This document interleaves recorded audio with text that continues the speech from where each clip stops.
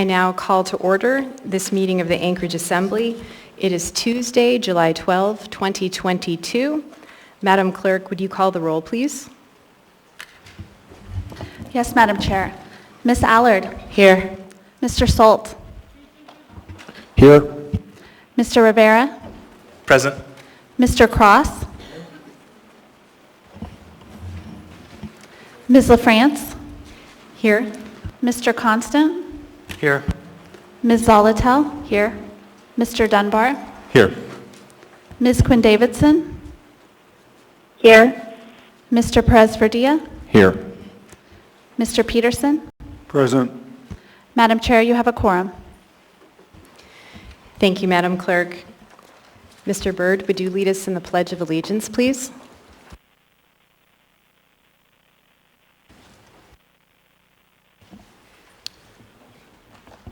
I pledge allegiance to the flag of the United States of America and to the republic for which it stands, one nation, under God, indivisible, with liberty and justice for all.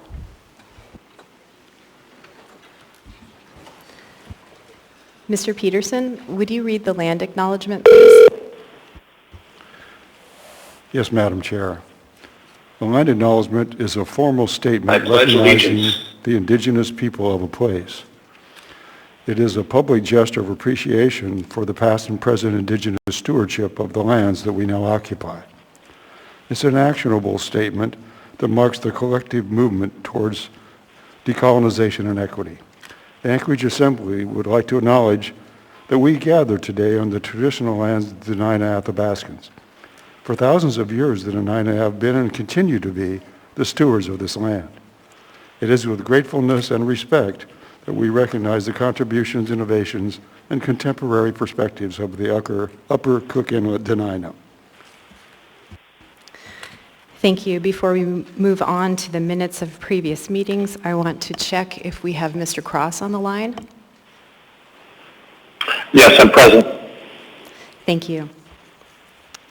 Mr. Vice Chair, may I get a motion to approve the minutes of the regular meeting of February 15, 2022, the special meeting of February 24, 2022, and the regular meeting of March 1, 2022, and also the regular meeting of March 15, 2022. So moved. Second. Moved by Mr. Constant, seconded by Mr. Rivera, seeking unanimous consent. Is there any opposition to the motion to approve the minutes? Seeing none, the minutes from those meetings have been approved. Next is the mayor's report. Mr. Mayor.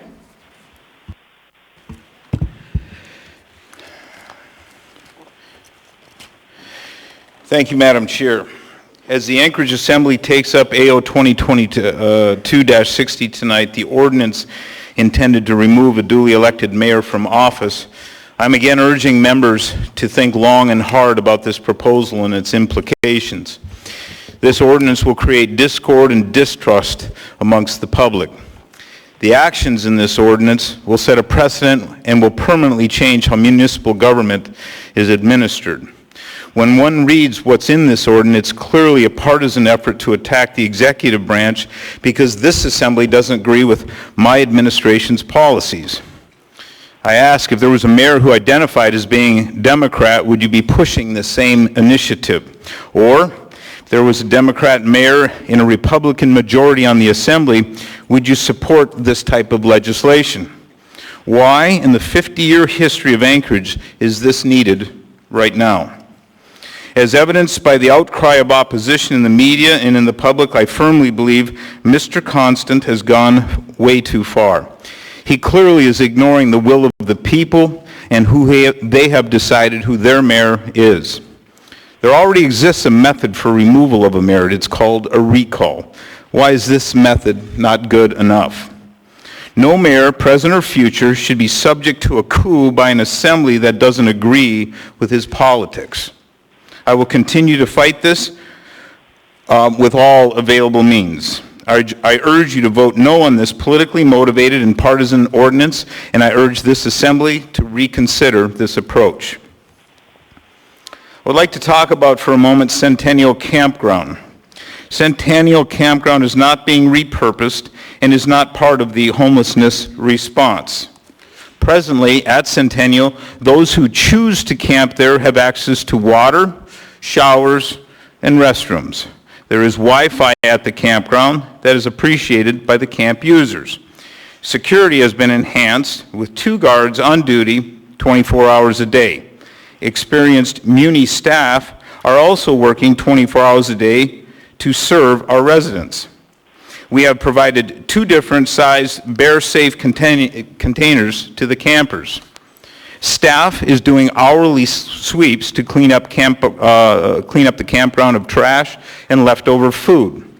We continue to follow the protocol that has been provided by the State of Alaska Department of Fish and Game to deal with wildlife. I want to make this clear. Decisions dealing with wildlife come from Fish and Game, not from my office. The State of Alaska Fish and Game will always make the call on how to handle each situation to protect lives anywhere in this city. Protecting and helping people is my #1 priority.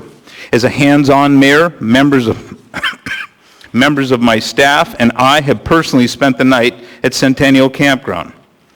The Homeless Resource Advocacy Council, HRAC, has been on site and has been a tremendous asset in helping the camp users get connected to outreach and case managers throughout the city.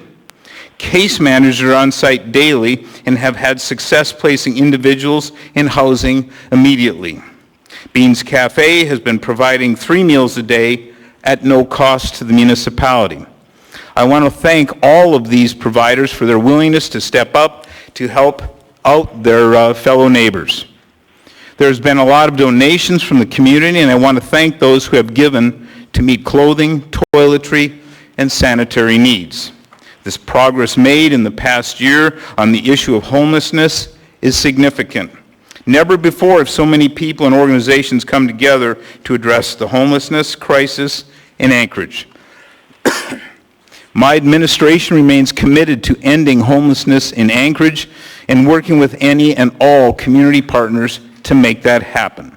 At Centennial Campground and wherever you find anyone that is homeless, the #1 goal is to find them shelter, services, and permanent housing.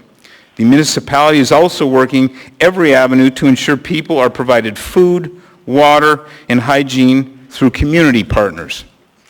The community has expressed a desire to be part of the solution, and I'm encouraged to work with nonprofits and religious organizations as we come together during this time of need. Thank you again to everyone who is helping in these efforts.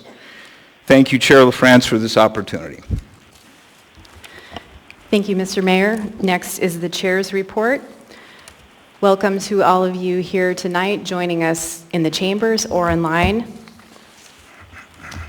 First, to speak briefly to AO 2022-60, which is Agenda Item 11C. As the Mayor noted, the Assembly will be debating this item tonight. Members of the public may want to review the section of the Charter that the ordinance addresses. If you go to muni.org, click on Assembly, then scroll down, and on the right sidebar, you will find a link to the Anchorage Municipal Charter. You can then go to Charter Section 7.01b and find the language that directs the Assembly to establish the procedures that AO 2022-60 sets forth for removal of an elected official for breach of the public trust. Next, I want to address the letter about 2022 taxes that the Mayor sent to Anchorage taxpayers using Anchorage taxpayer dollars. The Mayor's letter contained false information about the municipal budget and about taxes. I'll provide facts on 3 main points. First, the 2022... This warrant for making a real disturbance, an actual disturbance. Thank you, Mr. Vice Chair. The gentleman in the front row or second row has been warned. First, the 2022 budget that was passed by the Assembly stayed under the tax cap, lowered the mill rate from last year, and held property taxes steady.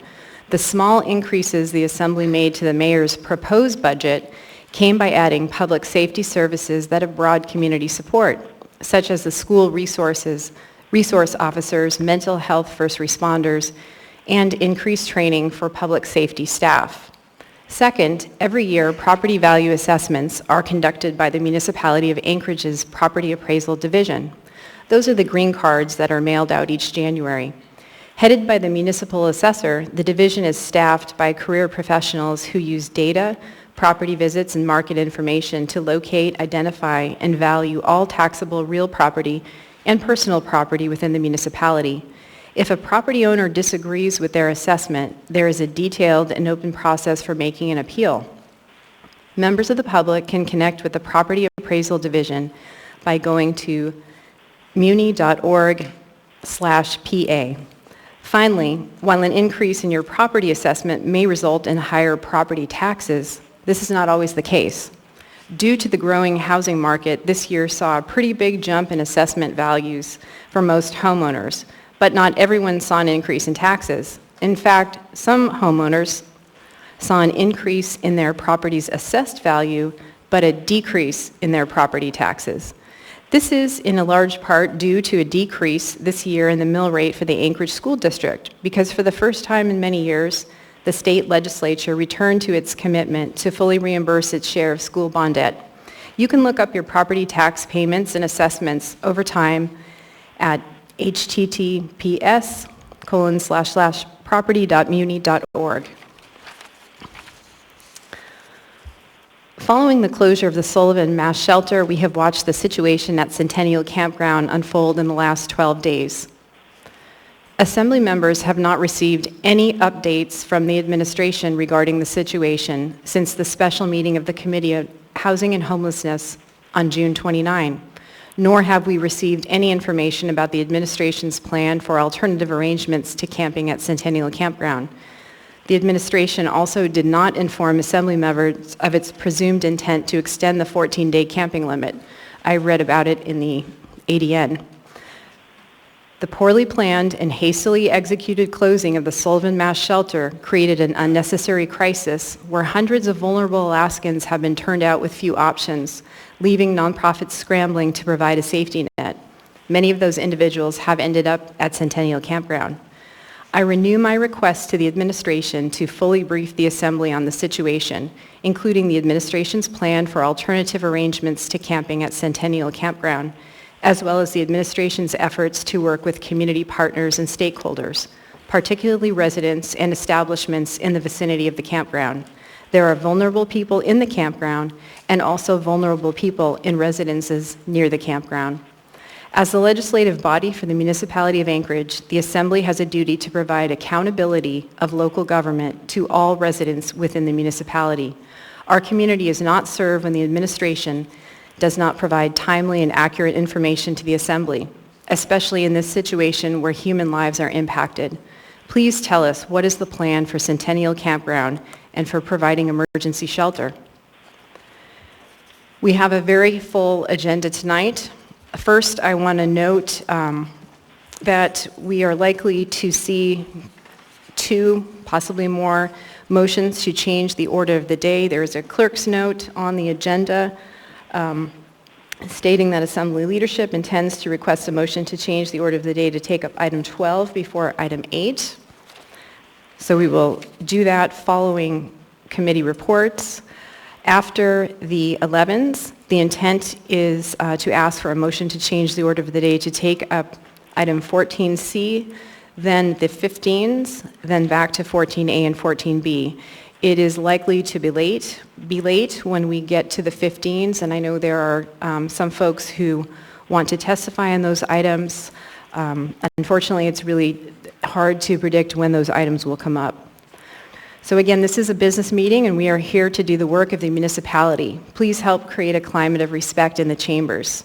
We continue to hear from people who want to participate and testify in person, but don't feel safe or comfortable in the chambers because of behavior from some members of the public. Please help us make this a safe and welcoming space for everyone. Please refrain from personal attacks, speaking out of turn, shouting, clapping, and pacing. Keep signs to 8.5 by 11 inches in size. Please keep the aisle clear except when lined up to testify. Please also do not approach the dais. If you have something to share with the members, hand it to the clerk for distribution. Please stop speaking if a point of order is called so I may rule on the point of order and the record is clear. If rules are not followed, I may interrupt speakers to call for compliance. If compliance with the rules doesn't occur, then I may pause the meeting. If there's an actual disruption, I will give a warning. If the disruption persists or happens again, the person will be asked to leave. If you are here to testify in a public hearing item, when you come forward, please state your name, the community council or area of the municipality in which you live. Please stay on topic and direct comments to me or other people on the dais. I'll interrupt you if you're off topic. It's helpful if testifiers provide comments on any proposed amendments. You'll have 3 minutes, and community council representatives will have 5 minutes. Assembly members don't typically answer questions during this period. That comes later during the debate portion, as this is public testimony. Thank you. Again, welcome. We appreciate you participating in local government. We will now go to committee reports, and I will start to my right with Ms. Allard. Thank you, Madam Chair. Actually, I was also in queue in regards to your chair's report. Ms. Allard, do you have a point of order or a point of information? I have a point of information. That is a question about procedure. What is your procedural question? Actually, I have a point of information based on information I'd like to gather from the mayor. No, we are past the mayor's report and we're doing committee reports. Do Okay, you have then a I have a committee point of report? information on your behalf. Let's go ahead and play that game tonight. If you So have- the bottom line is you said that the mayor said false information in regards to the tax letter. Could you explain to me why you think it's one, Ms. Allard, false that is not information, and a two? procedural question. Do you have a committee report? No, Madam Chair. Thank you, Ms. Allard. Mr. Sult? No, Madam Chair. Thank you, Mr. Sult. Mr. Perez-Verdia? Thank you, Madam Chair. No update tonight. Thank you, Mr. Perez-Verdia. Mr. Rivera? Thank you, Madam Chair. The next Housing and Homelessness Committee meeting is going to be on Wednesday, July 20th from 11 a.m. to at least 12:30 p.m. An agenda should be coming out for that meeting soon. Thank you, Madam Chair. Thank you, Mr. Rivera. Mr. Constant? Thank you. Similarly, Thursday next week at 11, July 21st, Enterprise and Utility Oversight Committee will be meeting. We'll have a briefing on the Eklutna Water Project, and we will also have a briefing on the water system in Girdwood. Thank you, Mr. Constant. Ms. Zelatel? No report tonight. Thank you. Thank you, Ms. Zelatel. Mr. Dunbar? Thank you, Madam Chair. The next meeting, the Budget and Finance Committee, the whole, will be Thursday, the 21st, starting at 12:10 to 1:10 p.m. in room 155 in City Hall. Thank you. Thank you, Mr. Dunbar. Mr. Cross, I inadvertently skipped you. Do you have anything to report? Yes, thank you, Madam Chair. The Anchorage Community Development Authority is proud to let us know that they've been profitable for their 47th week in a row. 6th Avenue project is on track. That is the hotel on top of the old transit center that's hitting all its milestones and approval dates. Block 96 is broken ground. The foundation should be done the end of next month. And we're really happy to report that the lighting retrofit project in the parking garages, which was funded by a loan from the Assembly, is exceeding their expectations, resulting in 34% savings, which is more than enough for the cost of the upgrade and for loan payback. So all good news from ACDA. Thank you. Thank you, Mr. Cross. Ms. Quinn Davidson? Nothing from me. Thank you, Madam Chair. Thank you, Ms. Quinn Davidson. Mr. Peterson? Thank you, Madam Chair. The Community and Economic Development Committee will meet this Thursday, July 14th at 11 a.m. at the Permit Center Training Room. This Thursday, 11 a.m. Thank you. Thank you, Mr. Peterson. Mr. Vice Chair? Yes, thank you. I would make a motion to change the order of the day to take up item 12A, the certification of the special election. Second. A motion has been made by Mr. Constant to change the order of the day to take up item 12 before item 8. It has been seconded by Mr. Peterson. Mr. Constant? Just, we have had a special election which, after 10 years of effort by a small community group, a charter amendment by the voters, that it's time for us to certify this election and add a 12th member to this body. Thank you, Mr. Constant. Members may proceed to vote on the motion to change the order of the day to take up item 12 before item 8. Mr. Cross? Yes. Ms. Quinn Davidson? Yes.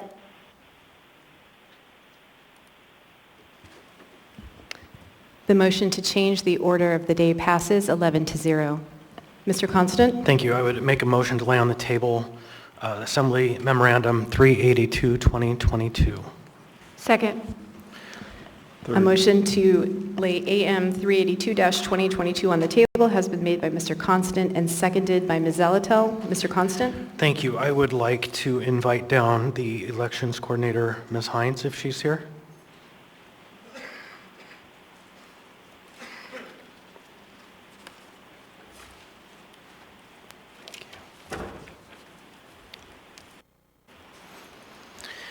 Thank you and welcome. And so we didn't really talk about you giving a report before, but since we have a certification memorandum before us, I'm hoping you can just give us a brief description of the election, how it went, and anything we should know. Sure. Thank you, Vice Chair Constant. The special election was held on June 21st, 2022. It was to elect the 12th Anchorage Assembly member.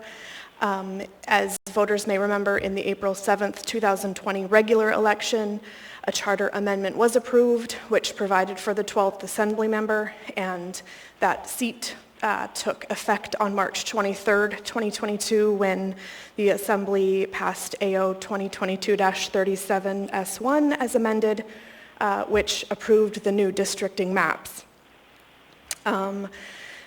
There were 36,655 registered voters in that district right now, and unfortunately we didn't have a very large turnout, but we suspect that it was voter confusion and voter fatigue with the two concurrent elections with the state's election going on at the same time. But we did have 4,548 voters for 12.4% voter turnout. I'm happy to answer any other questions. I think I kind of got us out of order, didn't I? We're on a motion to incorporate,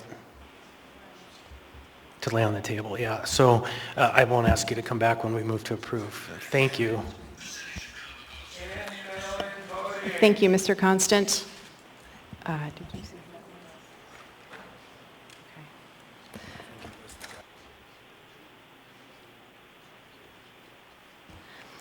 Seeing no other members in the queue, members may proceed to vote on the motion to lay AM 382-2022 on the table.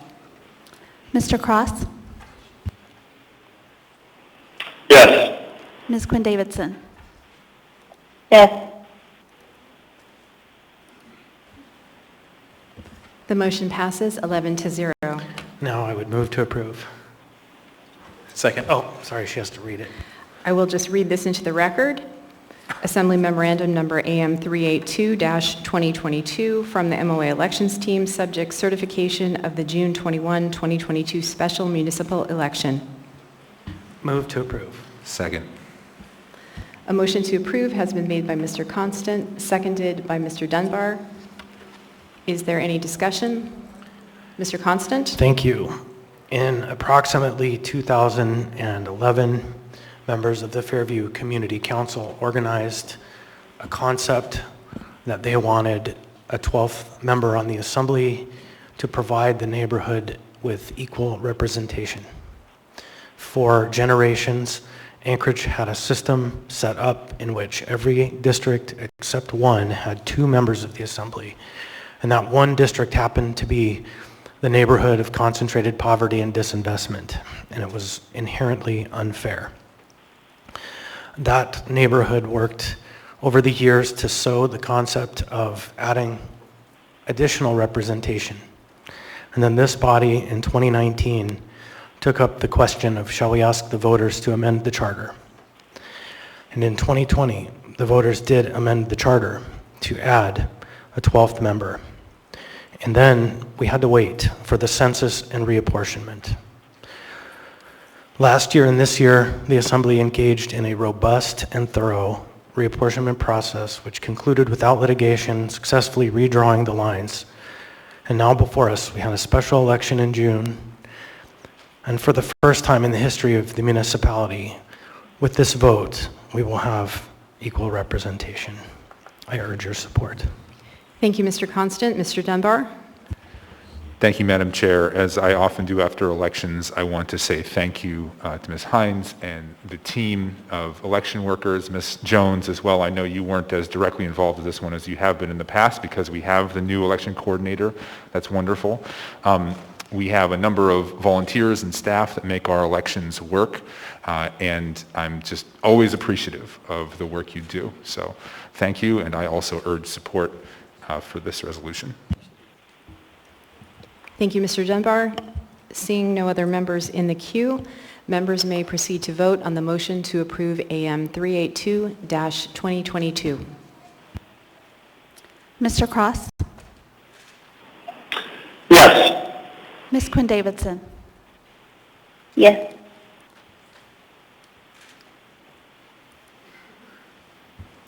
The item passes 11-0.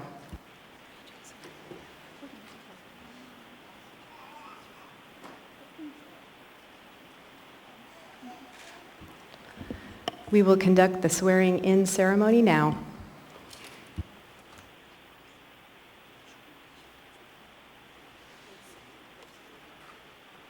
Your family can come down too.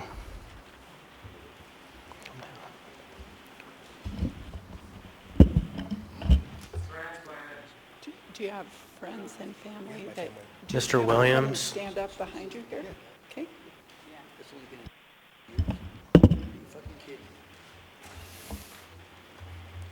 Apparently I was wrong. Please be respectful.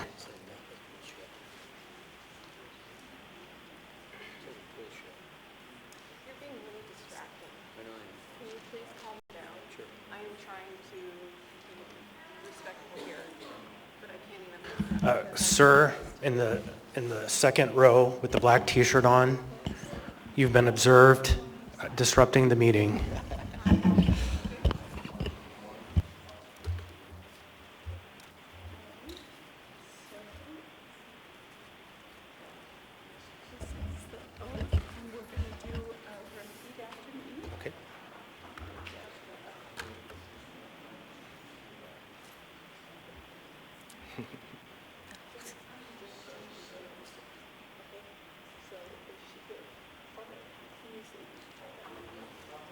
Okay. So you got the 18 here. Good.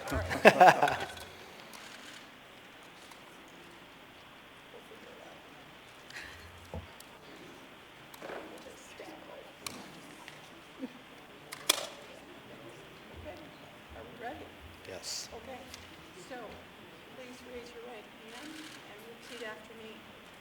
I solemnly swear or affirm I solemnly swear or affirm that I will support and defend the Constitution of the United States, that I will support and defend the Constitution of the United States, the Constitution of the State of Alaska, the Constitution of the State of Alaska, and the Charter of the Municipality of Anchorage, and the Charter of the Municipality of Anchorage, and that I will faithfully perform and that I will faithfully perform the duties of the Anchorage Assembly Member the duties of Anchorage Assembly Member to the best of my ability. to the best of my abilities.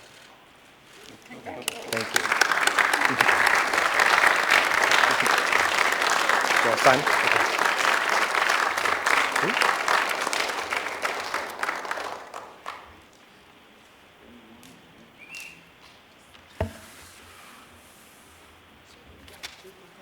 Perfect.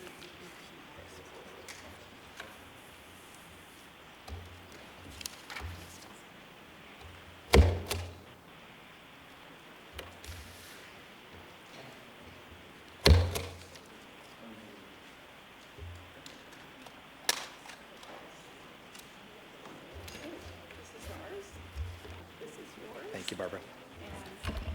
Jennifer? Okay. Okay. Okay, see ya.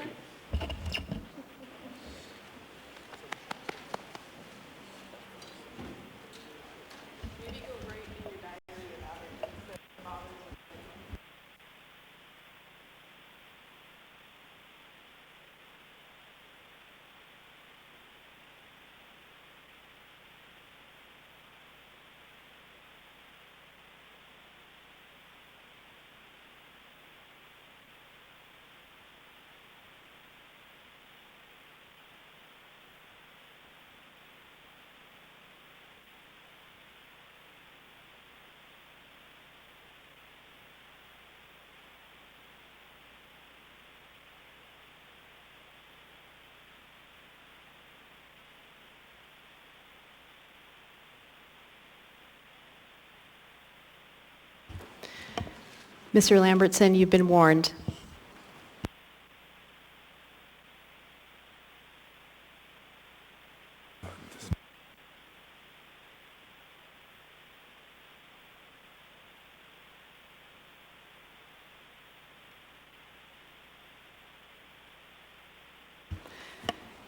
You have been warned for shouting. You are continuing to be out of order. I will warn you again and have you removed. You need to stop. You need to stop. You are creating an actual disruption of the meeting.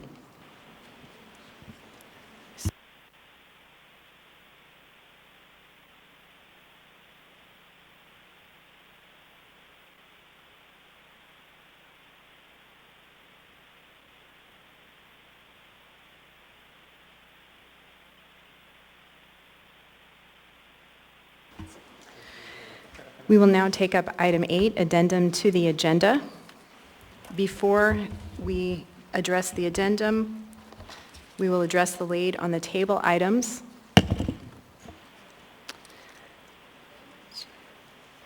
There are 5 supplemental items, or 3 supplemental items, and 2 items for introduction, and then 1 item which will require a vote to lay on the table. I will start by reading the supplemental items into the record.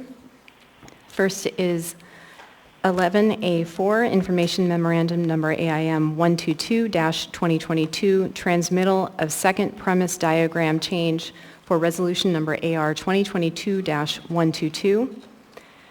Next, 11A5, Information Memorandum Number AIM 123-2022, transmittal of fire marshal comment received for Resolution Number AR 2022-122.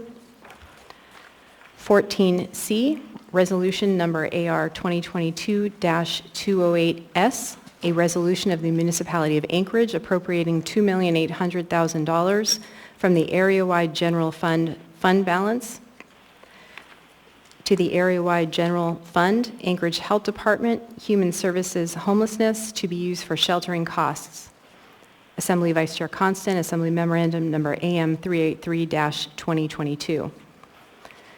The 2 items for introduction. The first will be item 10G5, Resolution Number AR 2022, unnumbered, a resolution of the Anchorage Municipal Assembly reappropriating not to exceed $2,500,000 previously appropriated for operational costs for shelter, day center, and/or treatment center within the Alcohol Beverages Retail Sales Tax Fund, and appropriating not to exceed $1,500,000 of Alcohol Beverages Retail Sales Tax Fund balance to be used as a direct grant to United Way for rental unit rehabilitation, to the Anchorage Health Department for emergency sheltering to include cold weather response, and to the Anchorage Coalition to End Homelessness to be used for expanded outreach and transportation services.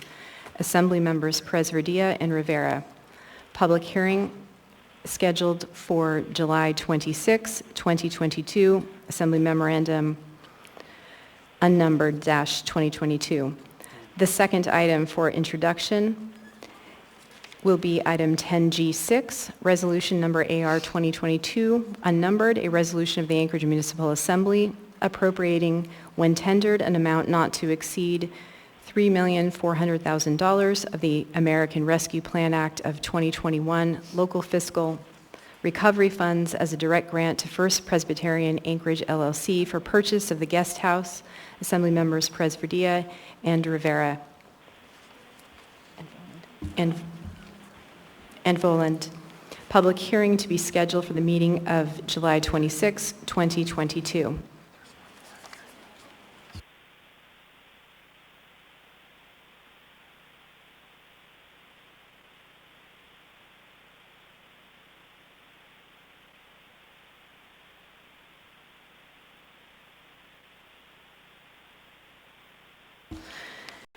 There's a third item for introduction, which will be item 10G7, AO number 2022, unnumbered, an ordinance of the Anchorage Municipal Assembly to submit to the qualified voters of the municipality of Anchorage a ballot proposition that would increase the residential real property tax exemption, and upon voter approval, amending Anchorage Municipal Code, Section 12.15.015 accordingly, submitted by Assembly Vice Chair Constant and Assembly Members Dunbar and Quinn Davidson.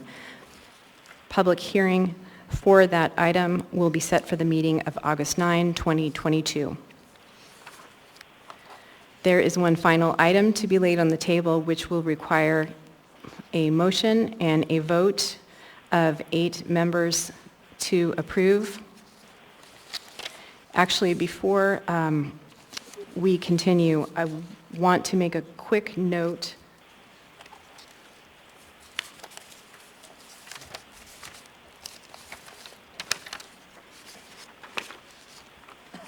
With the addition of the 12th member, I want to confirm that a quorum for the Assembly is now 7 members. A majority to approve any item is also 7 members. However, there is no change to the requirements for 2/3 or a supermajority, which is still 8 members.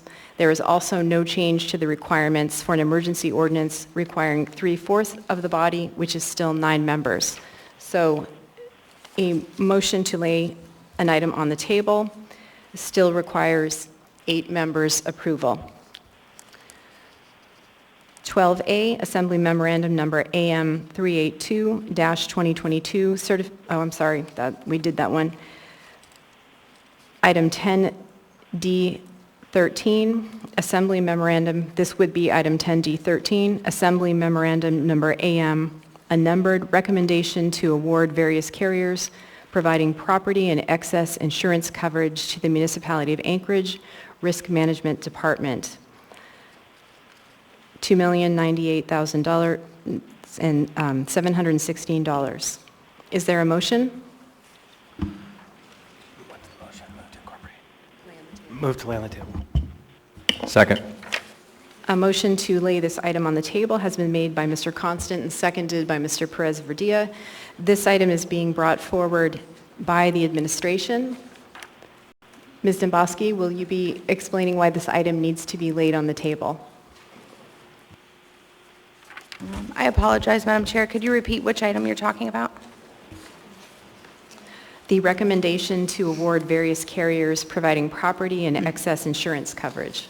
This is our insurance coverage through risk management. This is a typical appropriation this time of year. Unfortunately, we weren't able to get all the fund certifications done on Thursday in order to make the Assembly's addendum deadline, but this is a time-sensitive matter that we wanted to get in front of the Assembly so we don't have any lapses in insurance coverage. Thank you, Ms. Demboski. Seeing no members in the queue, actually, Mr. Perez-Verdia, did you want to speak on the motion? Yes, Madam Chair, I do have a question. Go ahead. What is the deadline for this to be, what is the requirement so we know the actual date that it's due? I can find out for you and get back to this if you want to hold your question. I just have to reach out to the Director of Risk Management. But I do know it's this month. It says at the bottom June 30th. Is that, oh, July 30th, sorry. I was told last discussion I had with Risk Management was this month, but I don't have the specific date. But I can certainly call Director Mears and find out. Yeah, I don't think it's necessary. It says at the bottom that all premiums are due by July 30th. I think that answers my question. Thank you. Thank you, Mr. Perez-Verdia. Seeing no other members in the queue, members may proceed to vote on the motion to lay the unnumbered AM on the table. Mr. Cross? Yes. Ms. Quinn Davidson? Yes.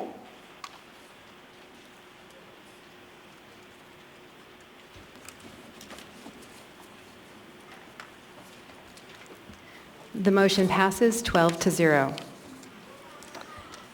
Mr. Vice Chair, could I get a motion to incorporate the addendum as printed and distributed and the laid on the table items? So moved. Second. A motion has been made to incorporate the addendum as printed and distributed and the laid on the table by Mr. Constant, and seconded by Ms. Zelatel, seeking unanimous consent. Is there any opposition?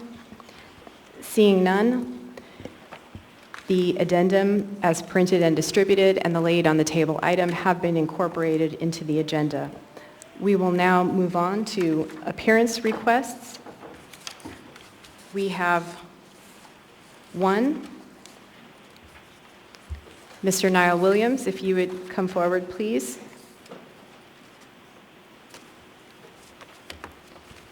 And start by stating your name for the record. You will have 3 minutes.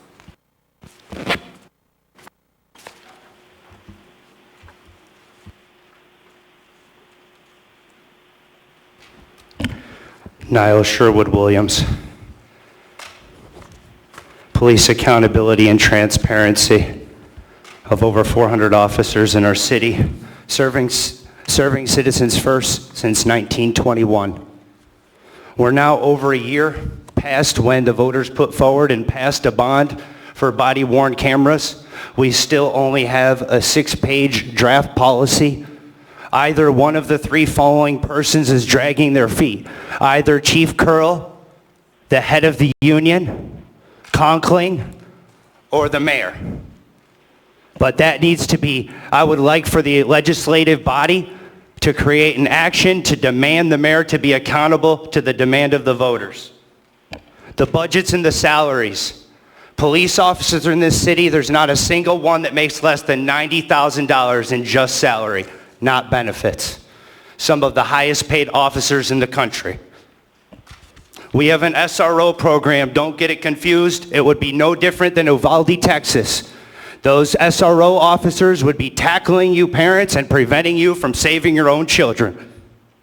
The mental health first responder program violates everyone's right to privacy. A giant symbol on the car that says mental health first responder.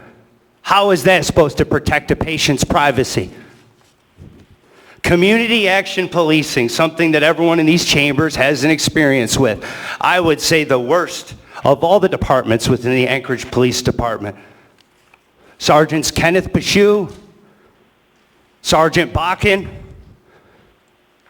Lieutenant Soto.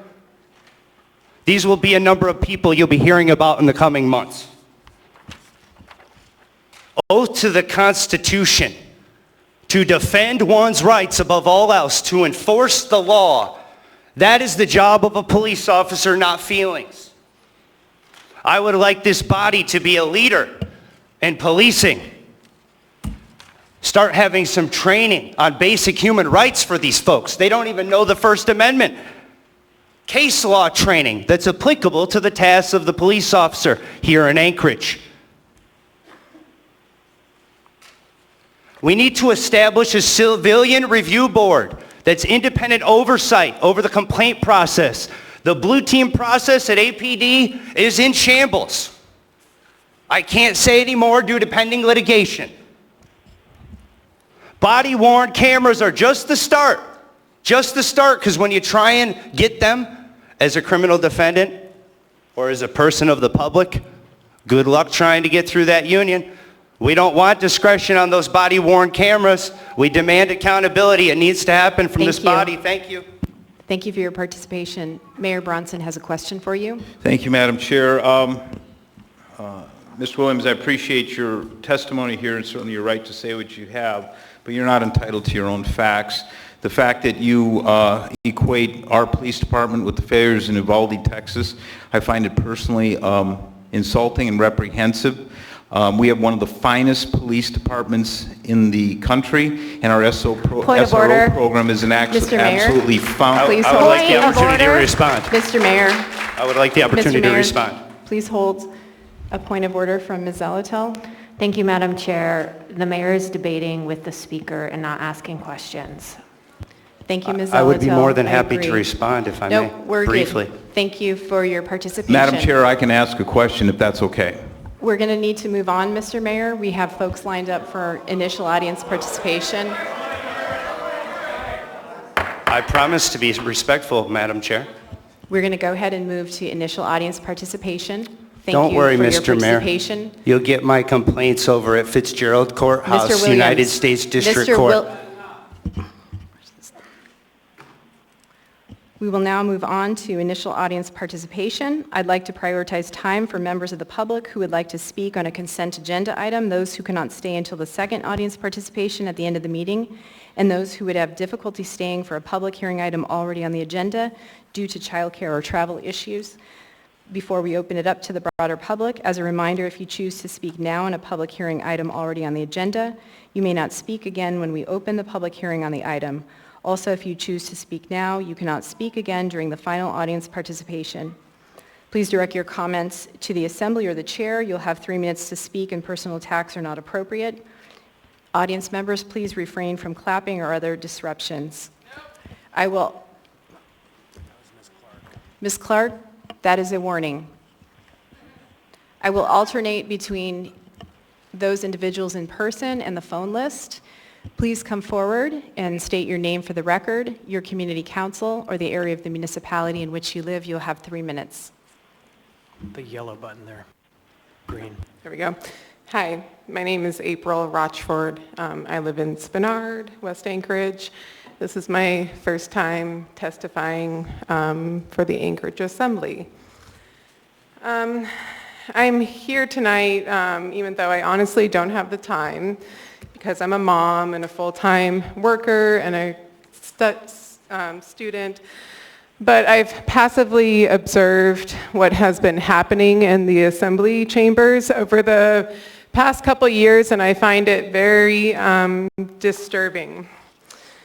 I find it disturbing that individuals come into these chambers from within Anchorage and from outside our town with the intent to purposefully disrupt the city's business and hold up progress in our town. Our system has been constructed so that even those who are disadvantaged, whether it be poverty, lack of quality education, or physical or mental disabilities, can still actively participate through formal and mature measures. We can see that from this room that we have somehow missed the mark and instead have allowed the degradation of our chambers, our state, and our country with these ridiculous displays of immaturity. I care about this town, and I know Anchorage, and I know the people who live here. We do not stand for the mistreatment of our elected officials. We do not stand for harassment and intimidation. We do not stand for death threats against our assembly members, and do we not stand for anti-Semitic symbolism. In Anchorage, where we are equal parts, left and right thinkers, we have found a way to find common ground, and in our daily lives with our coworkers, family members, and friends, we have always found common ground and a way to move forward as adults with maturity in accordance with the system and the laws that we have in place. I know that we can still do this, but instead we have now a city that is failing in many ways that are hard to watch. To witness the hurting of our houseless community members from one location to the next, and now to see them literally being sent to live with the bears is frightening. My own twin sister, who has schizophrenia and has been a homeless person here in Anchorage, could not live in a tent in the woods with the bears, and neither can a lot of other people that are being forced to live there now because they have no other option. All of that is happening at the same time I receive snark mail from the mayor with my very first tax bill as a homeowner, and I was shocked to learn that I am more mature than him because I would never send a letter like that to my constituents. Thank you for your participation. The end. Madam Chair, I'm in queue. I don't know if I picked the right one. I don't see you in the queue. Ms. Allard, do you have a question for the last speaker? I do. Are we on the green line, or are we on 9, or are we on 9A to go in queue, Madam Chair? I apologize. I put on 9. Okay, go ahead, Ms. Aller, with your Thank question. you. Ma'am, do you agree or do you find it's okay that the elected officials berate, belittle, or abuse the community? I'm not sure if this is pertinent to my testimony. It is. And ma'am, you don't have to answer questions from assembly you don't. members. I'm sorry, can you repeat the question? I said, do you find it's okay if elected officials berate, belittle, or abuse the community? Does it only Just a when simple- other people or when you do Nope. it? I'm asking you, is it okay if an elected, I don't abuse my community members. I'm asking you, do you think it's okay if elected officials berate, belittle, or abuse the community members? I don't get why. Okay, I'm going thank to refrain from answering the question Okay. because I feel like I'm being weirdly set up. We'll go ahead and move on. Thank you, ma'am, for Yeah, your participation. It's all a lot of immaturity here, and I'm disappointed. Thank you, ma'am. We are going to go to a person on the phone list, Mr. Turner, and I want to remind folks, initial public testimony ends with the last speaker starting at 6 p.m. per the code.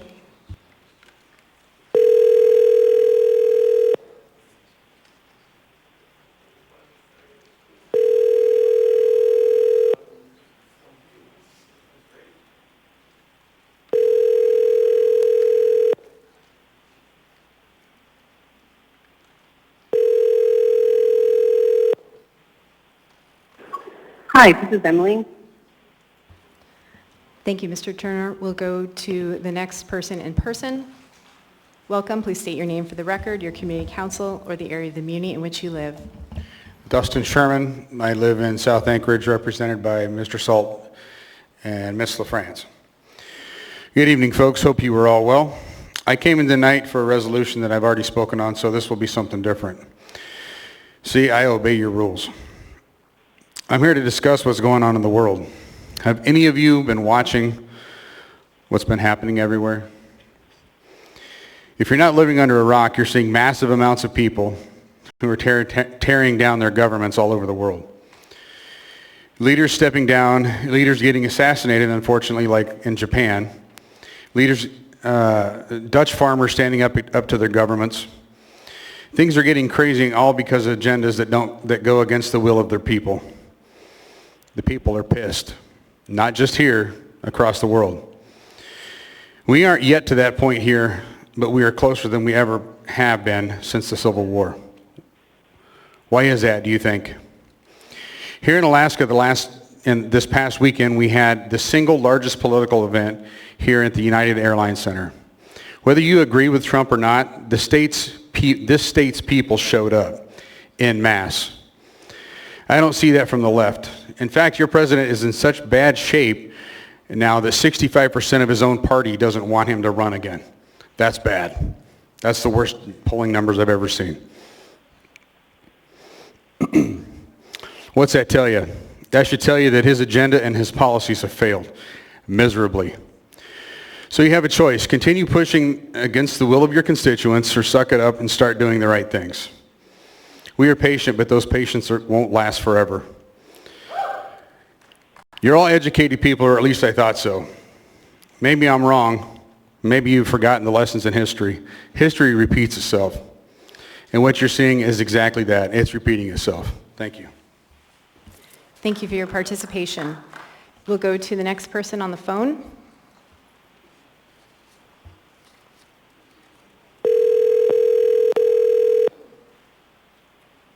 Hello? Hi, is this Ms. Winston? Yes. Hi, you are on for initial audience participation with the Anchorage Assembly. Please go ahead and state your name for the record, your community council or area of the muni in which you live. You'll have 3 minutes. My name is Kim Winston, and my family and I have been residents of Anchorage for over 20 years. I asked for this participation to speak on AO 2022-60. I only recently heard about this AO, and I would like to say I'm probably an average citizen, a voter, and a supporter of our democratic system. I'm not a great public speaker, so please bear with me. But tonight, I wanted to bring a view I don't think was represented during public testimony. So far, you've heard things such as, we voted for our mayor, leave him alone, or we are happy with him. Other similar sentiments. That is not true for every citizen of Anchorage. I did not vote for Mr. Bronson. I do not agree with many of his actions that his and his administration have taken since office. In fact, I profoundly disagree with a lot of his philosophies. I'm not talking about the fluoride incident, though. I could care less about that.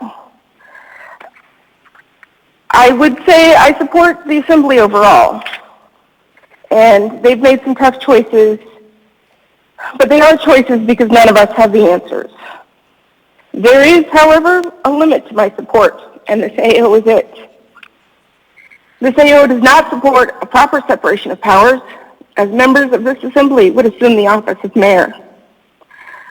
I think you should know that there are people that are for you, but against this AO, that are against our mayor and this AO, because we agree that only a recall should remove a mayor from office.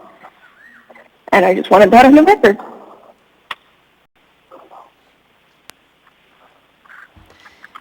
Thank you for your participation. Ms. Zalatel has a question for you. Ms. Zalatel?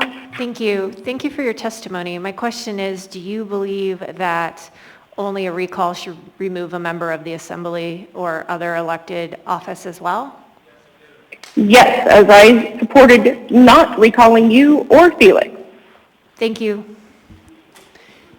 Thank you for your participation. We have time for one more person in person. Welcome. Please state your name for the record, your community council, area of the community in which you live. Hello, my name is Yvonne Beavers, and I'm represented by Dunbar. And the reason I'm here today, we're talking about not being a Republican, Democrat, or Independent or Green Party. This is about being a human being and about safety. I'm here to talk about the reduced lifeguards at the two most popular lakes, Jewel Lake and Goose Lake. As a young girl, I used to go there all the time, lifeguards there, secured and all that stuff. Today, we don't have that there. Would you send your child to these lakes? I have pictures on my phone where kids were dressing in the woods and undressing, where there's a building there to make sure they're in safety. Mayor, do you call that safety when you have young children in the woods getting undressed and then redressing again? That ain't safety. You're setting somebody up. On my phone, I have a picture of a vehicle with blankets over it. Either two things they're doing in there, either drugs or having sex. Is that safety, Mayor? I'm going to give you the definition for those two things. Safety, a condition of being protected from unlikely cause of damage or risk of injury. Would you call having your child going out into the woods getting dressed to go out and swim? Do you call that safety? Guard, watch over the order and protect or control. Is that where people are out in the parking lot doing drugs or having sex? Is that safety? So I'm telling you, when I was during FEMA administration, I testified. There was two young boys, one boy at Jewel Lake that got tangled up in the ropes. All the kids were swimming over him. They had to call search and rescue. That boy died. I was at Goose Lake when the lifeguards were getting ready to get off time. And one of the lifeguards turned around to see a young boy facing down at Goose Lake. We ran and got that boy. I was the one that helped did CPR as I watched APD with the AED and a mother crying and begging us to save her child's life. Did that child live? I don't know, because the EMTs grabbed that child and ran with it. You are setting up these lakes for failure, and it is not safe, and it will be on your hands, Bronson. And so, I want to know what your definition of safety is. Ma'am, please direct your comments to the dais. Okay, yes, ma'am. Can you give me the definition of safety for these lakes for our youngest and most vulnerable people? This is not safety when there's a building there for these people to go in and get dressed and undressed. This is not safety. When they go in, there's glass on the beaches there. There's trash everywhere. this is not safety. And a lot of us go out on a hot day. Thank you for your participation. Ms. Allard has a question for you. Yes, ma'am? Thank you for your testimony today. Can you tell me when these accidents or these deaths took place? And Fink administration. I apologize. Can you say that again? Fink administration, when Fink Thank was you. in office. Thank you, Ms. Allard. Thank you for your participation. That concludes initial audience participation. Madam Chair, request to speak to the last speaker. Do you have a question for the speaker? Yes, Madam Chair. Ma'am, if you would like to come forward, Mayor Bronson has a question for you, a clarifying question. Thank you, Madam Chair. I'll turn my question over to Municipal Manager Amy Domboski. Thank you. Through the chair, ma'am, thank you. I'm over here by the mayor. Look over here. Here I am. Thank you. Did you email me prior about this particular issue? No, I've never talked to you, Dabrowski. Oh, okay. My name's Amy. But I did talk to the office, and I was denied something by that lady right there, Johnson.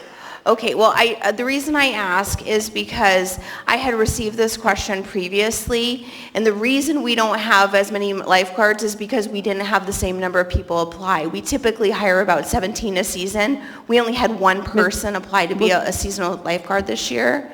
So I just wanted to give you that information because it's not, we didn't cut the lifeguards. We simply haven't had the same number of people apply. Would you like to see the pictures on my phone where the kids were dressing and undressing? I understand. I don't need to see pictures of children undressing, but no, I didn't take pictures, but it's the woods Thank you, ma'am. It's the woods that I took a picture of. Thank you for your participation. Thank you, Ms. Domboski, for providing that information. That concludes initial audience participation. Time permitting, there will be another opportunity to participate at the end of the meeting. Now move on to the consent agenda. Before we take that up, I just want to welcome Member Volan to the dais. The consent agenda includes items numbered 10A through 10F. They are typically routine or non-controversial items such as bid awards, new business, information and reports, and ordinances and resolutions for introduction. The items on the consent agenda may be approved by the Assembly by a single vote on a motion to approve the consent agenda. Prior to approval, items may be pulled by an Assembly member for discussion and separate vote on each of those items. Under the Assembly Rules of Procedure, all ordinances and some resolutions will have an opportunity for public hearing on a future date. We will now go down the dais, and I will ask each member if they would like to pull any items. I will start with Mr. Peterson. Thank you, Madam Chair. No items this evening. Thank you, Mr. Peterson. Ms. Quinn-Davidson? No items for me. Thank you, Madam Chair. Thank you, Ms. Quinn-Davidson. Mr. Boland? No items. Thank you. Thank you, Mr. Boland. Mr. Dunbar? Thank you, Madam Chair. Item 10A1 for reading. Item 10, Alpha 1. Any other items? No, Madam Chair. Thank you, Mr. Dunbar. Ms. Zalatel? Thank you, Madam Chair. Item 10, Delta 11, and 10, Foxtrot 3. Thank you. Item 10, Delta 11, and 10, Foxtrot 3. Mr. Constant? Thank you. 10 Delta 6.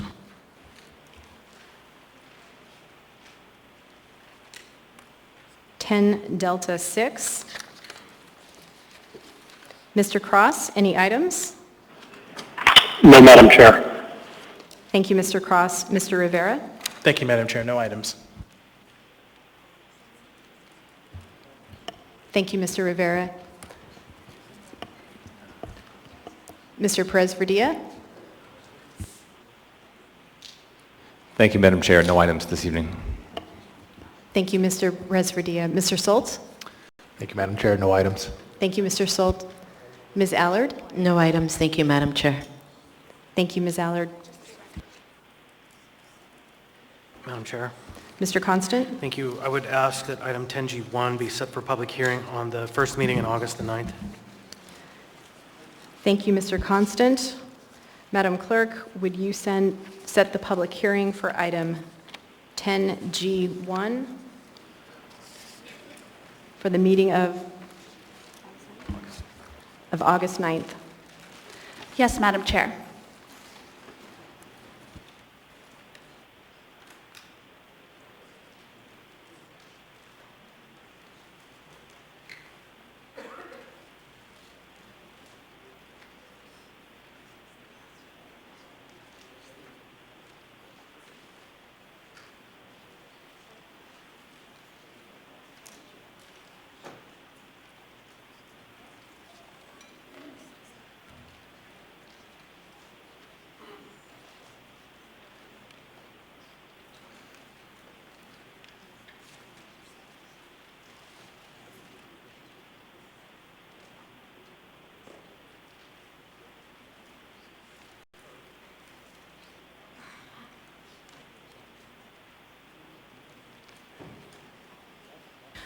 I will now go back and read the list of items pulled.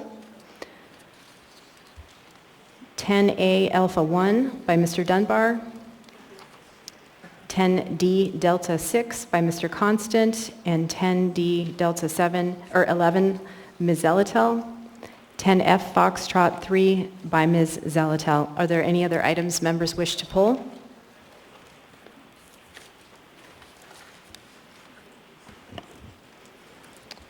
Mr. Vice Chair, may I get a motion Madam Chair, I'm sorry, I just didn't hear. Did you pull 10 Delta 6? Okay, thank you. Thank you. Mr. Vice Chair, could I get a motion to approve the consent agenda with the exception of the pulled items? So moved. Second. A motion has been made by Mr. Constant to approve the consent agenda minus the pulled items. It has been seconded by Mr. Peterson, asking for unanimous consent. Is there any opposition? Seeing and hearing none, the consent agenda minus the items that were pulled has been approved. For the public's information, that means that all items in 10A through 10F, other than the items that were just pulled, which we will take up next, or that have been introduced for a future public hearing, which are all the 10G items, have been approved. If you were here to see action on an item listed on the consent agenda that was not pulled, those items have been passed or accepted. We will now take up the items that were pulled, starting with item 10A1.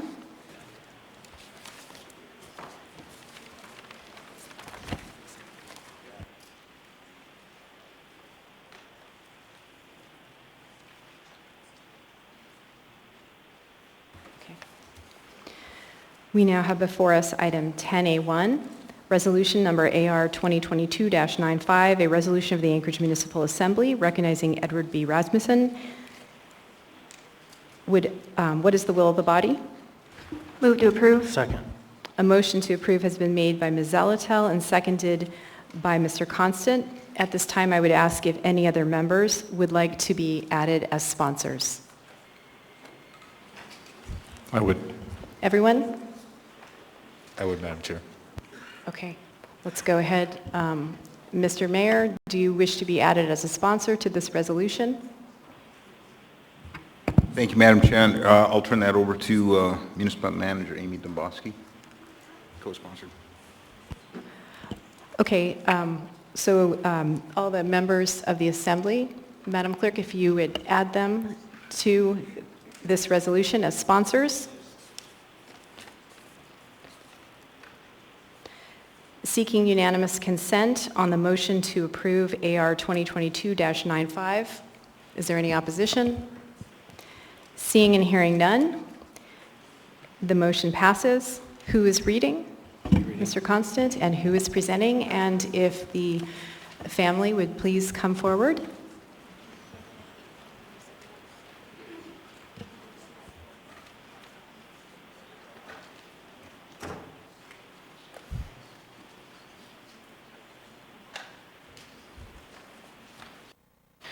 AR 2022-95, a resolution of the Anchorage Municipal Assembly recognizing Edward B. Rasmussen. Whereas Edward B. Rasmussen was born on August 27, 1940, in Houston, Texas, to Elmer and Lil Rasmussen. Whereas Ed was reared during Alaska's territorial days, he matured during the heady go-go years of statehood. the Alaska Native Claims Settlement Act, and pipeline construction. Over the course of 30 years, Ed moved through the ranks of the family business, National Bank of Alaska, starting out as a teller, becoming a branch manager in Southeast Alaska, and ultimately leading the organization as chairman of the board. Along the way, he graduated from Harvard College. Whereas he led the family business, National Bank of Alaska, and in 2000 orchestrated the sale to Wells Fargo and served for many decades as president and later chairman. Whereas as chairman of the Rasmussen Foundation, he steered a rapidly evolving philanthropic organization, making it the largest private funder in Alaska. Whereas he always pushed for new and better ways to improve life for all Alaskans. He initiated efforts in Anchorage to develop world-class parks and trails, expand the Anchorage Museum, and end homelessness. Under his leadership, the foundation invested early in the Alaska Native Science and Engineering Program and the now nationally recognized Dental Health Aid Therapist Program, and helped create Pick, Click, Give to provide a path for all Alaskans to give. He helped communities across the state launch their own local grant-making funds and visited with dozens of civic groups to promote Plan for Alaska, which engaged Alaskans in creating a sound fiscal future. Whereas Ed's community service included the University of Alaska Board of Regents, the Anchorage Museum Foundation Board, Atwood Foundation Board, Rotary Club of Anchorage, 3 decades of perfect attendance, Elks Club, Pioneers of Alaska, Explorers Club, University of Alaska Fairbanks Fisheries Research Center Advisory Board, United Way of Anchorage, and the 4-Acre Group. Now, therefore, the Anchorage Municipal Assembly resolves to recognize Edward B. Rasmussen and to acknowledge his incredible journey and legacy as a citizen and leader in the municipality of Anchorage, passed and approved by the Anchorage Assembly this 12th day of July, 2022.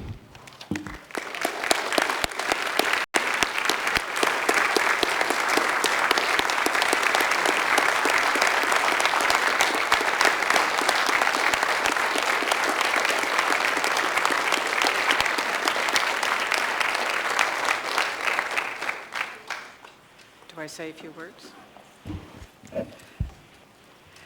He was quite a man, and I appreciate it very much that you have recognized him. He moved to Anchorage when he was 3 years old, and the park strip, they lived in 1031 G Street, which is where the First Presbyterian Church is, out of town. The park strip was once used as a landing strip. His dad was a mayor right after the war, or right after the earthquake. And you know, Ed never served on an elected position, but he had great respect for the people that would go out for an election and serve, whether it was the assembly, the school board, the state, or the federal position, because he knew the time and the effort and the crap that you had to go through, and he really appreciated it. I think all along as a businessman and as a citizen, and he loved Alaska, he really tried to work with the community and with the assembly and with the legislature because he loved Alaska and he knew that we were good people. So thank you very much. This is a real honor and I appreciate it. Thank you.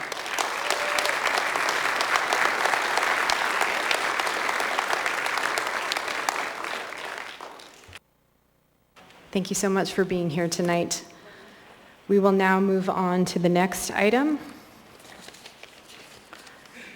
We now have before us item 10D6, Assembly Memorandum number AM 365-2022, Amendment number 1 to Spurnack and Son LLC non-encumbering contract C 4400000722 2019-2021 miscellaneous construction services.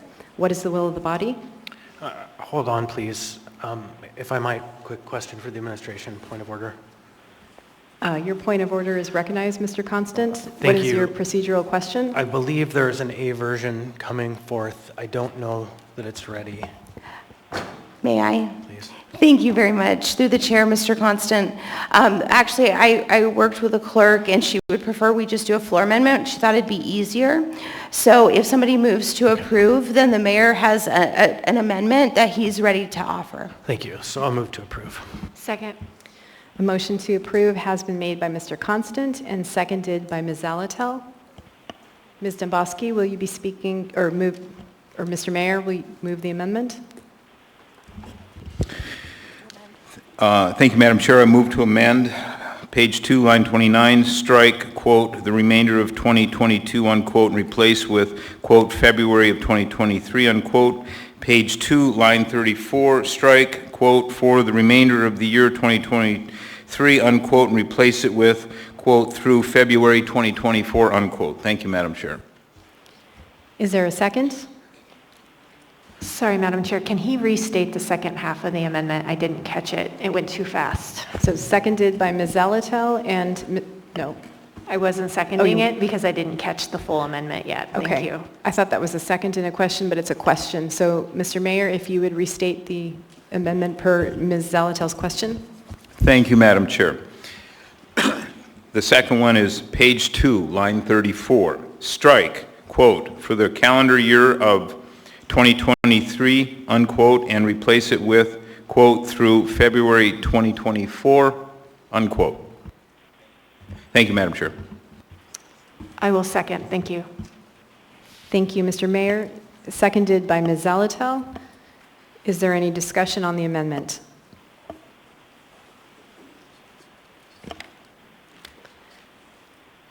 Seeing no members in the queue, members may proceed to vote on the amendment to strike on page 2, line 29. Madam Chair, I'm sorry you missed that I was in the queue. Go ahead, Mr. Perez-Verdia. Thank you. I just needed to hear a rationale for the amendment, please. Ms. Domboski. Thank you, Madam Chair. Director Alger, the purchasing director, will answer your question. She'll come up to the mic. Rochelle, thanks.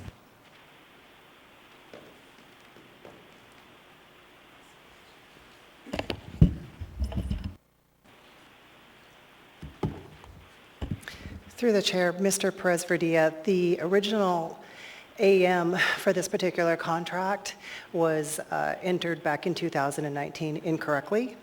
We identified the error and have corrected it with this AM. Thank you, ma'am. Thank you, Madam Chair.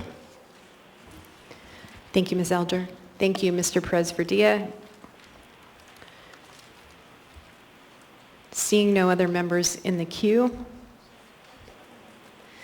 members may proceed to vote on the amendment. On page 2, line 29, strike, quote, the remainder of 2022, end quote, and replace it with, quote, February of 2023, end quote, and on page 2, line 34, strike, quote, for the calendar year of 2023, end quote, and replace it with, quote, through February 2024, end quote. Mr. Cross? Vote yes. Ms. Quinn Davidson? Yes. The amendment passes 12-0. We now have before us the main motion, AM 365-2022, as amended. Is there any further discussion? Yeah, just brief.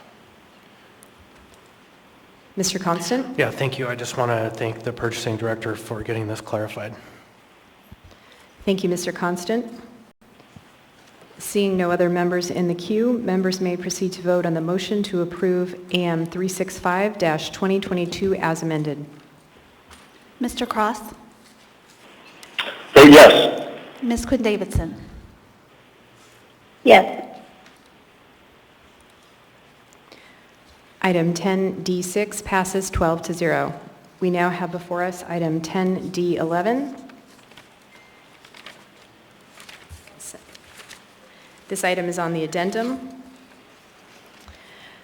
A Assembly Memorandum Number AM 377-2022, Guess and Rudd PC Professional Legal Services Contract, Amendment Number 1 relating to litigation for the Mayor's Office. What is the will of the body? Move to approve. Second. A motion to approve has been made by Ms. Allard and seconded by Mr. Solt. Ms. Allard on the motion to approve. Yeah, I could call on the Muni manager to go ahead and explain this, or the Muni attorney, either or.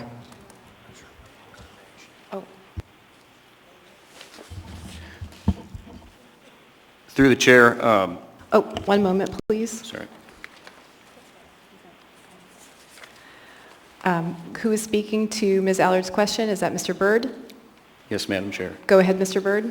So this was through the chair, this was a legal contract that was entered into between the municipality and Guess and Rudd. There were certain provisions regarding the municipality being a plaintiff that was complied with in code, and the pleadings ran overlong. And we are requesting that this contract be re-upped in the amount mentioned in the memorandum so that the litigation can conclude. My understanding is that before I arrived here, the pleadings have been submitted to the court, and we're just waiting for a decision at the Superior Court level. Thank you, Mr. Byrd. Thank you, Ms. Allard. Ms. Zalatel?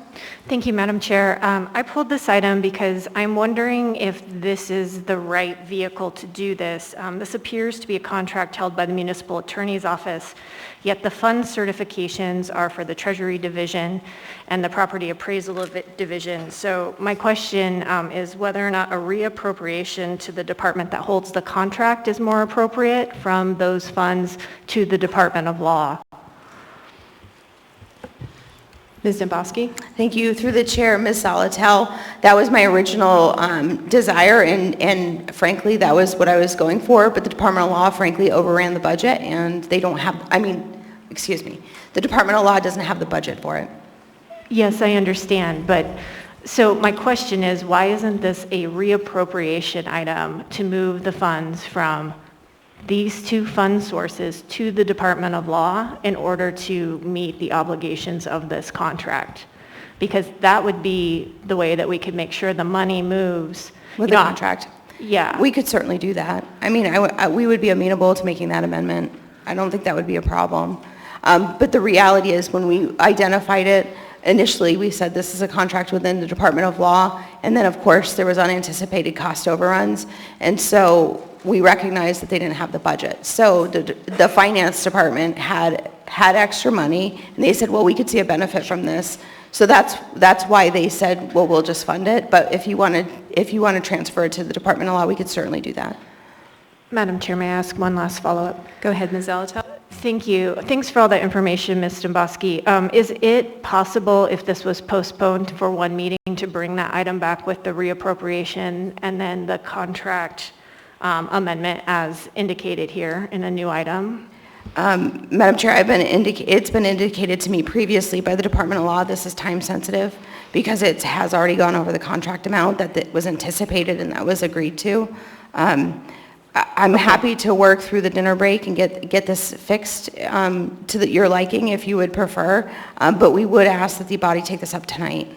Okay, thanks for that additional information. I'll think about different mechanisms. Okay. Thank you, Ms. Zalatel. Thank you, Ms. Demboski. Mr. Dunbar? Thank you, Madam Chair. So this item describes funding professional legal services for the mayor's office in litigation and authorizes $60,000 to cover trial in, quote, the case. I was wondering if you could elaborate on which case that is for members of the public. Mr. Byrd? Yes, my understanding is that this is the separation of powers case with Mr. Falsey and Birch Horton on the other side and Guess and Rudd representing the administration. So is this the case where we have already paid a rather large settlement to Mr. Armstrong, who was terminated, or is this a different separation of powers case? Different case from the Armstrong case. Okay, thank you. Thank you, Madam Chair. Thank you, Mr. Dunbar. Thank you, Mr. Byrd. Mr. Constant? Thank you. So I'm fine and happy paying the contract to Guess and Rudd for services delivered. However, there has been, I believe, a kind of short-circuiting of the procurement process that can, I think, be corrected tonight. If you look up AMC 7.20.080 Part J, it states any procurement above $30,000 for legal services for the municipality must be approved by the assembly.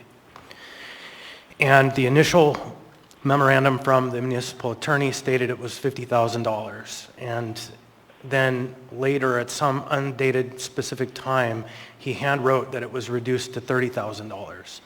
And then now here we are with the practical reality that it's $30,000 plus $20,000 plus another $40,000, or however you want to get there. So what I'm hoping, if there is an amendment tonight, that we can put a line in there that says the assembly authorizes the award, which is the first step that really hasn't happened for a contract that needed to be done.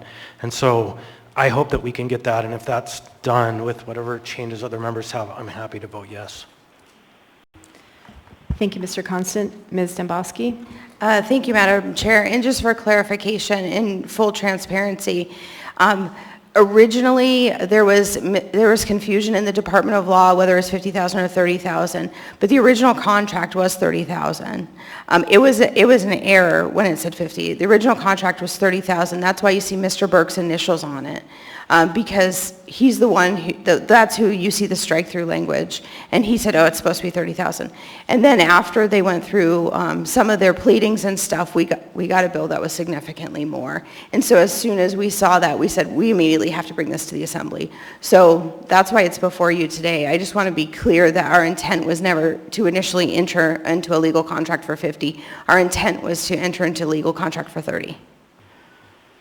And I just would add back that the solicitation in the original documents said 50, and for me, it's, I guess, in the end, a distinction without a difference, because here we are, and we got to pay the bills.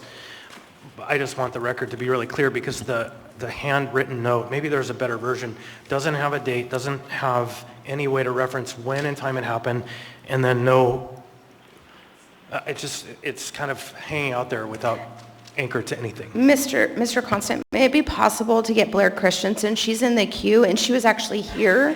And so I think rather than having me speak to it, or even Mr. Byrd, I mean, Ms. Christensen asked if she could be in the queue to answer your question. Sure, that's fine. What I think might be better is if there is an amendment coming, that we talk about this offline and sort it out. Instead of trying to figure it out here, I think it would be better to just figure it out on the side, and then come back with an agreement. Thank you, Mr. Constant. That works too. Ms. Zelatel?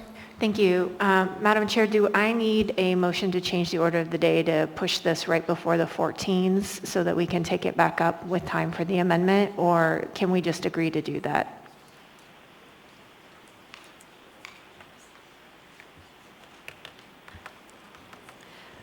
We can just move on and take it back up later. Okay, thank you. Thank you, Ms. Zelatel. We will now take up the final item that was pulled from the consent agenda, item 10F3. Information Memorandum Number AIM 119-2022, Sole Source Procurement Report for the month of May 2022.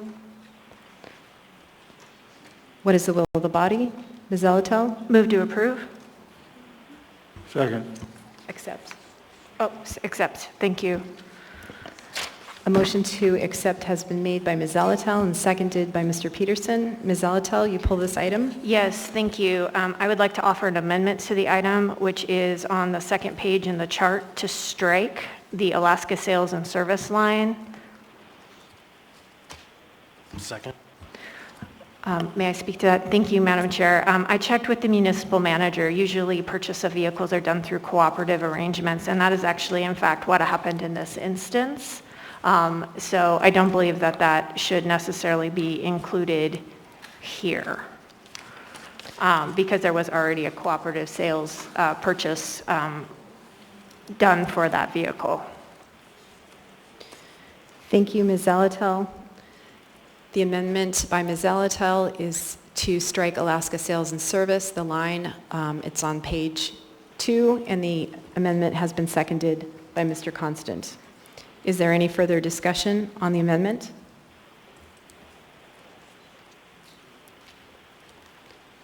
Seeing no members in the queue, members may proceed to vote on the amendment. Mr. Cross? Yes. Ms. Quinn Davidson? Yes. The amendment passes 12-0. We now have before us the main item, AIM 119-2022, as amended. Is there any discussion? Seeing no members in the queue, members may proceed to vote on the motion to approve item 10F3. Mr. Cross? Well, yes. Ms. Quinn Davidson? Yes. Item 10F3 passes 12-0. That concludes our consent agenda. We will now take a 20-minute break.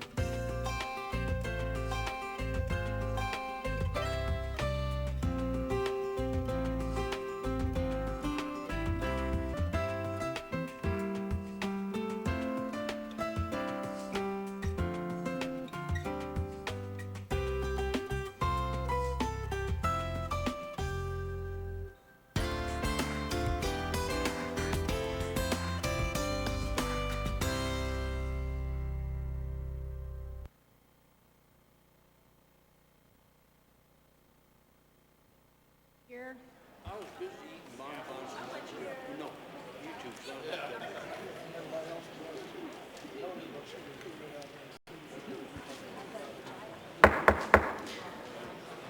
We are now on unfinished business and unfinished action on public hearing items.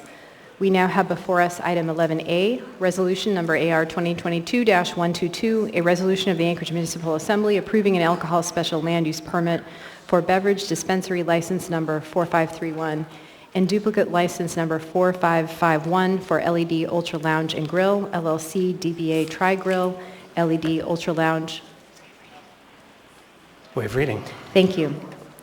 Public hearing on this item was closed April 12, 2022. Action was postponed from the meeting of April 12, 2022. There is no motion pending. What is the will of the body? Move to postpone indefinitely. A motion to postpone indefinitely has been made by Mr. Constant. Is there a second? Second. seconded by Mr. Voland. Mr. Constant on the motion to postpone indefinitely. Thank you. So the Assembly opted to protest the license based on three items, three concerns. One having to do with separation distance to a school. One having to do, get my notes out. One having to do with some issues of debt, and one having to do, I think, with an entrance issue. So rather than me talk about the legal terms, I'm going to ask Mr. Halloran to come up.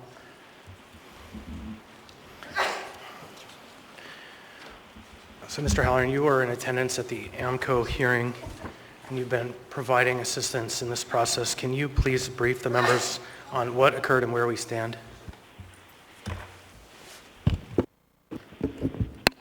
Yes, I've been following this issue for months and months. I was present at the AMCO hearing several months ago when they denied the applicant's liquor license. And at that time, they told him that if he could essentially work out a deal with respect to each of the three issues on which they denied the license transfer, that they would reconsider and provide the license. The first of those has to do with a several $100,000 lien that his prior landlord has on the liquor license for unpaid rent. That's really not an issue that concerns the municipality, but basically he told the AMCO hearing that the lien holder had voluntarily waived their lien, and they basically responded that they would need something more than just his word for it. They would need some written documentation and proof showing that the lien holder had given up the lien. The other two issues are ones that do concern the municipality. They denied the liquor license because the Downtown Community Council was in opposition to it based upon issues that they've had with late night venues, making noise near the residences in the area.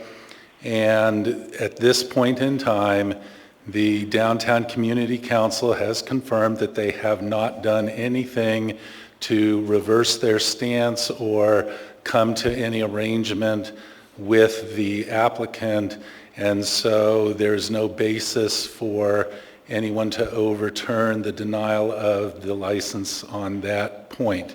The third one has to do with the proximity to a school.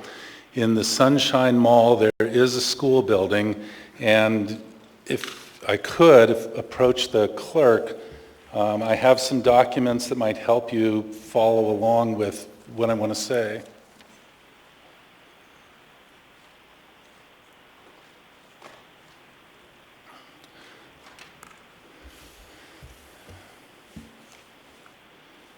Basically, if we look at the first page, you can see that it's 200 feet from the location where the proposed transfer would be to the Turnagain Arms condo. There are several people who live there. I believe is about 60 people, and they have been up in arms about prior license holders in the area who caused issues that I'm sure you're all very, very aware of. If we look at the second page, it's a picture of the essentially backside of the Sunshine Mall from 3rd Avenue looking across the parking lot. The parking lot is a separate parcel of land from the Sunshine Mall. That parcel, the parking lot is used for the benefit of the Sunshine Mall, and you can see in the center of this picture there is a doorway, and I'll talk about that doorway in a little bit. If we turn to page 3, we're moving to the right. It's the same Sunshine Mall, but you see the building that is off to the west. You also see 2 dumpsters that are sitting inside the parking lot. Those are dumpsters that are used by the school and by other tenants in the Sunshine Mall. If we look at picture number 4 is turning to the right. We're now facing westward. You can see the Hilton Hotel in the background, and the building that's on the right is the building that the licensee wishes to transfer his license to. Let's turn to the very last page, page 8, and there's a close-up, and this was provided by the Anchorage Fire Department, and they labeled 2 of the entrances, one as an upstairs entrance exit that you see in the center of the building, and to the right there's an entrance exit which would be used by the LED lounge. They indicated that for safety reasons, both of those would need to remain open. If we... And if I may just pause you for a moment. Mr. Dunbar, you have a question pertaining? Yes, if I could ask a question before we move on. Sure. And relative to this separation distance, and in this packet you gave us, it also cites the statute ASO 411-410. Yes. And so what I'm puzzled by is this message from from AMCO saying, if the assembly, this can go forward if the assembly lifts its protest. But why would our protest have any relevance to whether or not he's in violation of state law? Why didn't they rule on this? Why didn't they determine whether or not he was within the 200 feet and then just decide there? Why are we deciding whether or not to apply state law? It's the school district who protested the issuance of the license. They did that through this body, the assembly, and their protest was that no liquor license can be transferred legally to that location because the property in which the school is located, which is the Sunshine Mall, is within 200 feet of the entrances to this building. So I understand that. Sorry, let me interrupt you just a second. Typically, whether or not somebody complains or, protests something is not the determinative factor of whether or not a law is applied, right? In fact, in many criminal cases, the victim is not a party, it's the state and the defendant, right? And similarly here, I'm just puzzled by this. The state has a law that says you can't do this. Why does it matter if the school district protested or didn't protest? Shouldn't they be applying their law regardless of whether somebody asks them to? Yes, and they turned down the license based upon the protest that the school district made through this body that, in fact, the school is within 200 feet of the proposed entrances to the LED lounge at this new location. They are willing to reconsider that if he comes up with some solution that he's no longer within 200 feet. So, I'm sorry to keep harping on this, then why is this before us? I mean, what impact do we have on that? If they're going to decide whether or not to issue the license based on the 200 feet, what role do we have? You made the protest, and so you have the ability, if he satisfies the condition of finding a way to be more than 200 feet from the property in which the Sunshine Mall is located, then you can withdraw your protest and they would reconsider the issue and say, oh, in fact, he's now going to be more than 200 feet away and we could give him a license transfer. Okay, last question, I promise. If we don't lift our protest, but he does some kind of solution, why wouldn't they reconsider it anyway? Because the facts have changed. Well, he would still have to also satisfy the Downtown Community Council, which at this point he's made no attempt to do. But this is just the way that the liquor board does it.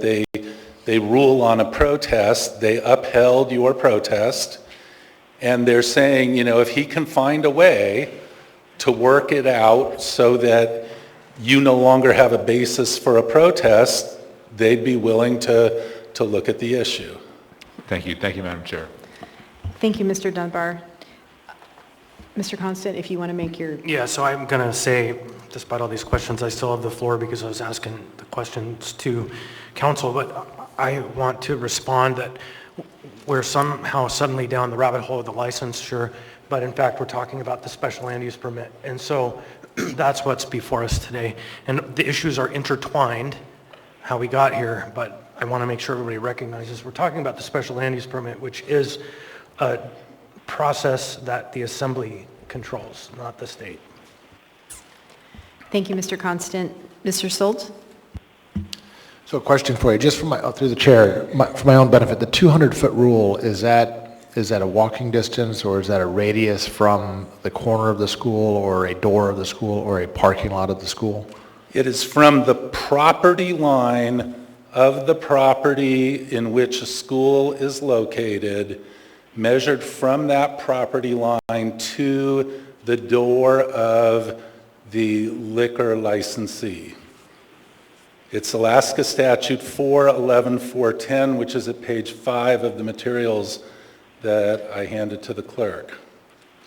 So I guess again, is that as the crow flies, or is that walking, like around the building, around corners, or a straight shot? It would be walking around the building. So for example, if you look at page 6, and we measure it out there, we go from the closest point of the property line of the Sunshine Mall, and we take 200 feet, which gets us to the, what would that be, the southeast corner of the building that they wish to move into, and then continues down 3rd Avenue, and all of the doors that face that parking lot are within 200 feet. All of the doors on 3rd Avenue are within 200 feet, and the door that is to the south next to the adjoining building is within 200 feet. There is no lawful way that a liquor license could be issued at this time for this location if any door other than on E Street was to be used. In addition, if you look at page 7, I mentioned before that there was the garbage bins for the school are in that parking lot. You previously had testimony from the public that the public uses that parking lot in conjunction with its use of the school. There is a very good argument to be made that that parking lot also constitutes school grounds. And if that parking lot constitutes school grounds, then you would measure from that parking lot 200 feet down 3rd Avenue, which would take you to the corner of the building on E Street, and then you would measure down E Street to the other corner, and that works out to be 200 feet. And if that's the case, then there is absolutely no entrance to that building that is not farther than 200 feet, and it would be illegal to issue a liquor license to any licensee proposing to use that property. Great, thank you. Thank you, Mr. Solt. Next is Ms. Zalatel, then Mr. Cross, then Mr. Rivera, then Mr. Dunbar. Ms. Zalatel? Thank you, Madam Chair. I have a question for Mr. Halloran and then one for Francis McLaughlin, the senior planner. So as I look at the assembly the assembly memorandum attached to this item for the special land use permit, I see that the administration recommends approval and its concurrence by the municipal attorney. Were you involved in that decision to concur to recommend approval for the special land use permit? I was not. Okay. I'm not aware of exactly, what's going on there, but, looking at the liquor license issue, there's no basis with the entrances that currently exist to that building So that they could the get question one. I have for Mr. McLaughlin, and I'll pose to you as well, is the alcohol permit a condition precedent to a special land use permit for this type of use? If it was an unlicensed premises, there is an additional ordinance that would have to be satisfied, and that requires a 300-foot setback distance, which would mean that there's no way to use this building. Okay, great. Is Mr. McLaughlin on the line with us? Great. Yes, I am.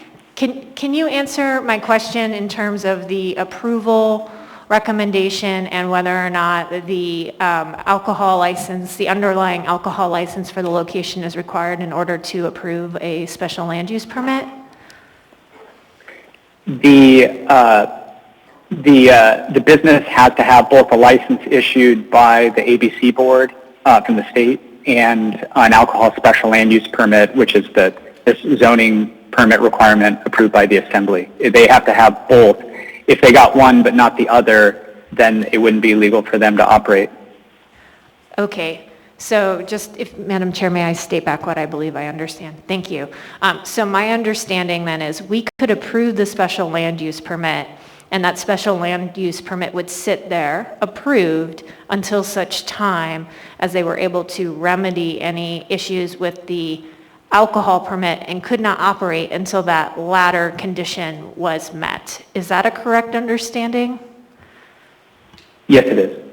Thank you. Thank you, Ms. Zalatel. Next in the queue is Mr. Cross.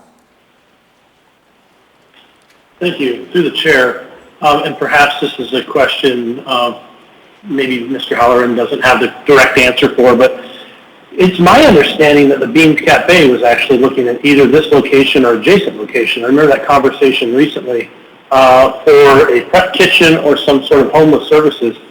Can somebody speak to whether or not they're aware of the Beans Cafe that's utilizing this address? I know that the petitioner does not own this property, that it's owned by another LLC and they're leasing it for the intentions of LED. So I'm curious if there's multiple negotiations taking place on this site for various uses and the concern of a potential homeless assistance facility taking place adjacent to what might be a bar. Madam Chair. Mr. Constant, Thank you wish you. to respond? Yeah, Ms. Cross, you're Go thinking ahead. of the previous location, which is on 6th Avenue, and the Beans Cafe did in fact purchase that building. This is a different... Okay, I appreciate the clarification. Thank you, Mr. Constant. Thank you, Mr. Constant. Anything further, Mr. Cross? No, ma'am. Thank you. Thank you. Mr. Rivera? Yeah, thank you, Madam Chair. So I had a couple of questions. I think the first series of questions I had, Ms. Zalatel already addressed those. So I guess my second question goes to the mover of this motion that we have on the floor. There's just been a lot of dealing with two different issues, dealing with the state license and then the slip that we have before us. So the administration recommends approval of this document. Can you just explain again with a little bit more detail for me the rationale to postpone indefinitely? Thank you. So the administration, in fact, has one item in the document of their report, I think it's page 3 of 96, that states one of the comprehensive plan elements may not be met, and that's the separation distance. And so it's been very intriguing to watch the department work really hard to get this business open despite the substantial opposition by the neighbors and the conflicting use. So I would argue that there are two things. One, there is a school right there. There's literally a school right there. You cannot avoid it, period, full stop. And so if it is now the standard of this body to license nightclubs next to schools, that's very interesting. Or is it just because it's downtown? I don't know. But to me, that's a pretty black and white line that is unacceptable. Then you have a secondary issue that, again, this is a special land use permit, not a license, so it isn't based on the same standards as the licensure. This is an item that the Assembly has been provided substantial leeway and authority. It's the only area where the Assembly has any real authority in the question of should a licensed premises be here. Now, a number of members of this body sat here through the conversations about the Brown Bag Sandwich Company and know how amazingly difficult that was and how challenging and awful. And the issue of that place is the same issue that this place will face. And that is the fact that it's co-located within approximately 150 feet of 60 homes where people's bedroom windows abut directly the streets above this operation. And now we're not talking about homes that were just built and part of a modernization plan for the downtown and revitalization. We're talking about the Turnagain Arm Building, which has been there for 60 years or more. This has always been a residential use, but the code changed underneath the building. These had residential protections. Residential protections do exist around nightclubs. There are bigger buffers, but because we changed the code to be a bit more robust and allowing mixed use, we evaporated that protection from this building, and really there's only one other section of the downtown where this exists, and that's over by the Kinnick Arms building, where you have another couple hundred people who have their primary private residences around the location. Now, I would just ask everybody who's on this body who has some discretion in this question to just close your eyes and imagine your bedroom window, where you live and where you sleep and where you go for walks, and ask yourself, would it be acceptable to you to have a nightclub open up within 150 feet of your bedroom window? And what would that do to the quality of your life? And so to me, the difference there is this is a discretionary matter, and we have an opportunity to do the right thing and avoid a long series of conflicts in the future.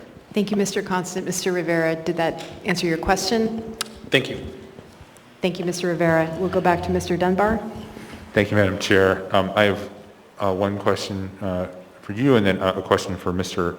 Alexander, if we can hear from him as well, the applicant.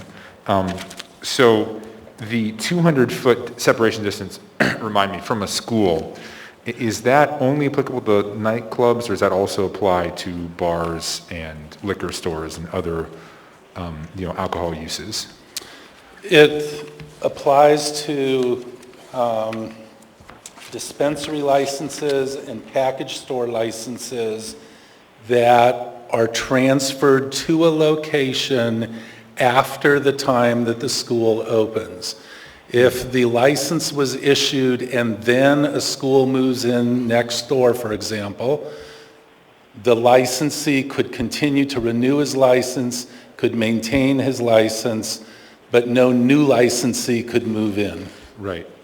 Because the question is sort of obvious, right? If you make that whole, if that whole parking lot is considered school grounds, then I think the Hilton is within 200 feet, right, with their liquor license, and perhaps some other places along that street.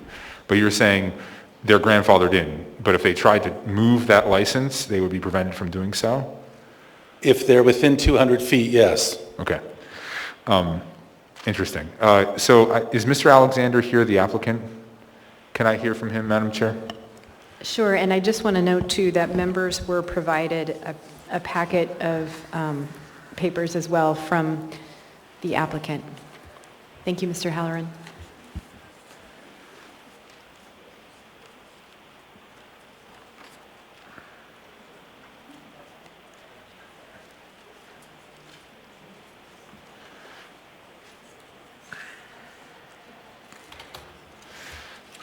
So, Mr. Alexander, I'm reading through a little packet you gave us, and I'm still hung up on this this 200-foot question because it seems like we shouldn't have authority over that. You know, whether or not you get your liquor license, and I understand we're doing a special land use permit now, should turn on that question as answered by AMCO, by the state. So my question to you is, what is your proposed solution to the state? And how amenable were they to it? And can you sort of summarize why they kicked it back down to us as opposed to trying to resolve it at that level? Yes, thank you. So he's correct. They has given me, so apparently by the state statutes, if the body government protests the transfers, then it automatically goes back to the government body, and that's what they did. So they had no choice but to send it back. However, they approved it with, if I was able to fix those 3 points. One of the points, as he mentioned, was the school. And to kind of talk about what you mentioned, the conversation went with the board was, we talked about a door, and that door was 7 feet short of the distance that the the enforcement department went and did their measurements. And so it was 7 feet short. So the question came back up, we can close that door off and put in a new door 7 feet further away, which would create a distance more than 200 feet. So we were able to do that. I've submitted to you a copy of the door, a copy, well, the board was also concerned that, you know, the fire department and the safety department had to be okay with it. And if they were okay with that, then they would approve the door. So the door has been approved, attached to the packet that I've given you guys, shows the fire department and the safety department for the municipality approved it and stamped it. So that just needs to go back to the, not the board, but to the AMCO department. And then they would send the enforcement out. Now, I submitted that packet to them back in, some time ago, but apparently the enforcement department hasn't had a chance to go look at it. So that's the document in our packet that's dated today, July 12th, 2022 is when they stamped it? Yes. Okay. Now, the last time I was here on the 12th of April, I submitted to you, and this is from the enforcement department, how the state measures their, this particular school. So the gentleman that was just before me, he's correct in how the state does their measurements if it was a traditional school. But this is not a traditional school, so they measure it from door to door. That's the state, the way they designed to do it. I have the paperwork here that I, again, submitted to you guys on the 12th of April that shows how they measure the school when it's not a traditional school. So now with this new door, we will be in compliance once the enforcement department goes over to verify the new door, and then they'll remeasure, and this would satisfy that one issue. Thank you. Thank you, Madam Chair. Thank you, Mr. Dunbar. Ms. Zalatel, do you have questions for Mr. Alexander? No. Thank you, Mr. Alexander. Go ahead. Thank you, Madam Chair. So working through the steps we have here on the special land use permit, it seems as though if the special land use permit were postponed indefinitely and the other two conditions were remedied, that would allow us to lift the protest to the license, then the item on the special land use permit could be brought back before us, because a motion to postpone indefinitely doesn't actually kill an item, it postpones it out, but the item could be brought back. So I guess that is a question for the clerk. Is my understanding about a motion to postpone indefinitely that if conditions warrant it, could someone try to bring the item back?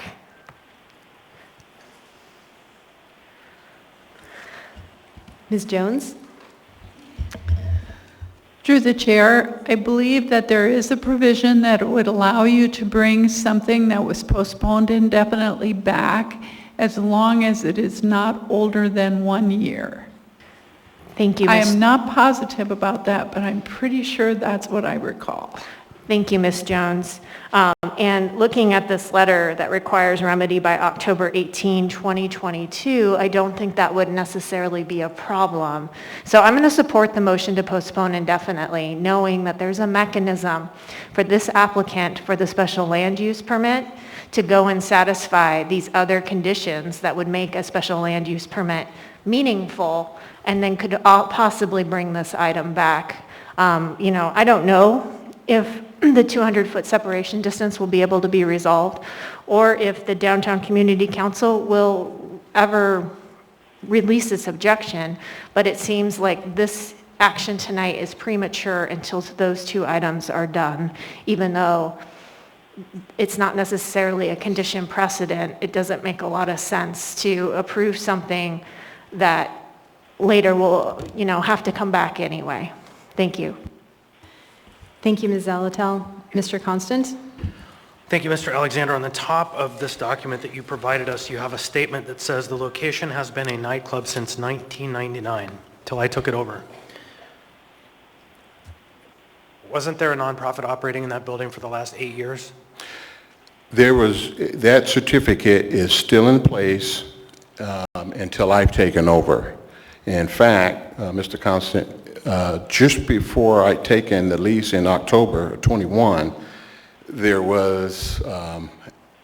has been several, but I think within the 30 days from the time that I'd taken over, there was a party, a nighttime party that was also catered by a licensee's liquor license, which I think that year they had at least close to a dozen of liquor license parties or whatever it was at that very location.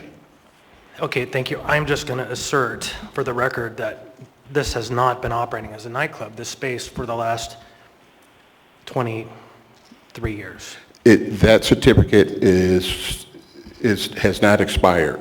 So are you telling me that the certificate expired, sir? I'm not speaking about the certificate. I'm speaking about the statement that states that this has been a nightclub since 1999 until you took it over. And in fact, I will bring in people to testify that there have been nonprofits working in that building, that has not been a nightclub. But that's okay. We don't need to. It's a large building, sir. They might have been downstairs, but there was a nightclub upstairs. Okay, so are you proposing to license the upstairs or the downstairs or both? There were parties both upstairs and downstairs. You, not them.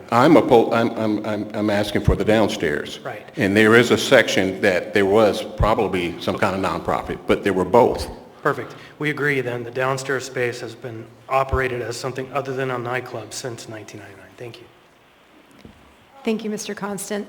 Thank you, Mr. Alexander. Members of the audience, please refrain from shouting. Are there any other members who have any questions, any further debate on this item? Seeing no other members in the queue, members may proceed to vote on the motion to postpone AR 2022-122 indefinitely. Mr. Cross? Yes. Ms. Quinn Davidson? Yes.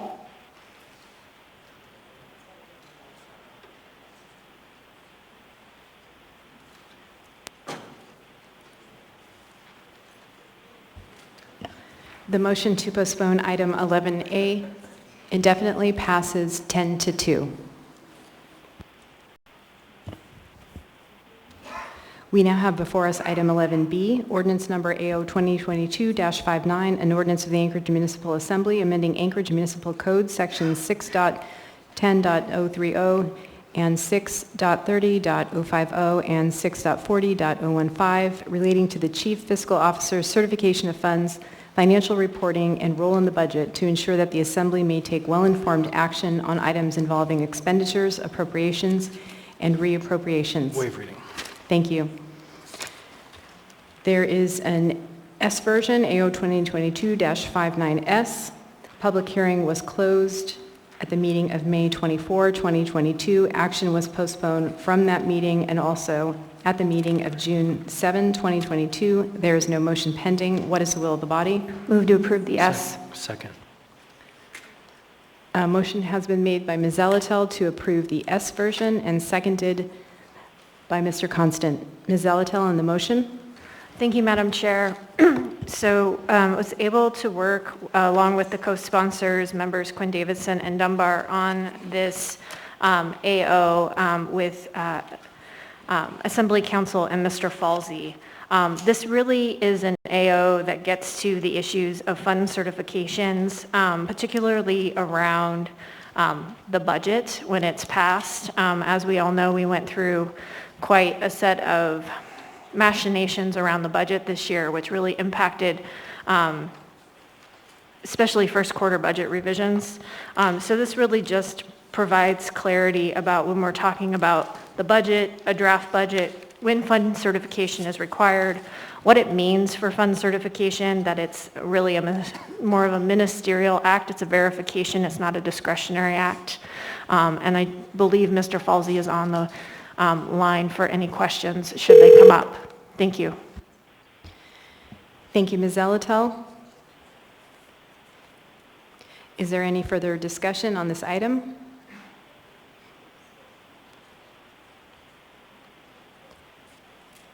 Seeing no members in the queue, members may proceed to vote on the motion to approve AO 2022-59S. Mr. Cross? Yes. Ms. Quinn Davidson? Yes. Item 11B passes 10-2. We now have before us item 11C, ordinance number AO 2022-60, an ordinance of the Anchorage Assembly amending Anchorage Municipal Code, chapters 3.10, general provisions, and 27.20, supervisory boards, and sections 2.70.030 and 29.10.060 to fulfill the requirement of Anchorage Municipal Charter section 7.01B that the Assembly by ordinance must establish specific procedures for removal of an elected official for breach of the public trust. There is an S version, AO 2022-60S. This item was continued from the meeting of May 24, 2022 and June 1, 2022 special meeting. Public hearing was closed at that meeting of June 1, 2022, and action was postponed from June 7, 2022. Mr. Constant? Motion on the floor. If there isn't, I move to approve. Sorry, what is the S will of the body? Mr. Constant, you were in the queue. Oh. Thank you, Madam Clerk. Thank you, Mr. Constant. On the second page of the agenda, it says, for this item, there's a motion to approve the S version on the floor. It was moved by Mr. Constant and seconded by Ms. Zelatel. Mr. Constant, go ahead. I'll wait. I would think we should go through the amendments.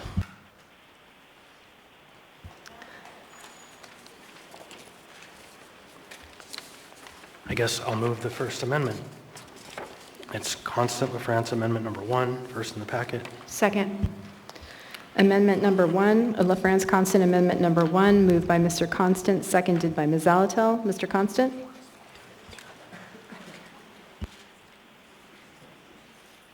Ms. LaFrance, you're recognized. Madam Chair, I do apologize. I was in queue, and I'm not sure if you didn't know. No, Mr. Constant was first, and I went to him. Okay, and he thank you. moved, I didn't he see moved that. an amendment. Okay. Sorry, I should have let you.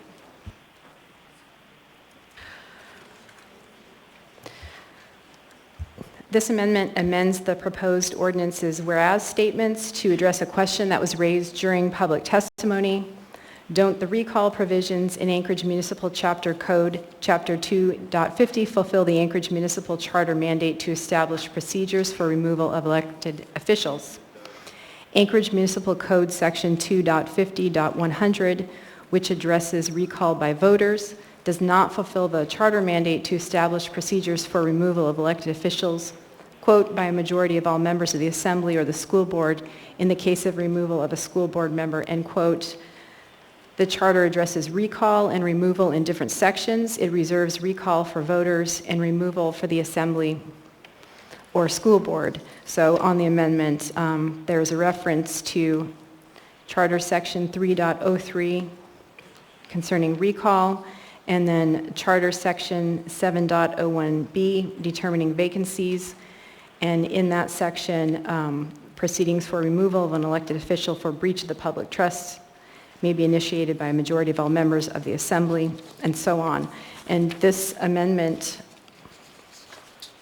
it also notes the assembly has so far established procedures for only some elected officials, assembly and school board members.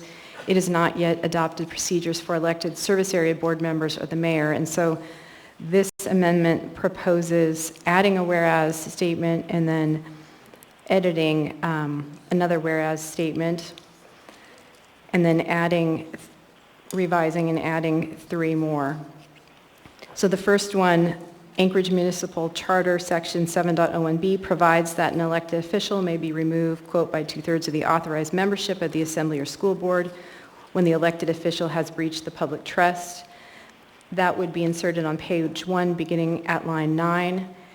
And then to the whereas after that, inserting further to acknowledge that further provides in part to establish those procedures. And then on page 1, beginning at line 15, revise the second whereas statement, insert the following 2 new whereas ones. Whereas consistent with Charter Section 7.01B, the Assembly has adopted procedures to govern the removal of Assembly and school board members, but has not adopted procedures to govern the removal of elected service area board members or the mayor, with the consequence that the requirements of Section 701B have only been partly fulfilled. And again, that was in response to public testimony where it was raised, how was it determined that it has only been partly fulfilled? And then the next whereas recall by voters is a separate process from removal and is addressed in Charter Section 3.03, not Section 7.01. And that's to further clarify that the charter in 2 different sections addresses recall and removal by elected officials by elected officials.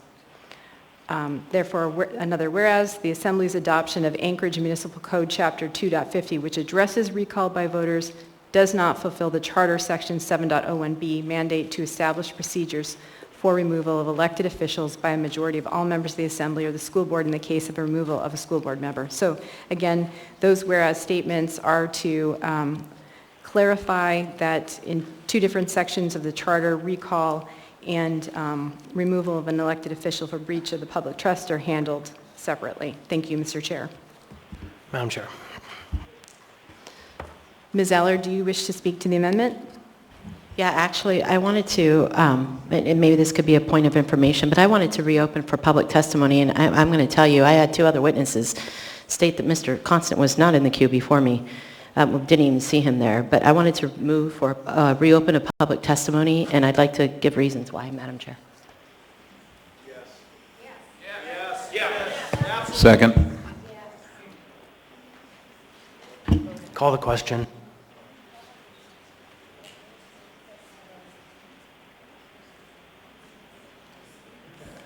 One moment.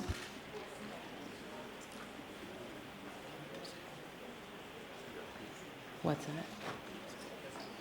Reopen for public testimony? He's been a legislator, he probably knows. Withdrawn motion. Okay. So you withdraw your motion to call the question. We need to dispatch with the amendment as it's a subsidiary motion, and a motion to reopen the public hearing would be a subsidiary motion. We cannot have 2 subsidiary motions on the floor at the same time. It would actually be a new main motion. We can't have 2 main motions. We can't have the main motion, the subsidiary main motion, a subsidiary motion, and then the main motion without dispatching the subsidiary. So would you like to speak to the amendment before we go back to you, Ms. Allard? No, I wouldn't like to speak to the amendment. Okay, seeing no other members in the queue on the amendment, members may proceed to vote on LaFrance Constant Amendment Number 1. Mr. Cross? No. Ms. Quinn Davidson? Yes.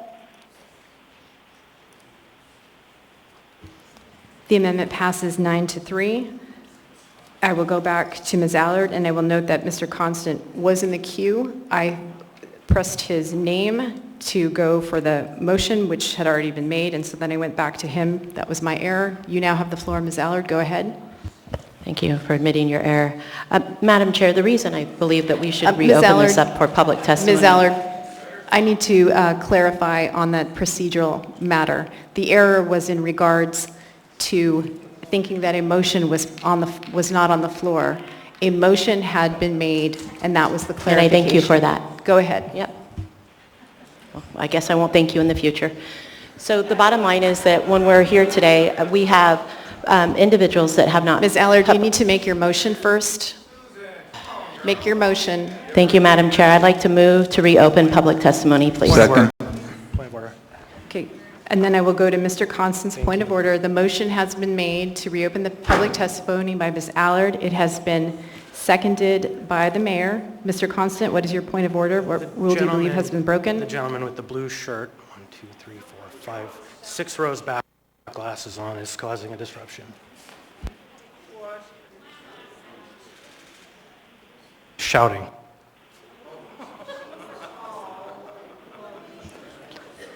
Sir, you are warned. The gentleman with the glasses and the blue shirt, you have been warned. Go ahead, Ms. Allard, on your motion. Thank you, Madam Chair. The reason I believe that we should open this back up to public testimony, we have individuals here who haven't had the opportunity to testify, but bigger than that is that we have a new 12th member on the Assembly, and Mr. Bolland has not been able to, Assemblyman Bolland, has not been able to hear publicly of the testimony, and this is a very important vote. And I do believe that perhaps him hearing from the public and what they have to say is something that we should do as sitting Assembly members. And since he did take his oath tonight, I think it's something that we should proceed and do and have others testify in front of Assembly Member Bolland's presence. Thank you, Madam Chair. Thank you, Ms. Allard. Mr. Cross is in the queue. Mr. Cross? Thank you, Madam Chair. I would support this amendment to allow for public testimony, not just due to the gravity of the nature of this ordinance, but also, again, we do have a new 12th member. We should participate in some of the dialogue. And additionally, we've now amended 2022-60S, and now it's had a couple alterations. And I feel just given the gravity of the situation, the public should have a chance to participate on the changes that we've made. I realize public testimony is not convenient. I realize sometimes it's lengthy and arduous and demands us to be patient and understanding, and I think this is a time that calls on us to rise above that and to open it back up to public testimony. Thank you.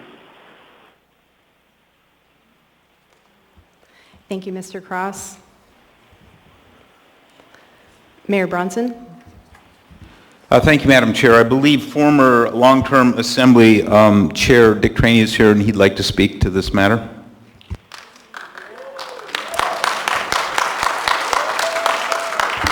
Madam Chair. Actually, this is not the time for public testimony. Madam Chair, It is not. You are warned, sir. Thank you. Mr. Darden, please step back. This is not public testimony. The aisle is to remain clear, as I noted in my remarks earlier. Please step back. I'm standing in line. No, there is no line right now. Please step back and keep the aisle clear. Mr. Schultz? So I just wanted to voice my support for this as well, since we have a history of cutting short the public testimony at the beginning of the meeting. That one of my core principles is to allow the public to speak, and I'll stay here as long as needed so they can express their voice either for or against. Please refrain from clapping. Thank you, Mr. Schultz. Ms. Zolotel? Thank you, Madam Chair. I do not support this motion. We have had this item before us at 2 different meetings for public hearing, and we have received numerous emails, which is another way for the public to be heard. There's been no lack of engagement or opportunity to engage in this, and I would trust with any new elected or waiting in the wings representative that they would get themselves up to speed on the items that they're going to be voting on. Thank you. Thank you, Ms. Zalatel. Seeing no other members in the queue, members may proceed to vote on the motion to reopen the public hearing on 2022-60S. Mr. Cross? Yes. Ms. Quinn Davidson? No.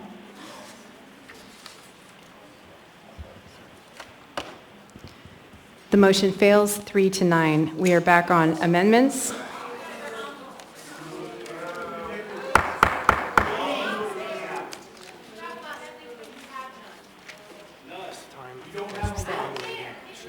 Where is she? Which one? The one who's staying.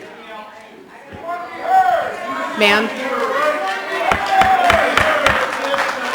Members of the public will come to order. You are out of order and creating an actual disruption of this meeting. It is disrespectful to the democratic process to shout. You are out of...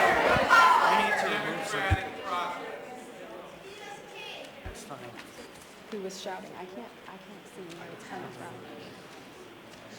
The next person who shouts will be identified and removed from the meeting. We are now back on amendments. Mr. Constant?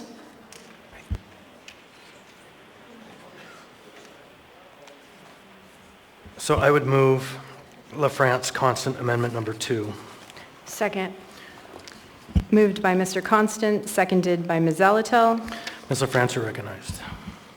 Thank you, Mr. Constant. This amendment adds a whereas statement to address questions raised during public testimony regarding the Assembly's authority to remove elected officials, including the mayor, for breach of public trust, and the other question of do other legislative bodies have this authority. As a unified home rule borough charter, the municipality of Anchorage is authorized to enact legislative powers not prohibited by law or charter. In this instance, the Anchorage Municipal Charter in Section 7.01b directs the Assembly to establish procedures for removal of elected officials for breach of the public trust. This is a separate and distinct process from removal from office by voter recall, which is addressed in Section 3.03 of the Charter. Many legislative bodies in the U.S., bicameral and unicameral at all levels of government, are authorized by law to initiate proceedings for removal of elected officials, including the chief executive. The U.S. Congress can impeach and remove the president. The Alaska State Legislature can impeach and remove a governor. The unicameral state legislature of Nebraska may present an impeachment to judicial officers, which involves a neutral hearing officer and judicial remedies similar to those proposed in AO 2022-60S. For Alaska Statute 29.280, the council or assembly of a general law municipality in Alaska can remove a mayor by 2/3 vote, convicted of a felony, convicted of a misdemeanor election offense, convicted of an election campaign violation, or where the body concludes that the mayor is physically or mentally unable to perform the duties of office. This whereas includes those cites to law where that is the case to provide further reference on the ordinance. Thank you, Mr. Chair. Madam Chair. Mr. Soltz? So I'm just against this amendment. So as you look at some of the citings, like a U.S. Congress, the process is meant to be very difficult. It violates separation of powers. If you look at their process, one side can propose the impeachment or the removal, and the other side tries the case. In this case, the Assembly is bringing forward the action. The Assembly can vote on that action. And then unlike state or federal, there's an elected official, lieutenant governor, vice president, that would then take the place of that removed official. In this case, the Assembly would then put forward the replacement mayor. There is a process in here for legal review by a lawyer. That is not the same as a trial by a court system. I think we're stepping across a dangerous line here. And I don't believe it is the same as some of the other citings that you've made here. Thank you, Mr. Solt. Ms. Allard? Thank you, Madam Chair. I'd actually like to ask that the Muni attorney his opinion on this amendment, the section that we are replacing. Mr. Byrd, Madam Chair, is that all right, please? I'd like his legal. Go opinion. ahead, Thank Mr. you. Byrd. Thank you. Mr. Byrd, could you give us your legal opinion on this amendment, please? So, through the chair, I see this whereas clause as providing context, but not any legal import for a reviewing court. So, to that end, it will not have the same sort of force of law that whatever ends up passed, if something is passed, whether it's this amendment or the main ordinance. It is noteworthy that the references in here don't include the closest I think we ever got to impeaching a governor, which was Governor Sheffield, and that process began with a grand jury investigation back in, I believe, '85, and it got to that level before it got before our state Senate. So I do think that there is some precedent that will probably be applied given what's happened in Alaska, but as far as the whereas clause, it does not have any legal force. Thank you, Mr. Byrd. Thank you, Madam. Thank you, Mr. Byrd. Thank you, Ms. Allard. Mr. Cross? Thank you, and I do want to reiterate everything Mr. Salt said. He articulated that very clearly. My additional concerns is that this amendment does give the Assembly the right to overturn the hearing officer's decision. And so if they get a response back to their charges that they don't like with a majority of the majority we currently have, they could just overturn the hearing officer's decision. Additionally, they would be filled in by somebody that the Assembly would then appoint, which is not an elected individual. So then there's a direct conflict of interest. Point of Mr. order. By that individual, although they may only be there for 60 or 90 days. Mr. Cross, would you pause they for may- a moment, please? Yes, ma'am. We have a point of order by Mr. Constant on the floor. Yeah, What thank rule you. do you believe has been broken, Mr. Constant? Not necessarily broken, but I believe you are testifying to the wrong amendment, Mr. Cross. We are on LaFrance Constant Amendment Number 2, which is an amendment to a whereas statement, not the one I believe you're referring to. Okay, well then, and I appreciate that. It's very possible. I have multiple tabs open on my computer. So I guess I will refrain and I will bring up my testimony when we speak to the amendment as a whole. Thank you. Thank you, Mr. Cross. Mr. Volan? Hey, so I wanted to speak to this because it gives historical context, I think, to what we're doing here tonight, and I appreciate the historic nature of the ordinance that has been brought forward. I think much has been made of separation of powers, and I'm gonna try to go through, I was thinking, as someone who tries to be a student of history, what can we look to? And I wrote something up, and I'll go through it as briefly as possible here, but I want to state that checks and balances are an integral part of separation of powers. We know in the United States, the power of the legislative body to impeach the executive is part of our democratic system of checks and balances between our three branches of government. The concept of impeachment, though, did not originate in the US. The practice originated in England and was later used by many of the American colonial and state governments, and was then adopted by the framers of our US Constitution. Impeachment was debated by our framers at the Constitutional Convention in Philadelphia in September of 1787. Here's what some of our framers had to say. "Shall any man be above justice?" George Mason asked. "Shall that man be above it who can commit the most extensive injustice?" James Madison called the impeachment clause indispensable for defending the community against the incapacity, negligence, or perfidy of the chief magistrate. I had to look up the word perfidy. It's kind of an antiquated word. It means deceitfulness or untrustworthiness. Elbridge Gerry stated, "A good magistrate will not fear impeachments. A bad one ought to be kept in fear of them." So we can grasp that our forefathers believed this was an important power for the legislative body to have over the executive branch. So there is a process for this under our United States Constitution, nationally, There's a process for this on our state level in Alaska Constitution, Article 2. What we're doing here is we're bringing this concept of impeachment to a local level. The Anchorage Charter follows this model of legislative bodies having the ability to check the executive branch with the power of impeachment through a judicial review process. As has been noted previously, the Charter expressly directs the Assembly to establish procedures for removal of elected officials for breach of the public trust, including provision for notice, a complete statement of the charge, a public hearing. Go ahead.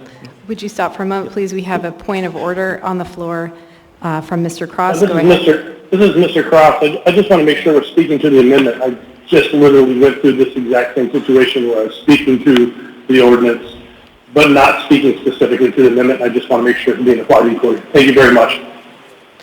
Thank you, Mr. Cross. That was actually, folks, please. That was actually a question, as I heard it, to Mr. Voland. Are you indeed speaking to the amendment? I think the amendment is bringing in the national and the state context. And that's what I'm speaking to, is we have this model, and now we're following the charter. So how do we bring this down to a local level?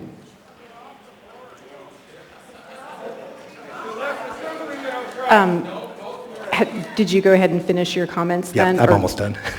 Okay, just go ahead and wrap up if you would, Mr. Voland. I believe I understand your thinking. So essentially, I think that this ordinance brings to a local level is my overarching point here of what is modeled. There's a historical context for this as a check and balance for separation of powers. Thanks. Thank you, Mr. Voland. Seeing no other members in the queue for amendment number 2, members may proceed to vote on the motion to approve LaFrance-Constant amendment number 2. Mr. Cross? No. Ms. Quinn Davidson? Yes. The amendment passes 9-3. Mr. Constant, the next amendment. Thank you. I'll be moving Constant, or LaFrance, Constant, number 3. And this is a very simple amendment that I think has a very important effect.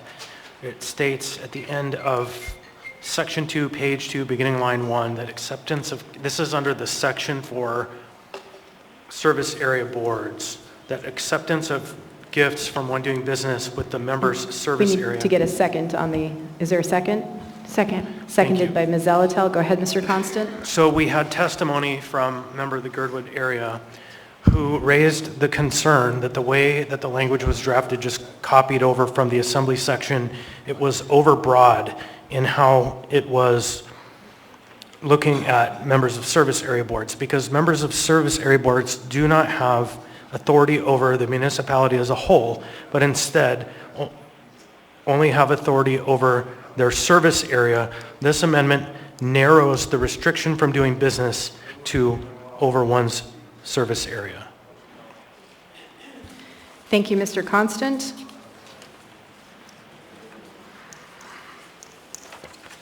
Seeing no members in the queue, members may proceed to vote on the motion to approve LaFrance-Constant amendment number 3. I apologize, Madam Chairman. Q.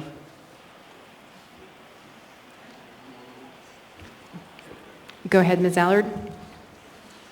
Thank you, Madam Chair. I want it to be explained by the Muni Attorney. Can you explain this amendment to me in layman's terms a little bit better on a legal standpoint? Mr. Byrd? Mr. Byrd, would you like to go ahead? Thank you, Madam Chair. Through the chair, Ms. Allard, this is a floor amendment, and I'll do my best, but as I read it after receiving it tonight, as I think it's amending for supervisory board members the fact that they formerly, under the proposed AO, could not receive cash gifts from doing business with the municipality. And now it is narrowed. They can be prosecuted for accepting cash gifts from doing business only within their service area. That's my understanding. Thank you. Madam Chair, could the sponsor explain to me what, are you as a sponsor too, could you please explain to me what your definition of a service area is? Yeah, so it's actually not service areas, it's supervisory boards. And so that's the section that we're talking about. I use the term service area because that's the boards that most people understand, but there are a number of other ones that are similarly situated, like the Goodwood Board of Supervisors. These are boards that make decisions on behalf of their area on how monies would be spent, on what roads get repaired, on who's awarded contracts. And so what this does is it narrows the bandwidth of the restriction to only the area they have a power to make a decision over.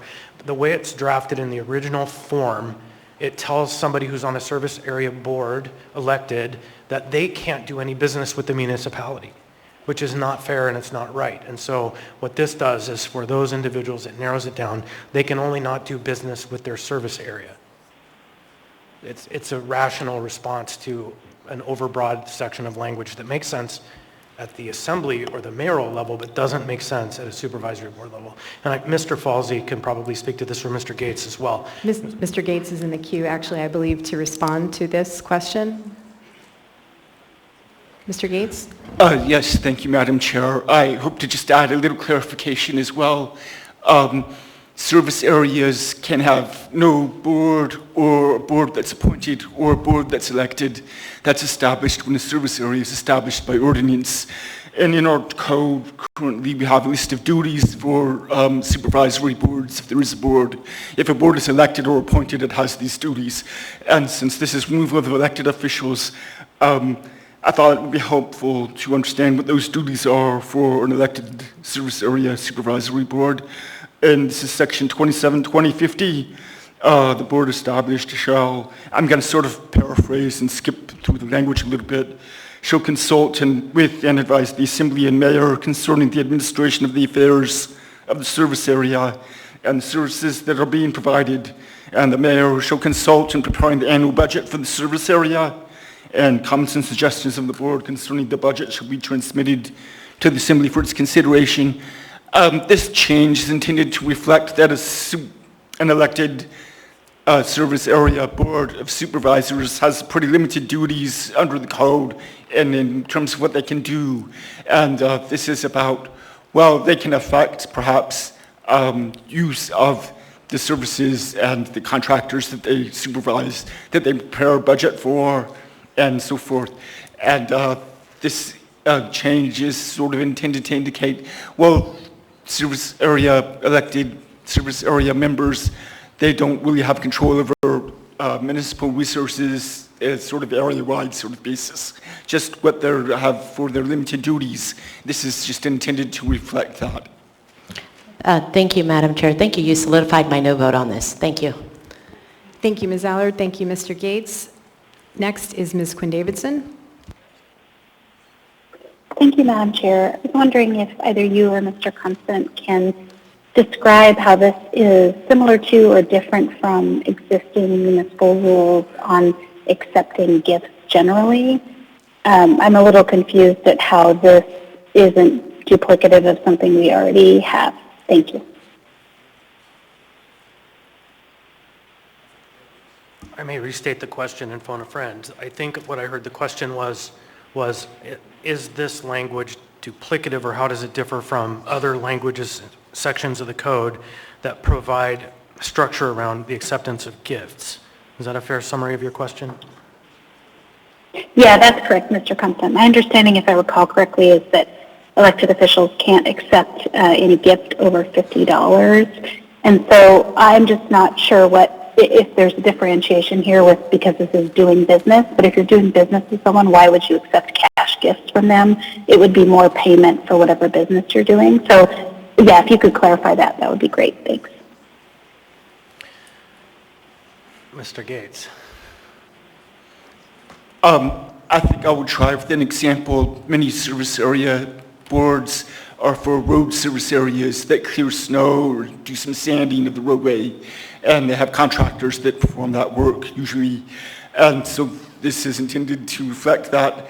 Those contractors, I mean, the service area board member shouldn't accept cash gifts from those contractors that do business for the service area. But why should a service area board member not be able to accept a cash gift from, I guess, some friend across town that has nothing to do with the service area, but perhaps they do other business with the municipality. So their role is very limited, but why should they have not be able to, I guess, accept gifts from somebody that maybe they're friends with or some other relationship, but the person that might do business with the municipality but no business with the service area? I hope that helps. So I might add a little color to that then, that imagine an individual who's on the service area board receives a gift from somebody who does contracting with IT. It doesn't make sense that they couldn't accept a gift from them, but if they are being offered a gift from somebody who provides sanding services for their service area, that would clearly look like it was an effort to persuade them to continue doing business with them, and it falls into that gray area of the ethics code. And so the way it's drafted, it's just overbroad. Ms. Quinn Davidson, any follow-up?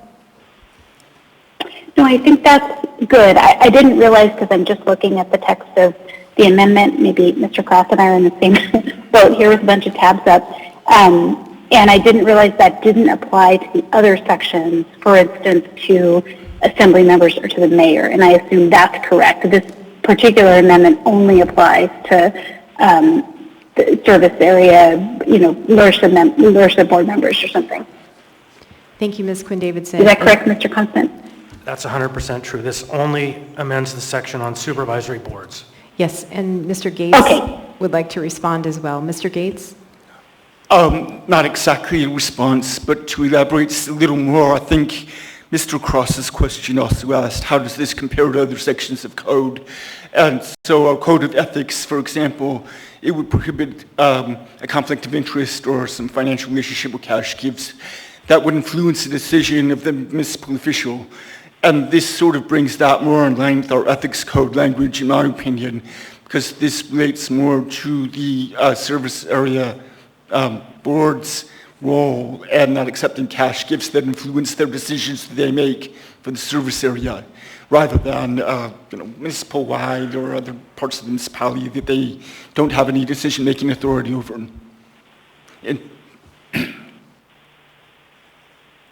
Thank you, Mr. Gates. Mr. Soltz? So I'm thinking about this, and I guess I like the broader term.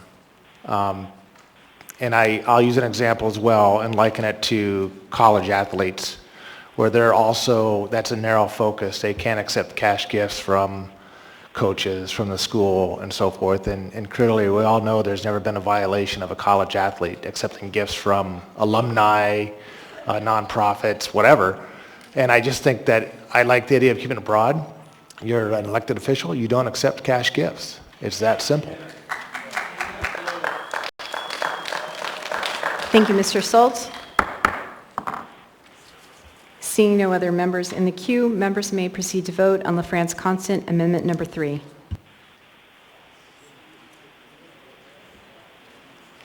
Mr. Cross? Yes. Ms. Quinn Davidson? Yes.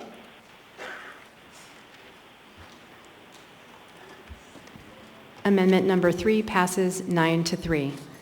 Ms. Zalatel? Thank you, Madam Chair. I move Zalatel Amendment Number 4. Second.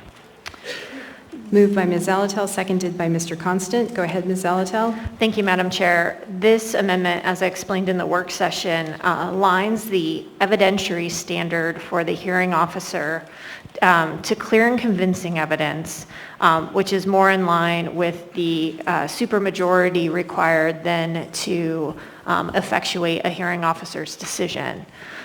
So it goes beyond what we had originally had in there, which was preponderance of, which is usually like 50% plus 1, but it's not all the way to beyond a reasonable doubt. So it's that like 3/4 level, which really does reflect the vote that's required.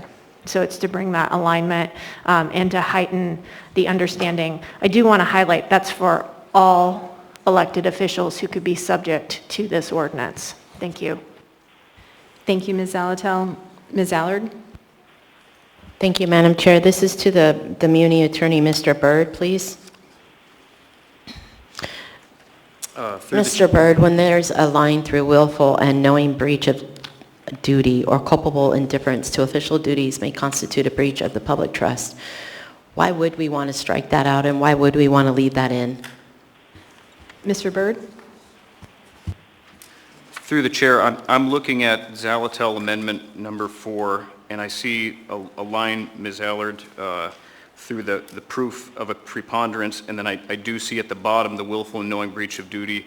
My understanding is that the S version has taken the boldface willful and knowing breach and front-loaded it to a different part of the section so that it is still part of the proposed AO. Yes, so I'm looking here at page 2 for the supervisory board, page 4 of the S version of the AO for the mayor, and I think following on. So the short answer to your question is that they're struck there, but they are placed elsewhere in the AO, so I believe those are still functional. I can respond if you have questions about the clear and convincing evidence. Thank you. Madam Chair, can I do a follow-up, please? Go ahead, Ms. Allard. Thank you, Madam Chair. So when we struck through the proof by a preponderance of and then clear and convincing is added, swapped out. Could you explain the legal difference of those two, please? Yes. So through the chair, Ms. Zalatel's statement of law, in my opinion, is correct. It is clear and convincing is a higher evidentiary burden that must be carried, and it is well known in the law. It's in Alaska case law. It's even in the municipal code. And it is, what she has said is an accurate statement insofar as if something goes to a hearing officer with this amendment in place rather than the original AO, it would be a harder case to make to find that there's been a breach of the public trust. So, and I was not able to attend the work session, but I suspect that Mr. Gates's memo that talked about due process concerns probably animated a lot of why that change was made, and I think it comports with the idea of due process when you have somebody who is losing a property or a liberty interest, which was also in that memo. So to sum up, clear and convincing evidence is a higher evidentiary burden. It is harder to make that case for removal. Thank you. Thank you, Mr. Byrd. Thank you, Ms. Allard. Mr. Volan? So I just want to clarify with Member Zalatel, you're attempting to raise the burden, make a higher bar. Yes. Thank you, Mr. Volan. Thank you, Ms. Zalatel. Mr. Constant? Yeah, I just would, just to add the fine point on that, it's to the same standard as the vote requirement, the 2/3 vote requirement. So it moves it from 50% plus 1 to 2/3. So the judge has the same kind of level of scrutiny as we do. It just provides for a tighter process. Thank you, Mr. Constant. Seeing no other members in the queue, members may proceed to vote on Zalatel Amendment number 4. Mr. Cross? No. Ms. Quinn Davidson? Yes.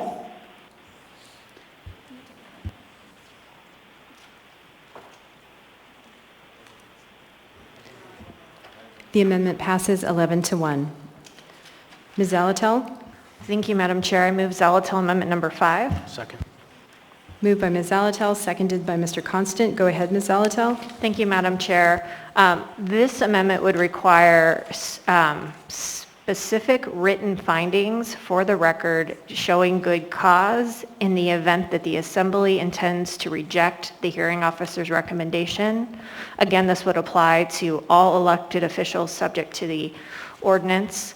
And the intent here is just like it's borrowing basically what we do in other quasi-judicial actions, which is we state the reasons for our decisions, our fact-finding, and our rationale. We often do this in alcohol protests, or even we could do it in a special land use permit type situation.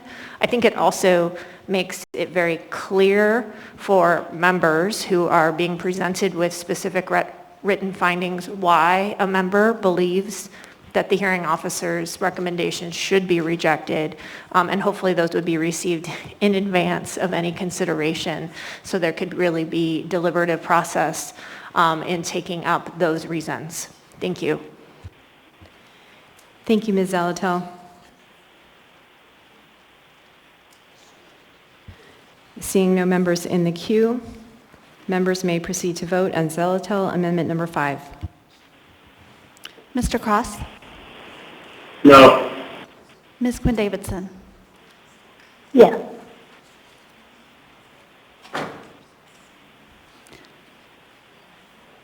Ms. Allard?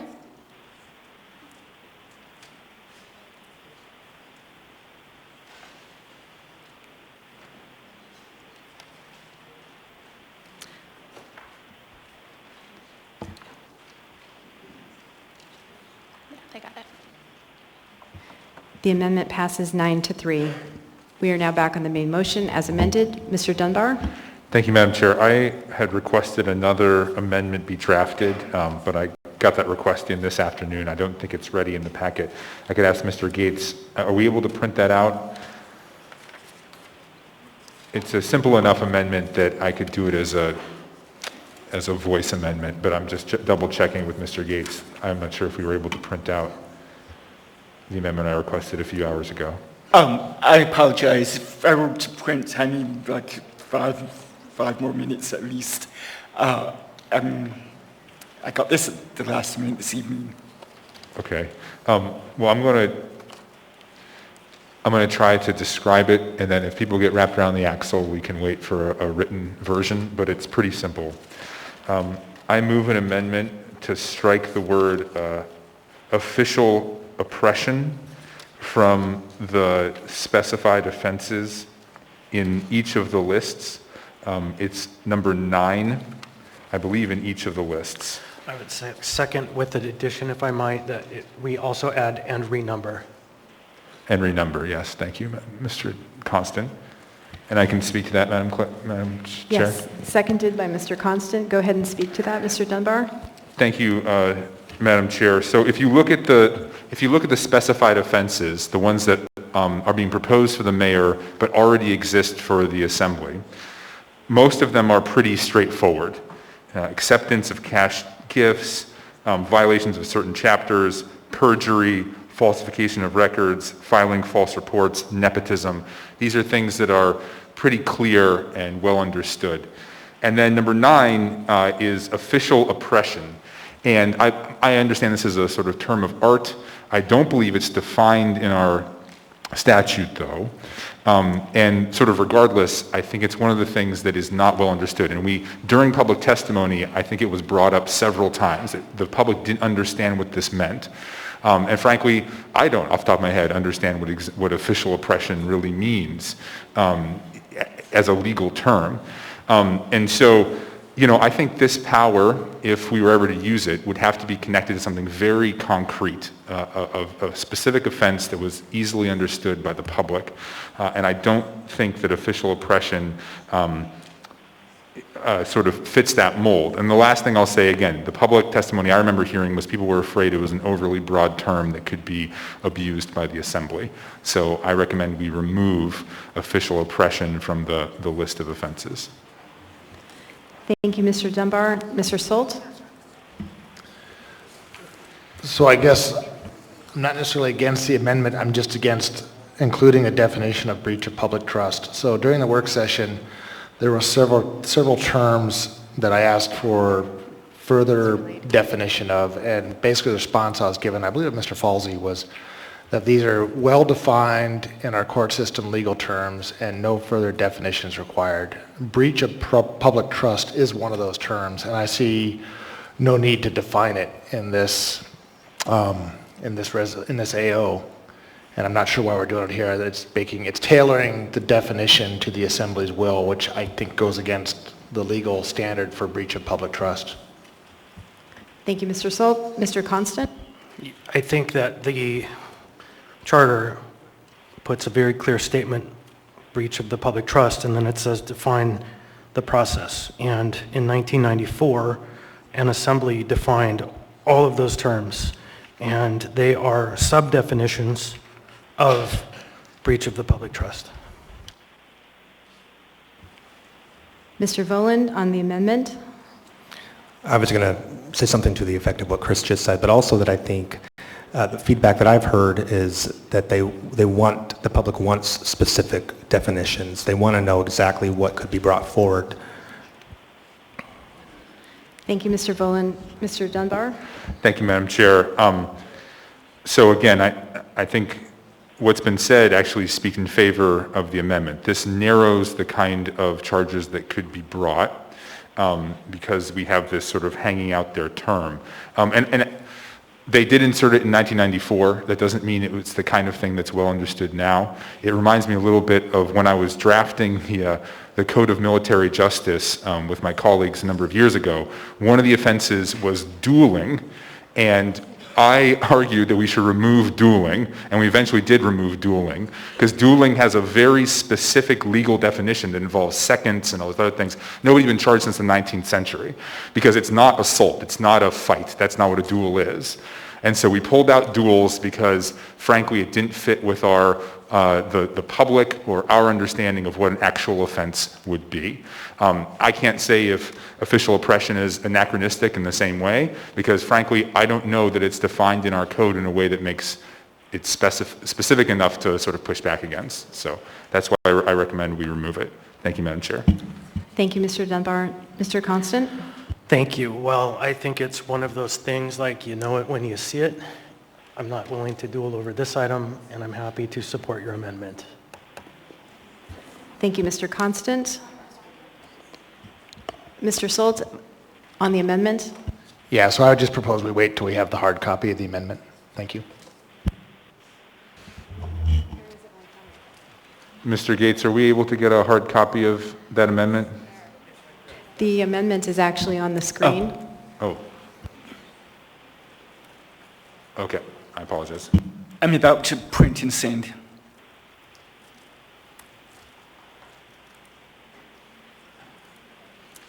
The amendment is on the screen.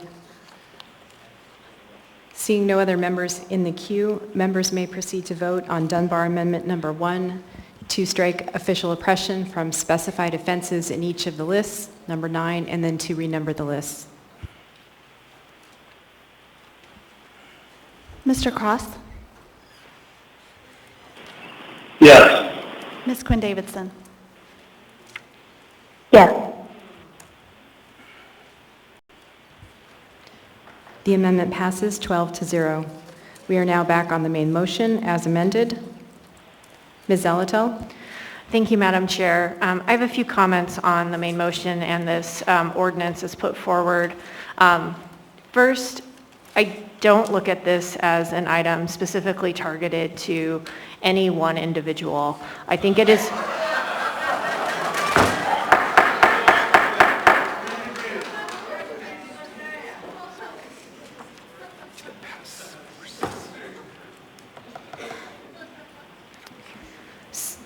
I do not believe that laws should be drafted with regard to one individual or in response to an individual's conduct as a general matter. I think what this does is it provides equitable remedies with regard to all elected officials. These provisions already exist for the removal of school board members and assembly members and others who serve on boards and commissions. I think this is really important and has been lost in the conversation. This isn't about one body having some power over another body or any...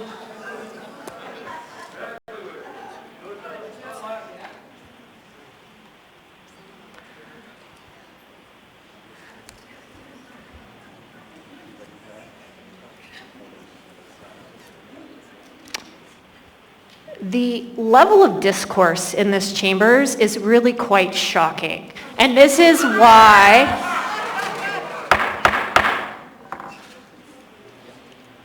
Madam Chair, I move to adjourn the meeting. I object. Second. I object.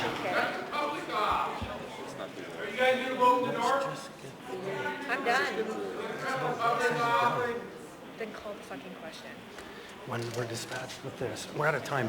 I'm not going to sit here and be heckled to be able to support an elected official. I refuse. Take a vote. Just take a vote. Will not do it.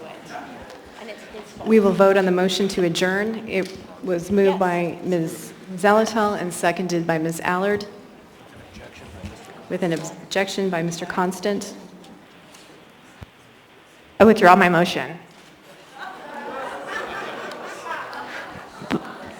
The motion I withdraw my has second. been withdrawn, and the second has been withdrawn. Ms. Zalatel, you still have the floor. I move to call the question. Second. A motion to call the question, and if it passes, ends debate. It requires a supermajority of 8 votes to pass. If it passes, then it will bring the question to the body for a vote without any further discussion. Members may proceed to vote on the motion to call the question. Is this to adjourn or, okay. The motion was made by Ms. Zalatel and seconded by Mr. Constant.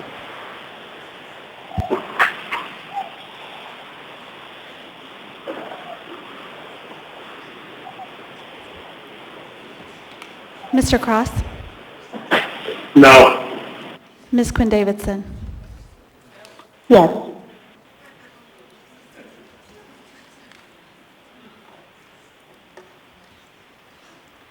The motion to call the question passes 11-1. Members may now proceed to vote on the motion to approve AO 2022-60S as amended. Mr. Cross?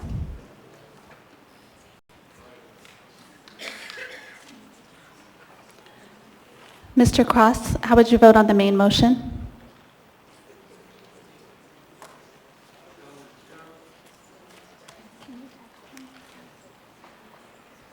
Ms. Quinn Davidson? Yes. May I hold for Mr.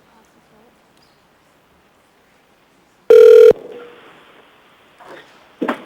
Mr. Cross, how do you vote on the main motion?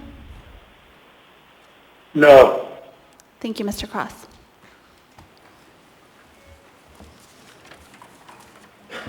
Item 11C passes 9-3.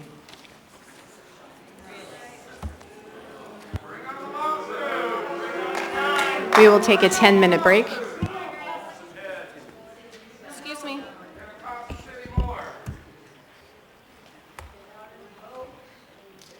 Through the chair.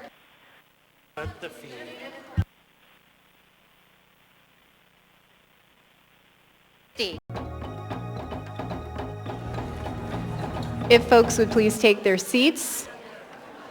We now have before us item 11D, ordinance number AO 2022-64, an ordinance of the Anchorage Assembly amending Anchorage Municipal Code, Chapter 8.20, offenses against property, to include a new offense from the Department of Law.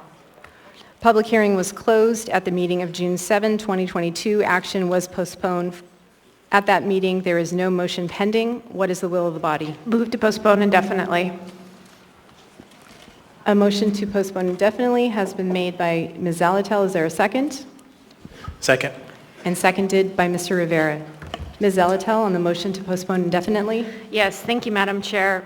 So I want to start by saying I really appreciated the work session we had on this on Friday. It was really good to hear the dialogue and questions from the members and from the municipal attorney's office about how this particular ordinance could play out, some of its intentions, and how it's been working as an emergency ordinance. What that led me to believe is that there are flaws in this ordinance that really I don't think can be amended to make it better. Really, for me, the big one is the notice provisions. We heard from Chief Schrage from AFD that when a burn ban is put in place, that burn ban set of conditions may not persist during the entire time a burn ban is in place, and partly that's strategic. That's strategic so that we're not turning burn bans on and off constantly, and we can't control the weather.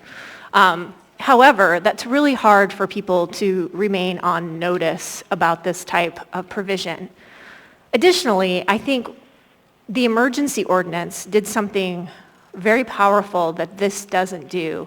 And that's to say there's an emergency, that the conditions are such that we need to take different and extraordinary action. And I think we lose that when we codify this type of penalty in our criminal code generally. So it's for those reasons I think we should continue to use the emergency ordinance as needed, bringing it forward, publicizing it, discussing the justifications for the emergency ordinance, meeting that high threshold to put an emergency ordinance in place, and really making sure we're doing time-limited strategic interventions that really get to the threat that we're concerned about. Thank you. Thank you, Ms. Zalatel. Mr. Constant? Thank you. I am going to speak against the motion, and I believe that we could craft the language that we need, even if we need another meeting to do it. I do believe we should provide the fire department and the parks department the tools that they need to be efficient about squashing fires when we have highly flammable, dangerous situations. And I know, I don't know where the majority falls on this item, but I'm going to vote no and then hope that we can tackle the language. Thank you, Mr. Constant. Mr. Rivera? Thank you, Madam Chair.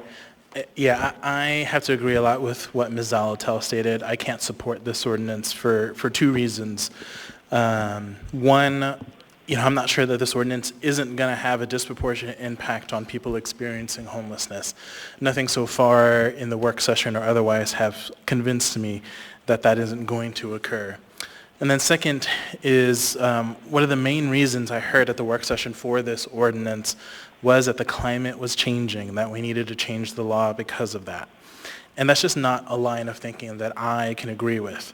We should not criminalize a changing climate. So in the end, I'm fine giving emergency powers to deal with emergency situations on a temporary basis.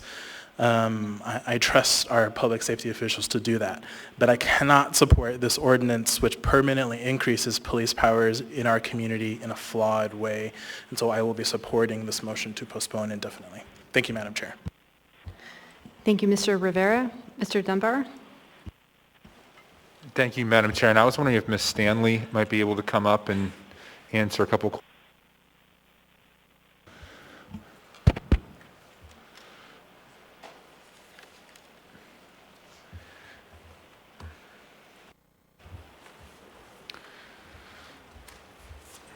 Sarah Stanley, Municipal Prosecutor.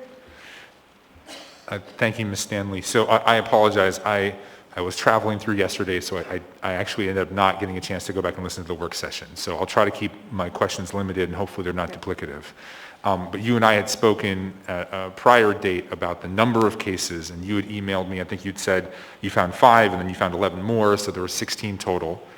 And so I was wondering if you could give me some information about those charges, who, insofar as you can tell who is being charged, what is the nature of the people that are being charged, and then are they being charged under the first or the second provision? So there are two sort of distinct ways you could get charged with this crime, right? One is if you cause the open burning. The other is to basically a Good Samaritan law, which is if you don't intervene or don't call emergency services, you're walking your dog by and there's somebody burning and you keep walking your dog and you don't call the fire department, you're supposed to be charged with a crime. So which of these provisions are being used and on whom? So to address your first question, right since May 25th or 26th, there have been 16 people charged under a combination of the new ordinance, criminally negligent burning, and I forgot the other, allowing a fire, I forgot the language exactly, I can look it up. So we had 2 pre-existing ordinances. So with the addition of the emergency one, 16 people were charged. And out of those 16 cases, and actually I should say for everyone, and this is the update I also gave at the work session, I should say for everyone that not all of the cases since that date have been inputted into our system, so this is just the ones that have been put into our system. But of those 16, 11 people, based on reading the police reports, seem to be in a camp or homeless. I mean, there's no designator in police reports for that, but when I read the facts. Can I ask a follow-up, Madam Chair? And again, I apologize for missing the work session as I was out of state, but one way that we might suss out who is being charged is who requests a public defender versus having a private attorney. Do you have any of that kind of data? Are we not far enough along in the charge where we could figure out who is going to be? They haven't been arraigned yet. Okay. So they aren't assigned attorneys yet. Okay.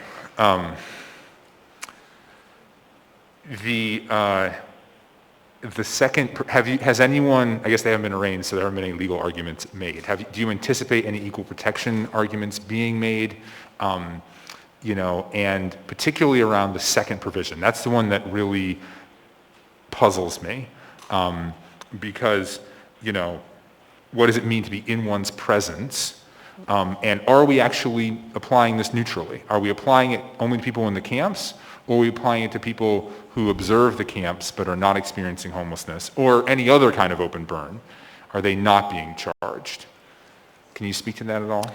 I can't speak to what future defense attorneys may or may not argue.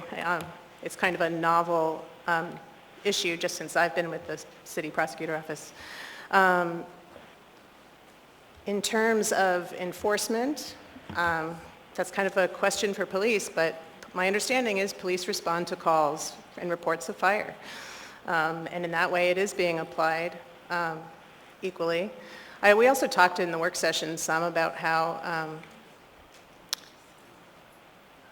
we have prosecutorial discretion, and police have discretion too in how they arrest. And so I think we all have a vested interest in applying this law fairly in a way that would stand up in court if we were to actually proceed on criminal charges. Can I ask one last question on that? And you raise a good point. I should probably have the chief of police here or some other member of the police to ask them. But do we have any other of these kind of Good Samaritan laws? And perhaps I won't describe it that way, but you don't intervene, you don't call emergency services. The only thing I can think of is like mandatory reporter laws that I think are usually enforced by the state that probably don't come to your office. But can you think of any other case where we prosecute someone for not calling emergency services? Not that I can think of off the top of my head, but as soon as I leave this podium, I will be going to double check that. Thank you, Yeah. and I apologize for not getting these questions sooner. And I can also run a report on which section was prosecuted under, but it'll take a couple minutes. Thank you, Ms. Stanley. Thank you, Madam Chair. Thank you, Mr. Dunbar. Next is Mr. Cross and then Ms. Allard. Mr. Cross? Now, if I can address Mr. Dunbar's questions to kind of reiterate what took place during the work session, I had the exact same concerns over that second paragraph or that second section A. It was our understanding that the intention is not to prosecute individuals that just so happen to be walking by or in the vicinity.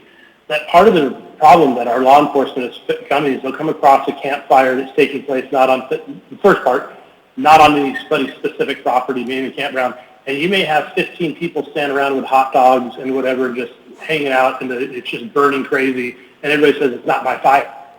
And they just walk away because nobody's to take ownership. So this gives them some authority to cite individuals who may be engaging in enjoying the benefits of a big backyard barbecue or fire, but don't have a direct ownership, and so being able to prosecute those individuals. And they would do so with discretion, which is they're just not looking to write tickets or create citations. We have a fantastic fire and police department. They would obviously only use these in extreme cases where it's obvious the individuals were participating and they may even be an owner or have contributed to whatever this violation is, and they're just not taking ownership. And if I may wrap up by saying, we ran into this under SB 91. It used to be that we weren't prosecuting trespassers to the degree of people who broke and entered. And all the thieves got wind that if they broke into a property and the cops showed up, all they had to say was, I wasn't the one who broke in, I just so happened to be here. The guy you're looking for left, and he invited me. And they would literally just let these people back out onto the street because they weren't prosecuting people who had broken into the property. So the thieves kind of got wind that they could just game the system. So I had the same concerns you had with the second, and I trust our law enforcement will implement this fairly and only in those situations where individuals are benefiting or enjoying a big violation of this provision. Thank you. Thank you, Mr. Cross. Ms. Allard? Thank you. Ms. Stanley, thank you for being here. So I have a question. So when we're talking about reporting individuals, we do report people if they commit other crimes. And I don't know if this is so different because it could cause a loss of life. So do you know of any other crimes that we report within the municipality that we have to report or we could be charged, like murder, sexual assault, if we witness these? Can you bring it down, though, maybe at a level that's...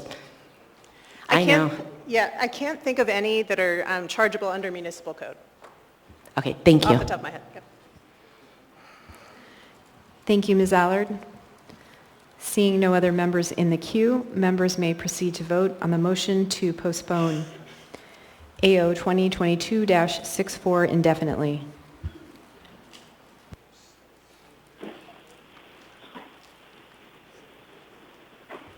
Mr. Cross? No.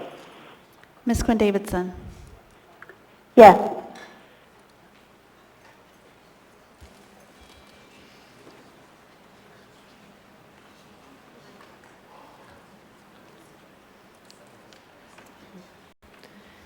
The motion to postpone indefinitely fails 7-5, or passes 7-5.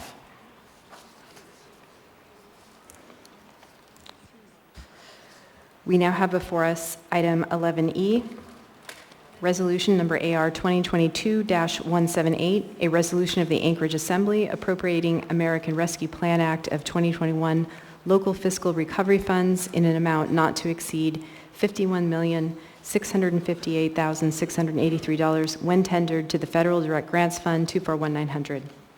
Public hearing was closed at the meeting of June 7, 2022. Action was postponed from June 7, 2022. There is no motion pending. Mr. Constant. Thank you. I would move to reopen the public hearing and continue this item or postpone this item to the August 9th meeting. Second.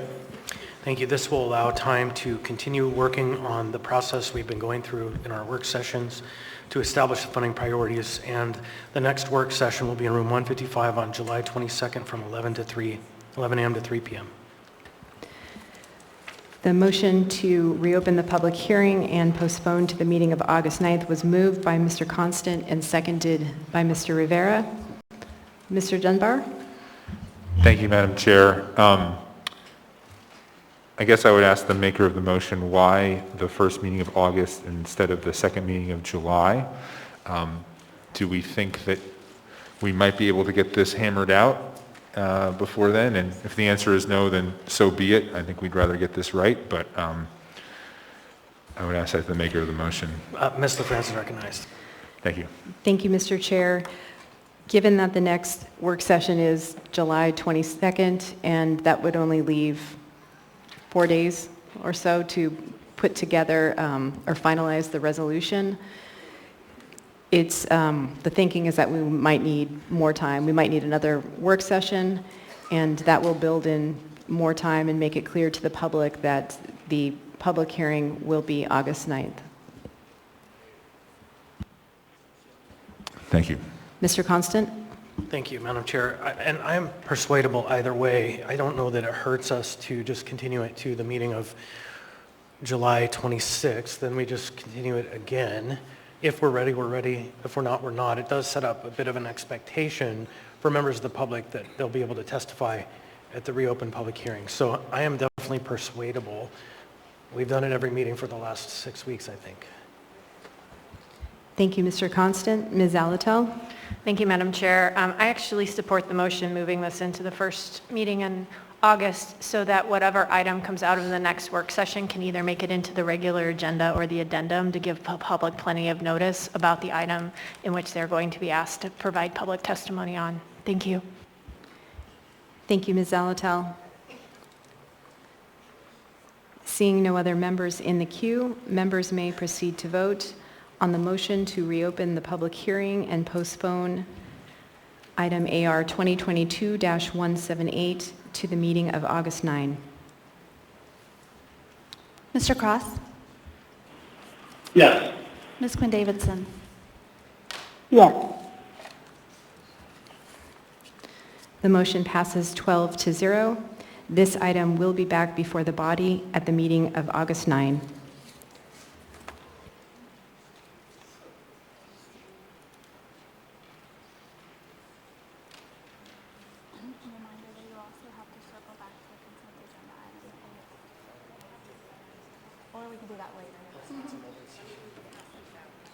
It is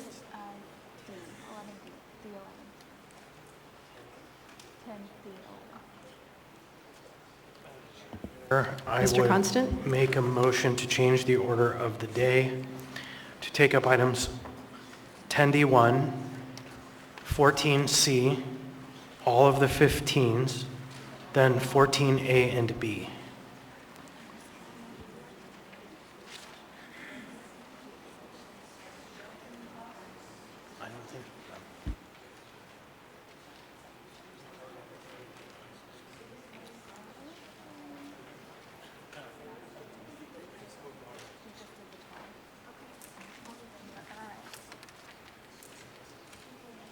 So I'll repeat that motion again. It's a motion to change the order of the day to take up item 10D11, then item 14C, then all of the 15s, and then 14A and 14B. Second. Seconded by Mr. Rivera. Do you wish to speak to the motion, Mr. Constant? Yeah, I think that there are a number of people here for some of the public hearings relating to liquor licenses, and so the idea is tackle one of the one we passed over, one of the 14s, get to the SLUP public hearings, and then come back to the final items. Seeking unanimous consent on the motion to change the order of the day. Is there any opposition? Seeing and hearing none, the order of the day has been changed, and we will go back to item 10D11.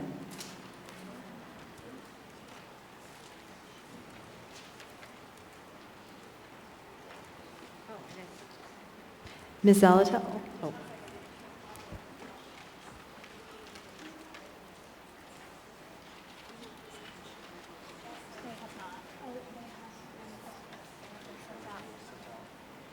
No, I'm not sure. Sorry about that. Thank you, Madam Chair. After consulting with the municipal manager as well as the municipal attorney's office, we actually have two laid on the table items and a amendment to the original item, which will effectuate what needs to be done. So I'd be happy to start with the amendment. Yes, please, Ms. Zalatel, and I just want to confirm that these documents have been shared with the members via email.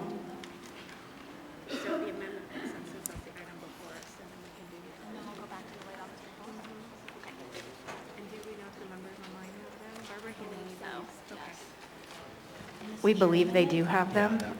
Ms. Jones gave these to me before she had to go.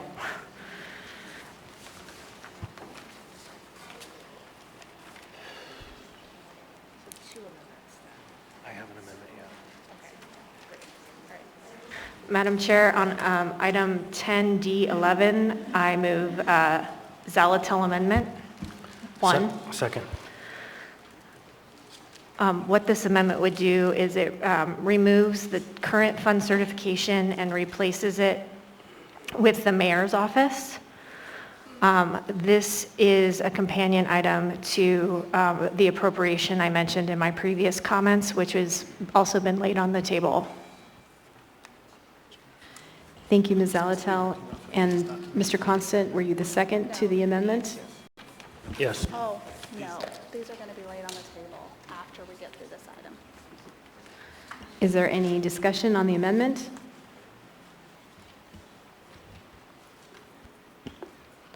Madam Chair, point of order. Yes, go ahead, Ms. Quinn Davidson. What is your procedural question? Or what rule do you believe has been broken? Well, either way. Yeah, sorry. I don't think we have this. I have an AM and AR that Ms. Dembowski prepared and was forwarded to us, but I don't see the amendment in my email. Madam Maybe Chair, I just Kevin can help emailed me it to find her. it, Mr. Cross. Oh, thank you. Thanks, Ms. Dembowski. Yep, we have it. Okay. Great. Thank you. Thank you, Ms. Quinn Davidson. Thank you, Ms. Dembowski. Is there any further discussion on the amendment?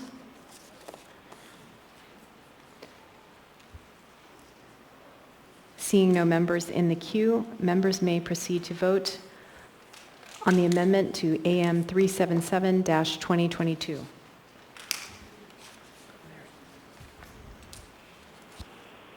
Mr. Cross? Yes. Ms. Quinn Davidson? Yes.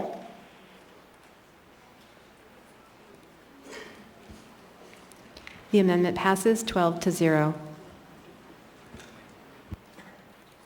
Yes. Thank you.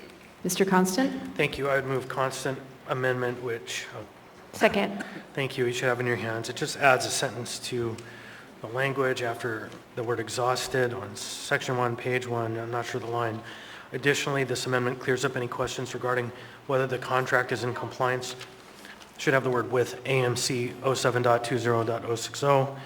And this just goes to kind of clarify that everybody's on the same page. There was an initial amount that was authorized and then a handwritten amendment that reduced the amount to the level that the code requires, and then an amendment that came forward for additional funding. And I just wanted to make sure that the record reflected that we're all okay with this.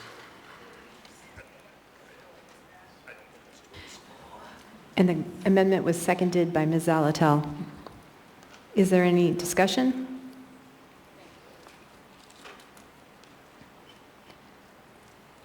Seeing no members in the queue, members may proceed to vote on constant amendment to AM 377-2022. Mr. Cross? Yes. Ms. Quinn Davidson? Yes.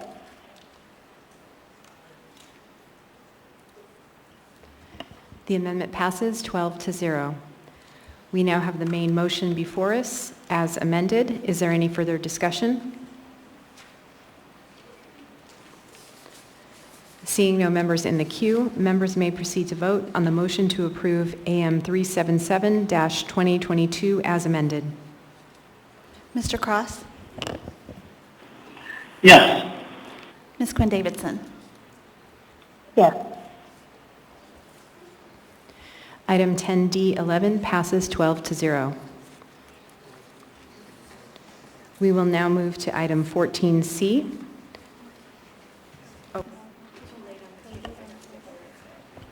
Actually, Ms. Zalatel, if you want to go ahead with your... Sure. I move to lay a numbered AR 2022 on the table and the accompanying AM. Second. A motion to lay the unnumbered AR accompanied by the unnumbered AM on the table has been made by Ms. Zalatel and seconded by Mr. Constant. Ms. Zalatel? Yes, briefly, Madam Chair, this would do the actual appropriation to move the funds in accordance with the fund certification we just provided the amendment for. Thank you, Ms. Zalatel. Is there any discussion on the motion to lay this item on the table?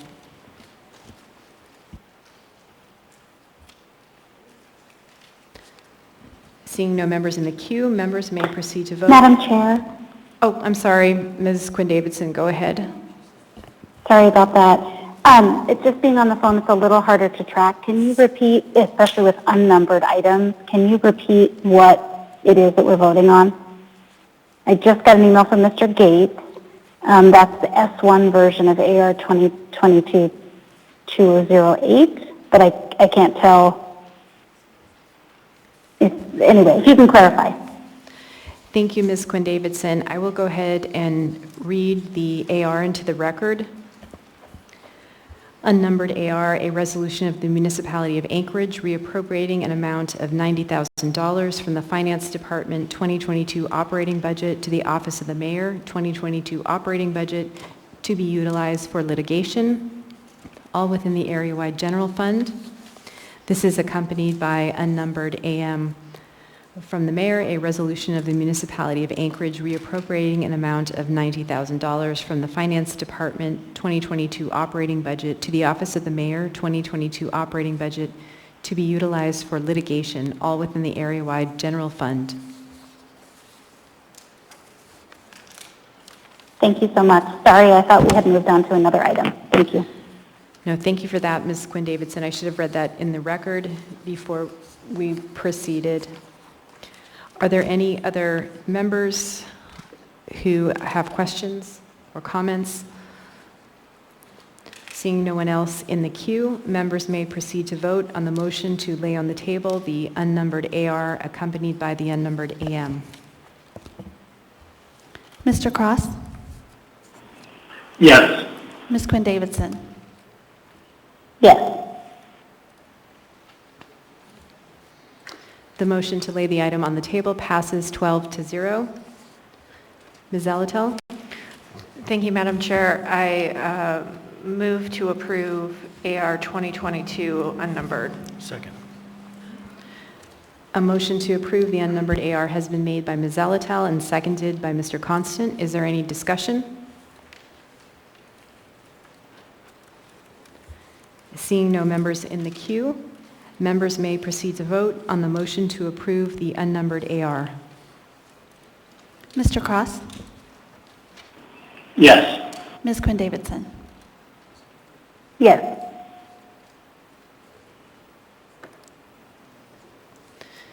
The motion passes 12-0.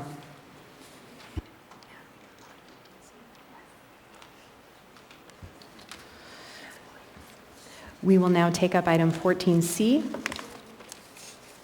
This is a new public hearing item.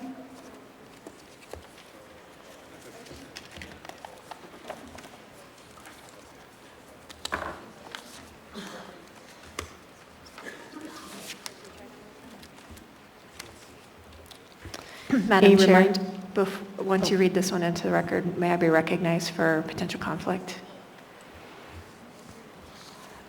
Once I read it into the record, yes. Thank you, Ms. Zalatel. So a reminder for testimony on public hearing items, please direct your comments to the Assembly or the Chair. Please give your name at the start of your testimony. You will have 3 minutes to testify. Your comments must remain on the topic of the matter before us, and personal attacks are not appropriate. I may interrupt you if you do not follow these rules for testimony. In addition, audience members are asked to avoid clapping or other disruptions during public testimony.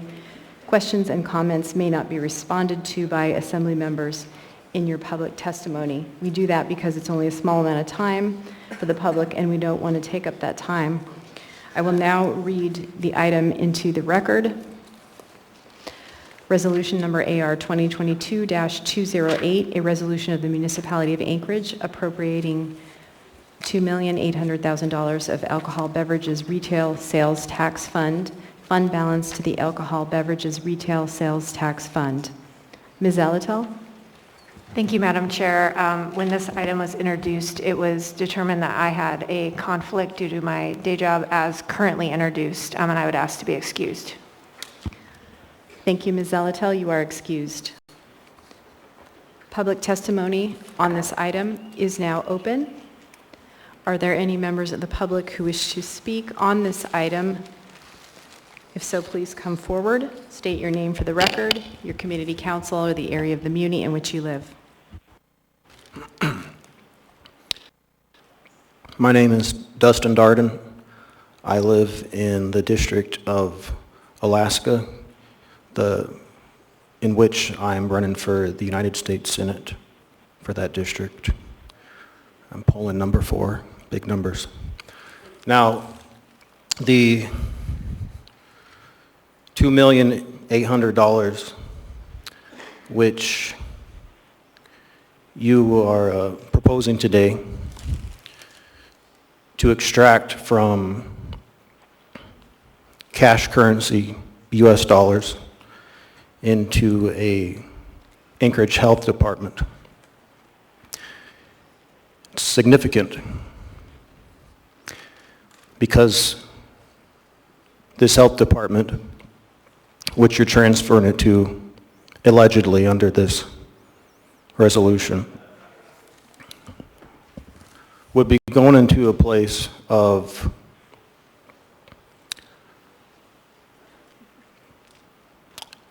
potential waste,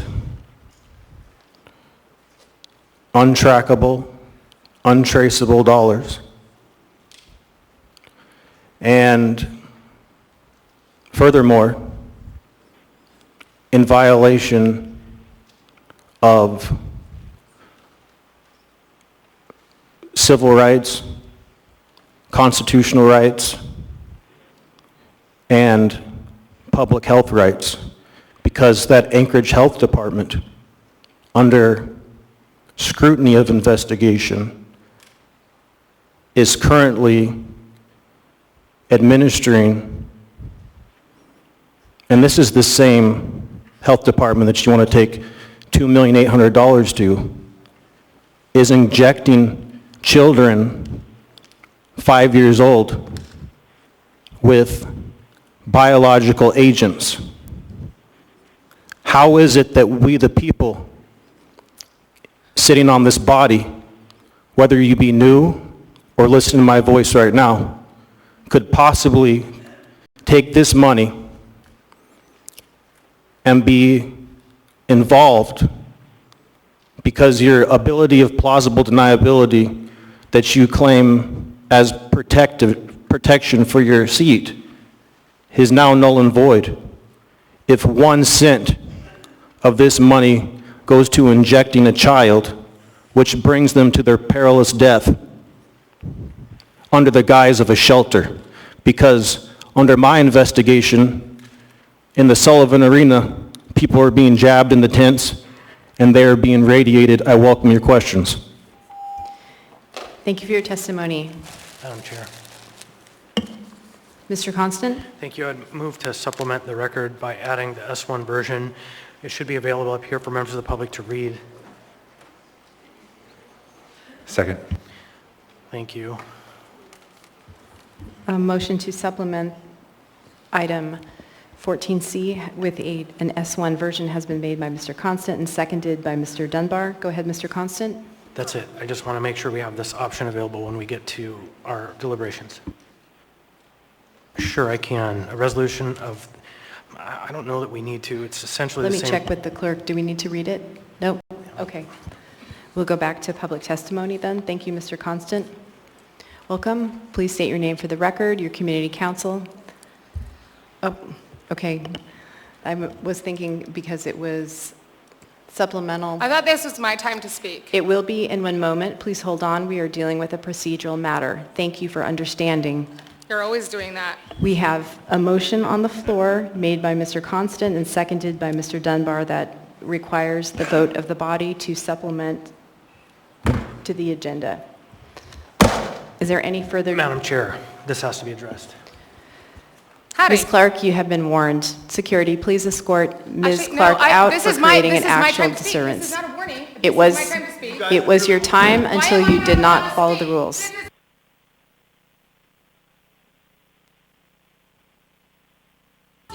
Security, please remove Ms. Clark for creating an actual disturbance of the meeting. The only breach of public trust is you.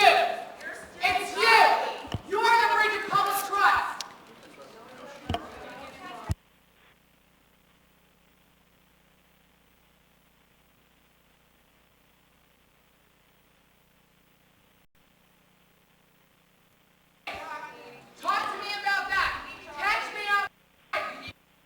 Madam Chair, point of order, please.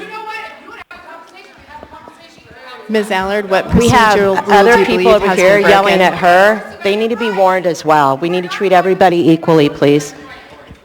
Frankly, I cannot even hear those other people above the shouting that's going Well, on. I'm telling I you, will Chris remind Constant the always sits there and audience- points to everybody who Thank you, talks. Ms. Allard. And he tells you. And I'm telling Thank you too. Ms. Allard, I will remind all You're members... right. The person who's always in charge of the gavel.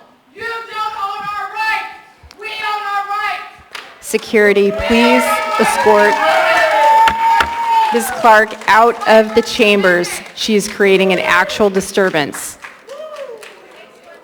I will again ask all members of the public who are here to refrain from shouting, to refrain from cheering and clapping during this time. We have a motion on the floor before us to supplement the item. Is there any discussion on the motion?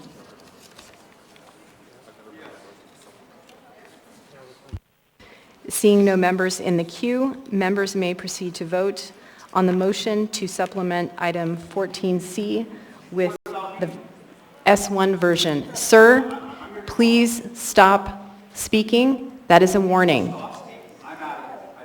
Okay. You need to stop speaking. We have a motion on the floor that we are dealing with. We will get back to public testimony. You need to wait. Thank you. Members may proceed to vote. Mr. Cross? Yes. Ms. Quinn Davidson? Yes.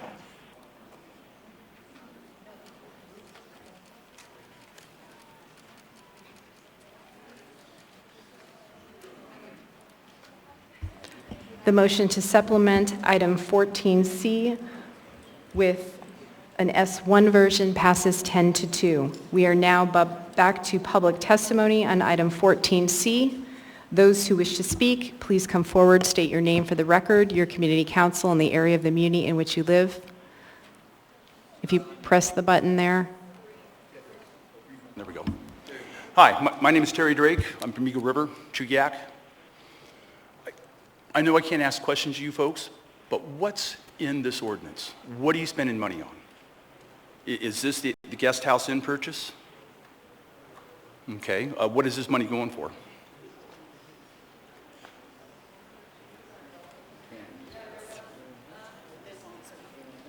Well, I know. But someone's got to ask.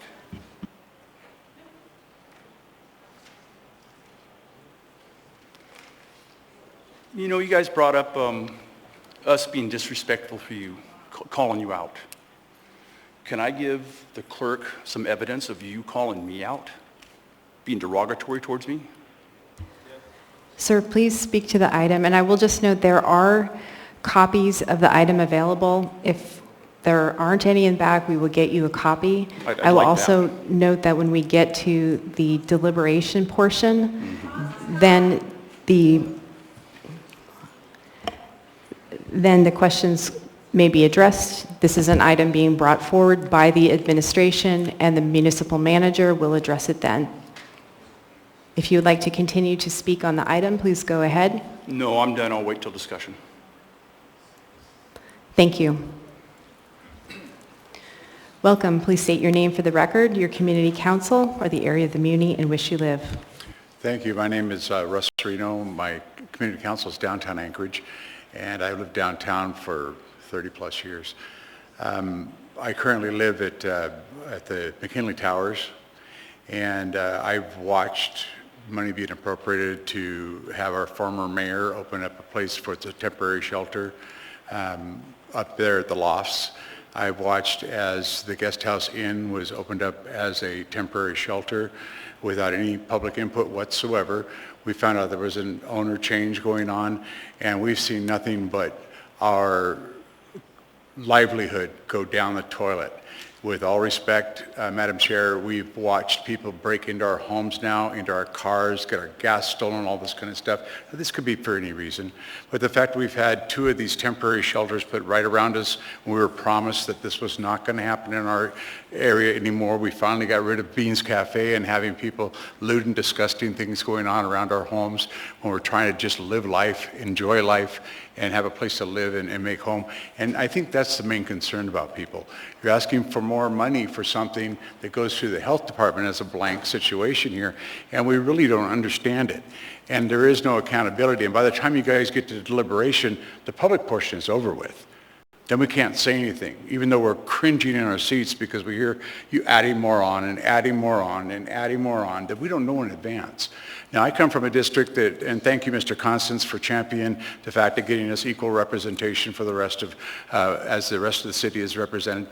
We have trouble getting that kind of stuff, and finally we have an extra person looking forward to what Daniel will bring to it.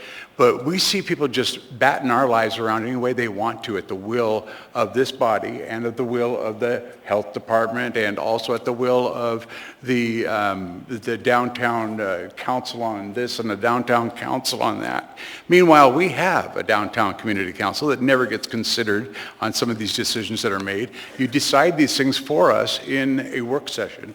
We find out about it later on. Then we find out that the actual public speaking portion of it was 2 years ago, and we have no say on it.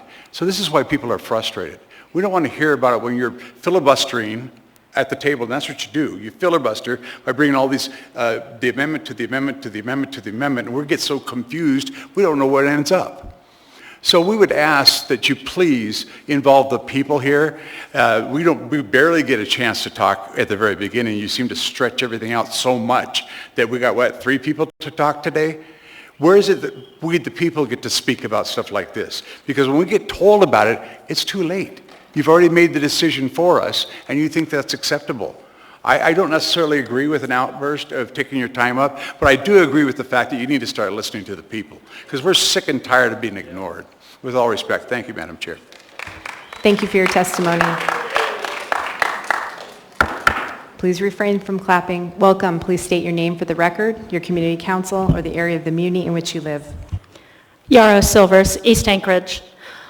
So what sheltering costs are we paying here, and who is responsible for the administration of these? And I ask this because Mayor Bronson, your mayor's report was basically one big "I'm not responsible."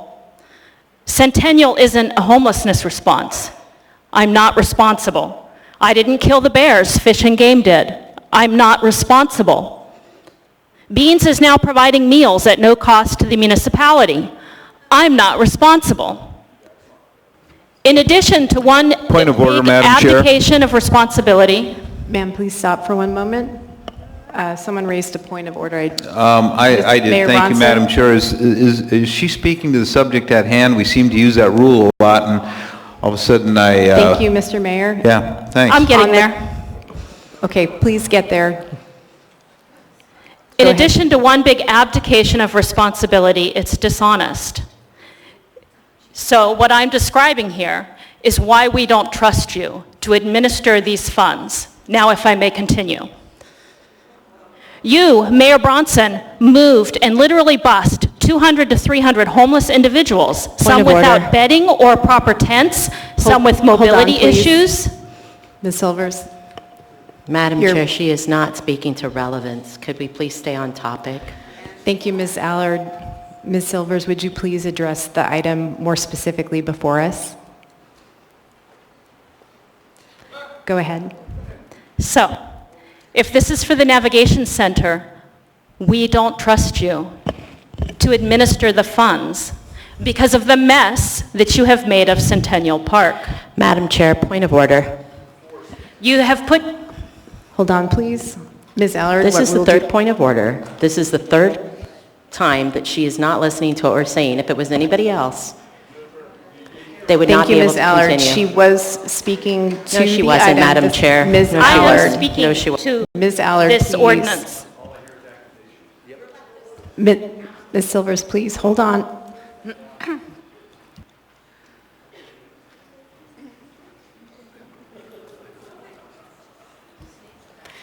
And And Ms. Allard, I remind you, you may move to overrule the ruling of the chair. Madam Chair, go ahead. She can say whatever she wants. Doesn't matter. Ms. She Allard, sides with you. those comments Don't are out talk of to me order. then. Don't talk to me. Ms. I Allard. have nothing to say to someone who's biased. Ms. Why don't you Allard, turn to you Chris? are He'll out tell you of what to order. say. Madam Clerk, please let the record reflect that Ms. Allard refused to come In to order. bold writing once again. Ms. Allard, you have been warned. What? Warned. You want to warn me again? You're biased. You're horrible Ms. to Allard, this community. I will cut off your mic if you refuse. Go ahead and cut off my mic.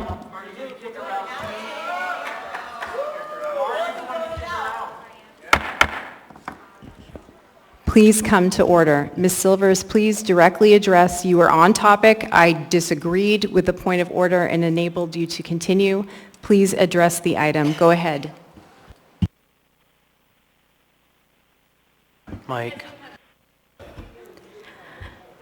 Because you have moved people into Centennial Campground, people without bedding or proper tents, people with mobility issues, with no food, no resources, Point of no order, way Madam to cook Chair. due to the burn ban, without bear-proof storage set Point up in of advance order, of the Madam first Chair. person moving in. Stop, please. Mr. Mayor, if you are raising another point of order on this item, I am not recognizing that point of order. I have ruled that speaking this item is pertaining to sheltering The aviator, costs. not the NAB Miss- Center. She's not Mayor, speaking to the you are subject out matter. of order. She has no idea what You are she is out of order. factually Sheltering wrong. costs. I'm speaking to sheltering costs, whatever they're for, That and why is- we don't trust you to administer them. Ms. Silvers, please.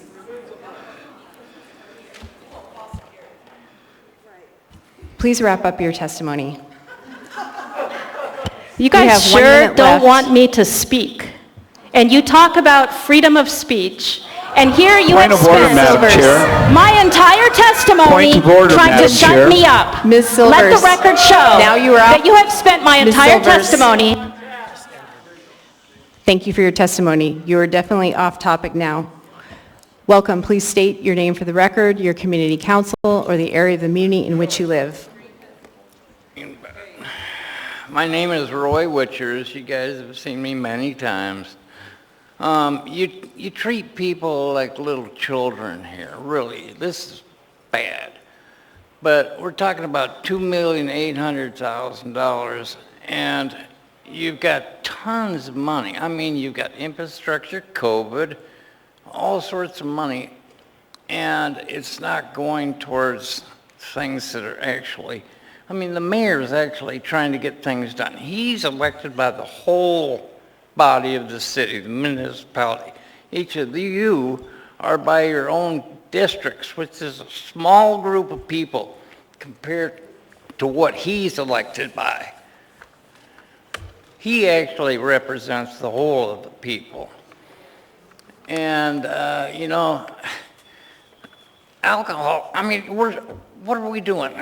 Instead of actually taking care of the people's issues, we're going for people that are a burden to our society. How much Madam did you Chair, point of order. Please stop, sir. Mr. Perez-Verdilla, what rule do you believe has been broken? Just as in the previous testimony, would you please ask the speaker to speak directly to the item? Thank you. It is. Thank you, Mr. talking about that Perez-Verdilla. money. Sir, if you would please specifically address the item before us. Go ahead. I'm talking about that money. It is about that.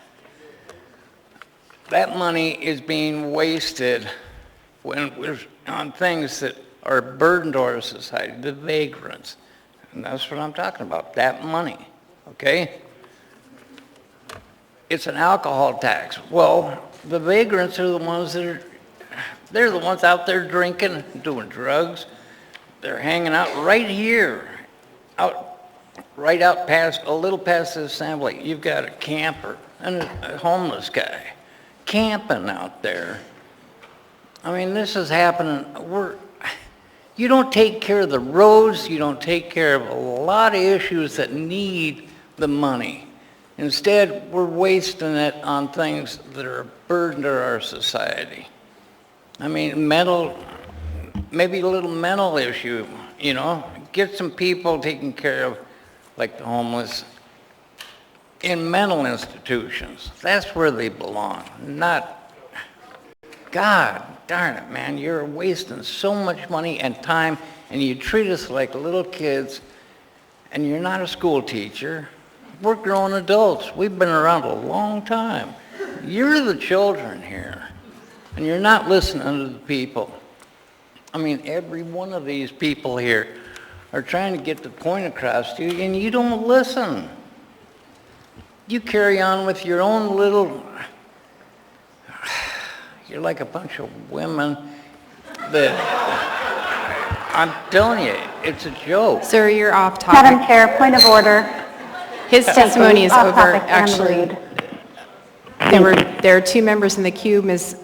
Quinn Davidson has raised a point of order. What procedural rule do you believe has been broken? Do you have any questions? Hold on, sir. I was just going to ask you to please ask the speaker to stay on topic and get a little more focused, but it I sounds can't like his hear it. It's testimony is an echo. over. Thank you. Thank you, Ms. Quinn Davidson. Ms. Quinn Davidson had a point of order to request that you speak to the item before us and stay on topic. However, your time is up, and there are two members in the queue. Mr. Dunbar, you have a question? Thank you, Madam Chair. I do have a question for Mr. Withers. Yes, or Witchers. Witchers. I'm here, well, at any rate. So this item... Dunbar, okay, hi. This item, $2.8 million to shelter folks in the Aviator Hotel, was brought by the mayor in the mayor's office. Are you recommending that we vote against the mayor's proposal? There's a lot of echo in here. What did you say again? This proposal to spend $2.8 million on sheltering people in the Aviator Hotel was brought by the mayor and the mayor's team. Do you recommend the assembly vote down the mayor's proposal? No, I'm not. I'm saying that So you do support this? I do support him. Please speak in the mic, sir. I do support him. So do you support this? Yeah. Okay. Thank you. Thank you, Mr. Dunbar. Thank you for your that it? testimony. Are there any... Thank you, sir. Oh, thank you. Are there any other members of the public who wish to speak? Anyone at all? Seeing and hearing no one, public testimony is now closed. What is the will of the body? Move to approve the S1 version. Second. A motion has been made to approve the S1 version by Mr. Constant and seconded by Mr. Dunbar. Mr. Constant? Thank you, and I would move to amend, I gotta find the exact line. Move to amend section 2 and to delete the apostrophe S through Chief Fiscal Officer so that it reads, the municipality has delegated the responsibility. And I would ask for a second. Is there a second? Second. Seconded by Mr. Volan. Go Thank ahead, you. Mr. Constant. Or actually, Madam Clerk, do you need Mr. Constant to repeat? The original, I think, does, maybe? Yeah. Thank you. So page 2, line 1, section 2, delete from apostrophe through Chief Fiscal Officer. Yep, that's it.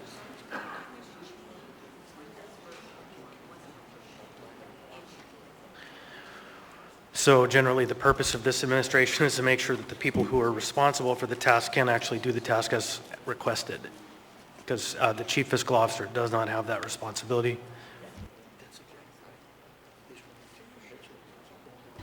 Thank you, Mr. Constant. Mr. Cross is in the queue for the amendment. Mr. Cross? Thank you. The original motion stated this was to be funded over the fund balance from alcohol beverage retail sales tax fund. Just for the public's education, through the chair, could we speak to why that was removed and where these funds will actually be coming from, just for public's education? Thank you. And Mr. Cross, if you would hold that question until we're back on the main motion, I will come back to you, since we're just on the amendment right now. Okay, I apologize. I'm looking at the amendment, the S version, and it's scratched out on that. I thought that was part of the amendment, so I apologize, and I will come back. Thank you.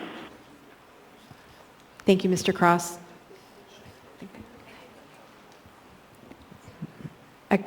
On the amendment, or go ahead, Ms. Demboski. I'm sorry, maybe we misunderstood. I was hearing Mr. Cross to say he's wondering why the amendment to the S version. Is that correct? I'm happy to answer that if that's a question. No, the question was why the S version? Oh, okay. And so first, let's get through the amendment and then come back to the main question. Thank you, Mr. Constant. Thank you, Ms. Domboski. Are there any other comments on the amendment? Any questions? Seeing no members in the queue, members may proceed to vote on Constant Amendment Number 1, Section 2, to delete the quote S through chief, apostrophe S through Chief Fiscal Officer, end quote. Mr. Cross? Yes. Ms. Quinn Davidson? Yes.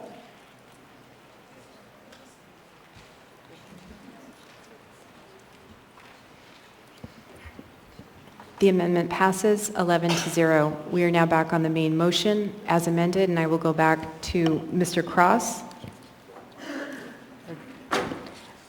Mr. Constant is happy to respond to your question. Actually, if you want to go ahead, Mr. Constant, and then we'll go back to Mr. Cross. All right, so the reason for moving to the fund balance and not using the alcohol tax funds at this time is because still there is a federal emergency declared for COVID-19, and still the people who are being sheltered under this appropriation are under a program established through the COVID-19 pandemic, which means FEMA will pay 90% of these dollars back to the municipality, just assuming all the paperwork is done and for sure in the fullness of time.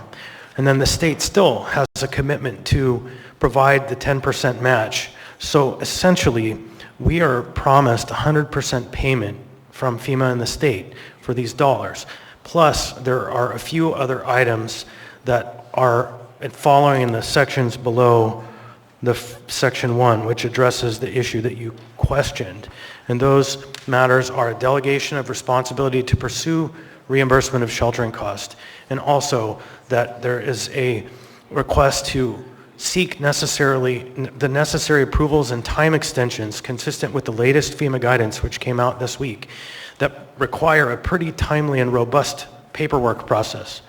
Section 4 establishes a temporary exception to the unreserved fund balance policy, and that allows us to continue to spend the funds for the COVID-19 mass care response that we will be reimbursed for. And then finally, allowing the CFO and the municipal clerk to create any conforming amendments to the resolution and the memorandum attached to ensure that this version is compliant with the amendments. Thank you, Mr. Constant. Mr. Cross, did that answer your question? Yes, it does, and I really pray that the magical FEMA tree continues to bear fruit. Thank you. Thank you, Mr. Cross. Next in the queue is Ms. Allard.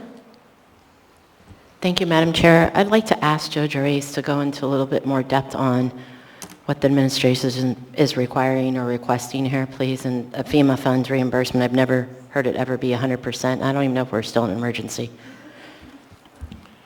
Go ahead, Mr. Gervais. A couple questions there through the chair to Assemblymember Allard. A couple questions. Yes, you are still authorized non-congregate sheltering by FEMA at a 90-10 split. The question is the person that's being sheltered for COVID-19 or being sheltered for a non-COVID-19 reason? So the problem we've had, as you are aware, and we've talked about in this room many times before, has been that we're unreimbursed for most of our sheltering at this point for a multitude of reasons. And that's why we had made this switch to the alcohol tax, because clearly a lot of this sheltering is a direct ramification of people being in some kind of homeless status. Nobody currently at the Aviator is there because they are currently dealing with recovery from COVID-19, which convolutes getting reimbursed. I'm not saying it can't happen, but we have fought this with FEMA, hence being about $80 million unreimbursed. I'd have to go to the CFO. So I heard you ask about 4 questions. Does that answer all of them, ma'am? Well, Madam Chair, may I? Go ahead. So what you're saying is because we reallocated the funds coming from the alcohol tax, this would not be considered a COVID response? We were not planning on submitting for reimbursement because we were using residual alcohol tax from 2020 identified by OMB to now pay the bill. So we wouldn't try to get reimbursed for this. we would just run the response with this money that was residual alcohol tax. Thank you. Thank you, Madam Chair. Thank you, Ms. Allard. Thank you, Mr. Gerace. Mr. Constant? Yeah, thank you. I thought that we had upped our reimbursement game. Do we have a detailed or a basic report on that? I thought that the departments had been very successful recently. So, do you want me to take? So the answer to the question is that we historically have not been well reimbursed, particularly for congregate sheltering being the Sullivan Arena. We have been reimbursed for some sheltering like the Q&I at the guest house, but we are over $80 million unreimbursed. We have been well reimbursed for testing. We've been well reimbursed for some of the vaccinations we did. In the tune of it, I don't want to speak for the CFO, but I believe we're about $140 million spent, and we've been reimbursed $40-ish million, and I look to my bosses here, but we are heavily unreimbursed for the congregate and non-congregate sheltering. And if I may just add on to answer your question, Mr. Constant, through the chair, we are aggressively going after FEMA reimbursements. In fact, I had a meeting last week with the director of OEM and OMB and our ancillary staff that aggressively go after that, and we're re-looking at the contractor that assists us with actually filing all the FEMA documents. We're looking at potentially expanding his contract to be able to put more oomph behind the amount we're going after. So we are actively going after it.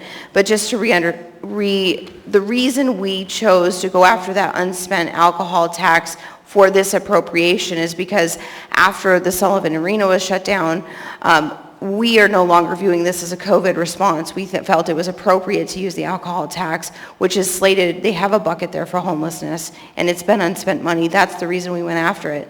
So, I mean, there is a potential risk there, as the health director indicated, if you're trying to use COVID response money and get FEMA reimbursement for a use that's not necessarily people are in this location for COVID. It's just something you should know. Yeah, and I wouldn't characterize my intent as seeking reimbursement for services not related to COVID. I would suggest that the people who have been housed at that place have in fact been there since it opened for the purpose of COVID response. And so it's fair another person may characterize it a different way, but I would not characterize it that way. Thank you, Mr. Constant. Thank you, Ms. Zamboski and Mr. Gerace. Next in the queue is Mr. Dunbar. Thank you, Madam Chair. And Mr. Gerace, something you said there was interesting to me. You said, we are not pursuing FEMA reimbursement for this if we were to go on this initial funding source. But I'll say two things. First, it was never the case that people were being housed in these facilities because they were suffering from COVID. It was part of our COVID response because places like Brother Francis had to decompress and reduce their number of beds. And my understanding is they still have a policy there that we have a drastically reduced number of beds, in part because of COVID. And so I think this still fits in COVID response because COVID has changed the number of other beds available.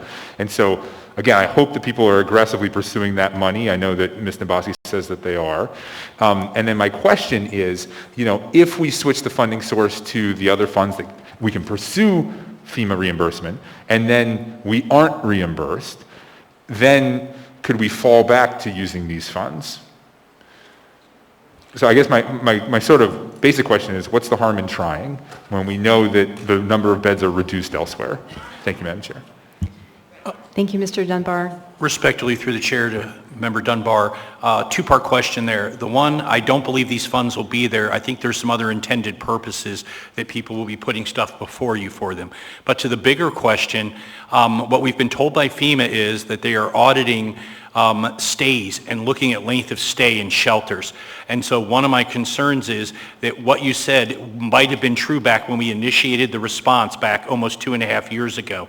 But what we have now is Brother Francis is not decompressed currently because of COVID. They are decompressed. What the city has seen, they cannot find staffing. And they have reopened. They are actually at a significant number. I believe last count was 85 or 87. I'm not sitting here super up to date today on it, but they have reopened. We've opened the sockeye, which wasn't available before, so my concern is from an audit standpoint, if they were to look at that and look at beds before and after the response, they may find, due to the hard work of this body and some people in this town, that we actually have more beds than we did before. And so that is my worry, that as I'm just being truthful, I've advised this body since I came on that I was worried about FEMA reimbursement when we can't tie directly. Thank you, sir. Can I do a follow-up here, Madam Chair? So Go ahead. Thank you. 85 beds at Brother Francis is drastically reduced from pre-COVID. I mean, there was a time when there were, I think, 240 people at Brother Francis. Immediately before COVID, I don't know if they were quite at that level, but they were, I believe, they were above 200 people. So to me, that still seems significantly decompressed. And the kinds of beds, correct me if I'm wrong, but I think the kinds of beds available at the sockeye are of a different nature, largely than the kind of beds we're talking about at Aviator. Isn't that correct? Because there are complex medical needs at sockeye? Yes, sir. The answer is we call it medically fragile. It's called complex care, but what we did was that care was originally provided at Brother Francis. Brother Francis relocated that service, allowing Brother Francis to return to its true traditional low-barrier shelter for that area. So that's been the change in operation with the addition of the sockeye Inn, sir. Thank you. I'll just say the last thing is that reduced staffing is a COVID impact. I mean, a lot of the reasons people can't find staff is because of the long-term impacts of COVID. Thank you, Madam Chair. Thank you, Mr. Dunbar. Thank you, Mr. Gerace. Next in the queue is Mayor Bronson. Thank you, Madam Chair. And just to provide a high-level outlook on this, there's a few things that worry us day to day in the city here from a management standpoint. One is the port, certainly homeless, but this somewhere around $80 to $86 million failure being reimbursed. That money is going to go to the taxpayer at some point once we learn whatever portion of that's going to be a huge tax bill to the homeowners in the city. And I just want to, that's why we always want to drive the money, these expenses, to the accounts that actually have real money that's ours, and that's the alcohol tax. I just wanted to point that out to the public. Thank you. Thank you, Mayor Bronson. Please refrain from clapping. Mr. Constant? Yeah, thank you. Then I broadly and strongly support additional funding to ensure that you have the staff and exceptional contractors you need to make sure that these funds at the highest level can be reimbursed. And I know Ms. Quinn Davidson and I went and really fought and found success through a couple of senators' office to ensure that FEMA did the right thing for the municipality of Anchorage after the earthquake. And so, and I would offer that the alcohol tax money is the people's money, just like this or the other pot of money, and we have to be just as careful with each of those pots. Thank you, Mr. Constant. Seeing no other members in the queue, Mr. Perez-Verdia. Thank you, Madam Chair. I guess I have a question and a possible, we're on the main motion, correct? Or yes, thank you.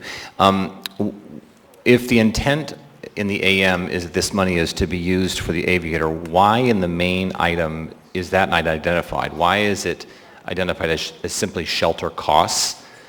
Is there an intention to use it in a different way? Is that why it was left vague?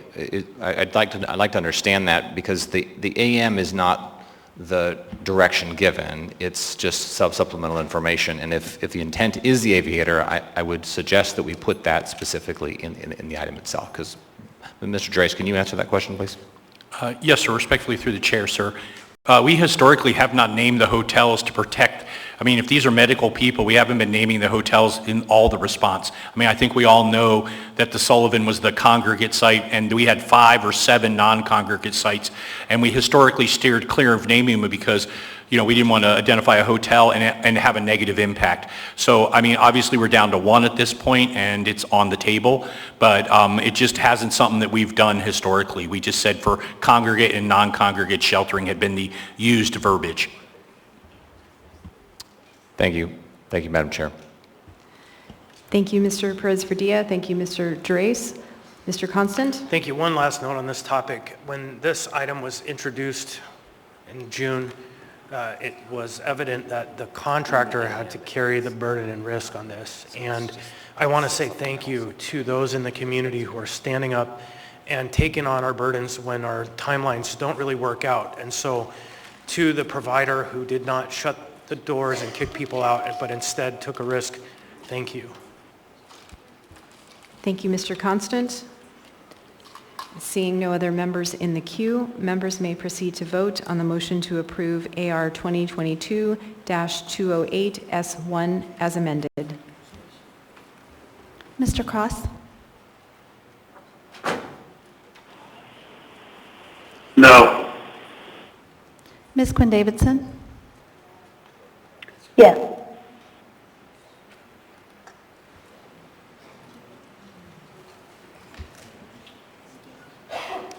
Item 14C passes 9-2. We will now go to the 15s. These are quasi-judicial items that typically involve applications for a liquor or marijuana license and/or special land use permit for alcohol or marijuana.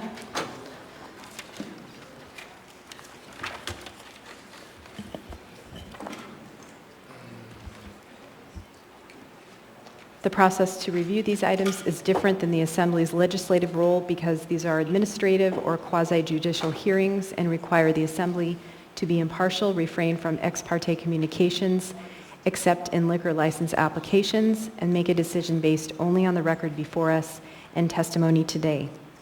The next item is 15A, Resolution Number AR 2022-210, a resolution of the Anchorage Municipal Assembly approving an alcohol special land use permit for a winery use and license number 5971 for Hive Mind Meadery LLC in the I-1 Light Industrial District. Way of reading. Thank you. Public testimony on this item is now open. Are there any members of the public who wish to speak? If so, please come forward. For the record, your community council, the area of the muni in which you live. Dustin Darden. I'm in the District of the United States of America in the state of Alaska, running for United States Senate, top tier candidate. I'm going to be in the general. So this Hive Mind permit, once again, I find it very important that when you have a job, that you show up and perform. Once again, I'm standing in this line and I see a vacancy behind me. I don't see the people who run the Hive Mind. They're right here. I heard someone say you're here? Okay, thank you for showing up. Mr. Darden, please address your comments to the body. Thank you, Chair, for the correction. With that being said, my dispute would be that exact word I just spoke. These gentlemen are taking it upon themselves to show up to a resolution. I find that commendable. On top of the naming of their establishment, Hive Mind. In a time of a bee emergency, Hive Mind has made it a point to elevate the little critters that pollinate our zucchini squash, that pollinate our apple trees, that pollinate the potatoes, that Mr. Darden, make the wine. Please speak specifically to the item before us. Thank you, Chair. I appreciate the dialogue. Now, I just want to say thank you, Hive Mind.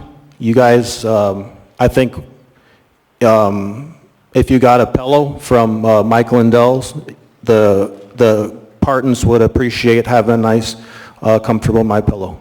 God bless you and God bless America. Thank you for your testimony. Are there any other members of the public who wish to speak? Anyone at all? Seeing and hearing no one, public testimony on this item is now closed. What is the will of the body? Move to approve. Second. A motion to approve has been made by Mr. Constant and seconded by Mr. Peterson. Is there any discussion?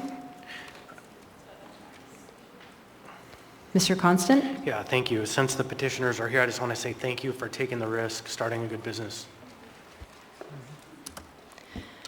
Thank you, Mr. Constant. Seeing no members in the queue, members may proceed to vote on the motion to approve resolution number AR 2022-210. Mr. Cross? Yes. Ms. Quinn Davidson? Yes. Item 15A passes 12-0. We now have before us item 15B. Madam Chair. Ms. Allard? I apologize. 14C, I voted too quick. That's why I was over here giggling, and I need to move to have a vote of reconsideration, please. I wanted to change my vote to a no vote.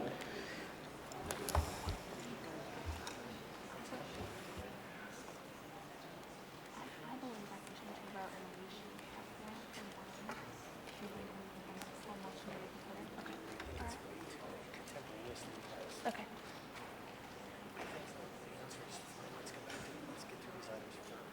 That's up to you guys.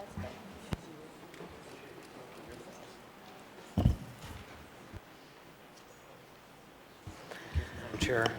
So, Ms. Allard, you have made a motion to... She cannot. Oh, you can. You're in the affirmative this time. Thank you, Mr. Constant. You can. Ms. Allard voted in the... You voted in the affirmative, so you may make a motion to reconsider item 14C. Madam Chair, I'd like to make a motion to reconsider item 14C, please. Second. Seconded by Mr. Constant. Thank you. And Ms. Allard, I believe you spoke to your motion. Yes, ma'am, I did. Thank you. You wish to change your vote. Members may, seeing no one in the queue, members may proceed to vote on the motion for immediate reconsideration or reconsideration of item 14C. Mr. Cross? Yes. Ms. Quinn Davidson? Yes. Is Ms. Solid? Oh, did Ms. Solid leave again? Okay, sorry. The motion to reconsider item 14C passes 11-0. We now have item 14C before us. AR 2022-208S1.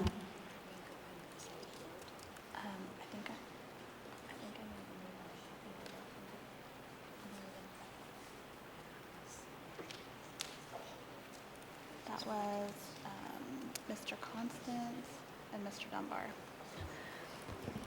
Do Mr. Constant and Mr. Dunbar concur, agree to a motion to approve as you made the original motion? And were the second, Mr. Dunbar? Okay, so the motion to approve is before us. It was seconded by Mr. Dunbar. Members may proceed to vote on the motion to approve AR 2022-208 S1 as amended.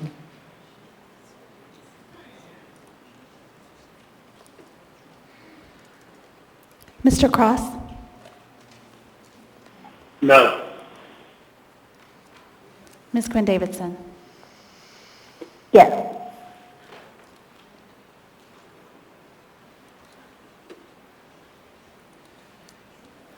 Item 14C passes 8-3.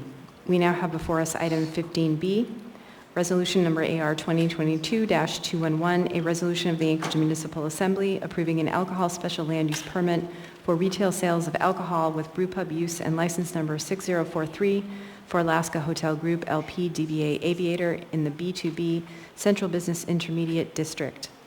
Waive reading. Thank you. Public testimony on this item is now open.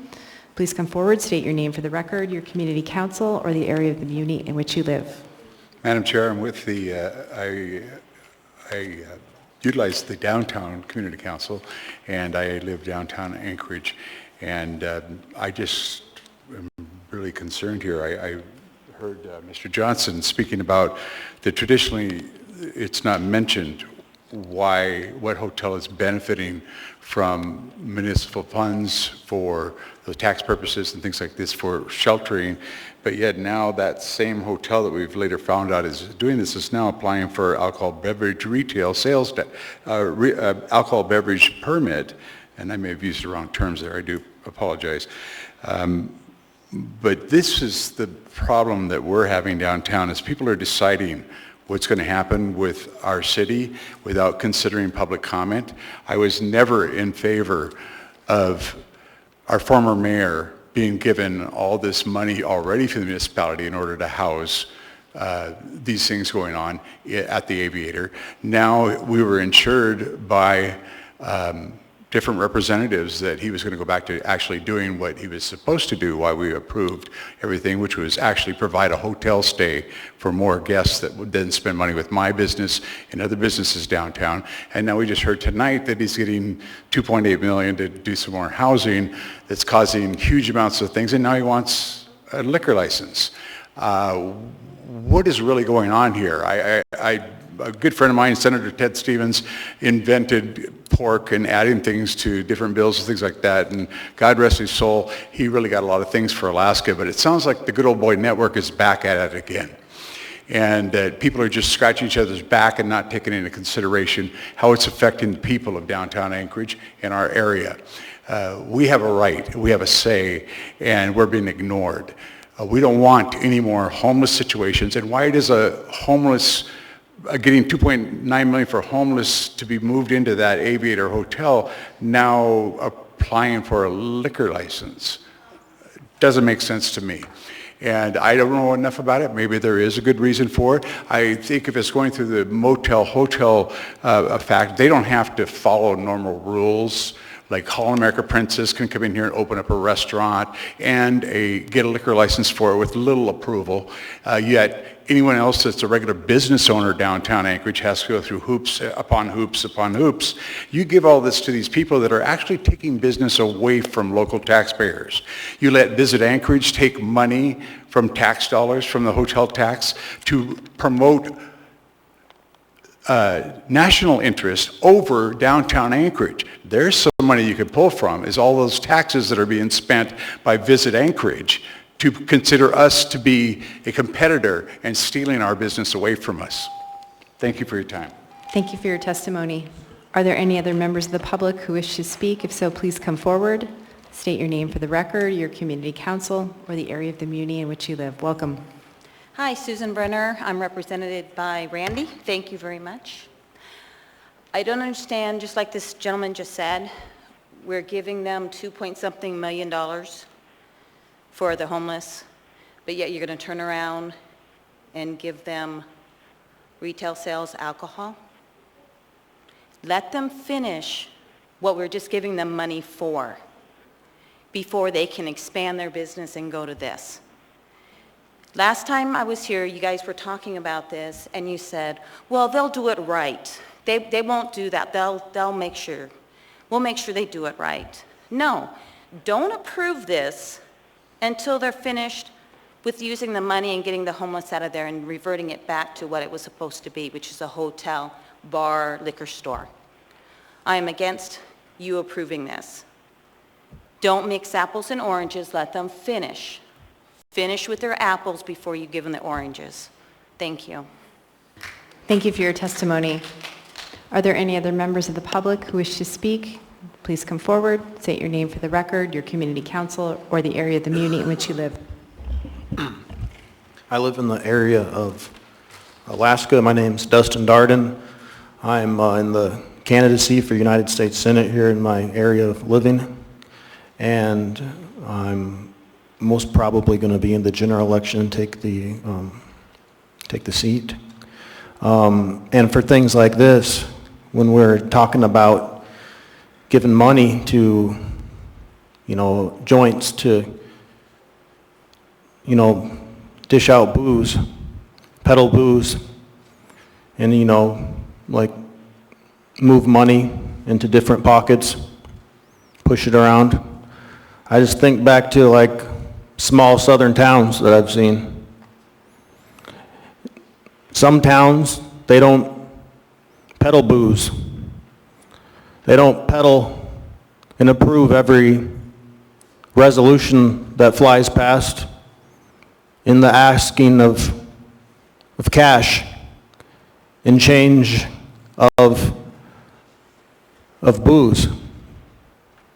So to buck the bull, to jump on the bull, what they do is they make it not such a man, or not such a male, because bulls are male and female, and they make them not such a male. Like this woman Palin was talking about. But to take a person that's compromised already and to weight them down with something you know that's not going to help them, you had an option of going left, or you could have gone right. I say you go right down the center, and you just say no.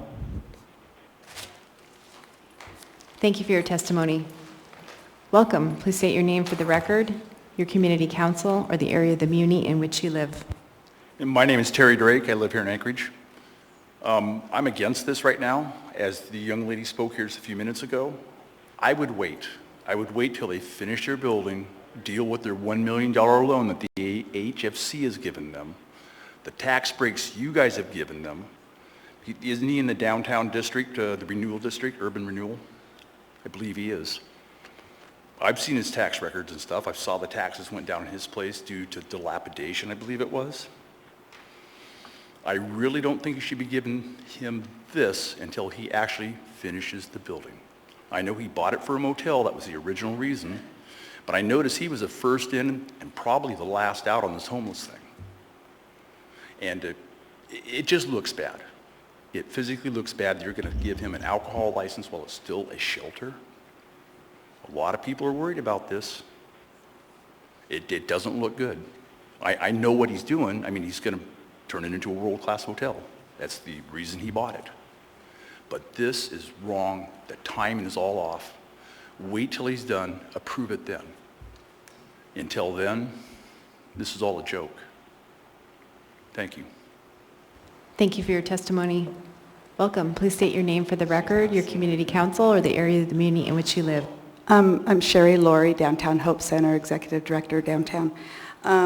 So in the current numbers put out by the coalition, there are 237 individuals at the Aviator that are coming out of mass care. That's part of the exit strategy. That's a lot of people to be at a hotel that you're going to give a liquor license to that are struggling with that issue. And on top of that, there's another group down there of 80 that are supposed to be work ready that just got $900,000 at the last assembly meeting. So I agree with the woman that spoke that let's get the homeless through there before it becomes a world-class hotel with a bar. I totally disagree with having a liquor license down there. I think it'll just add to the problem.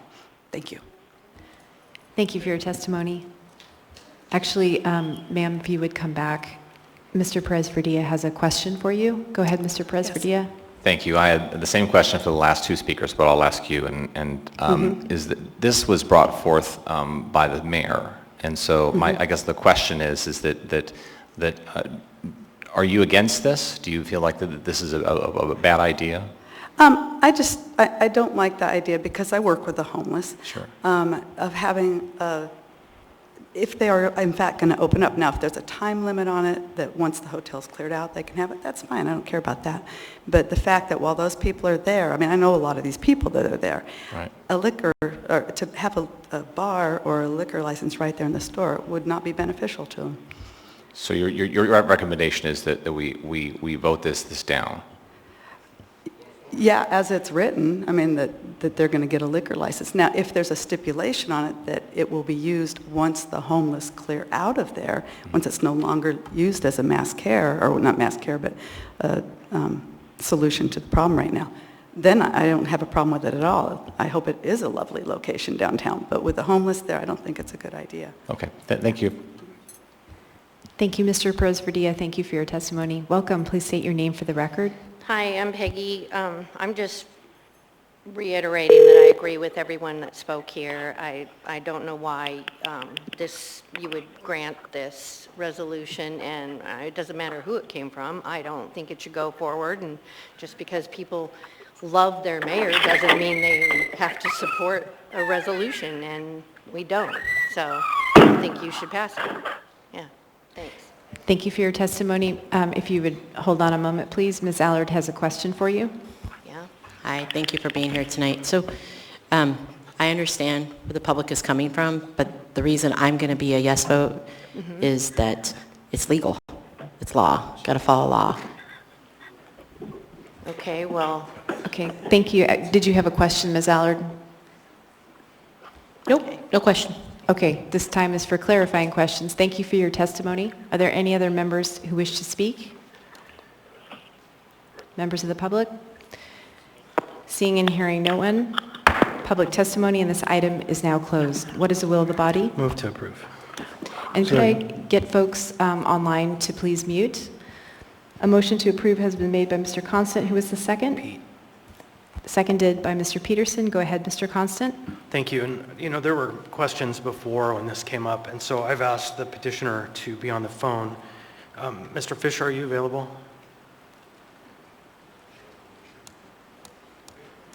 Are you there? Maybe we'll try to call you. Hold on.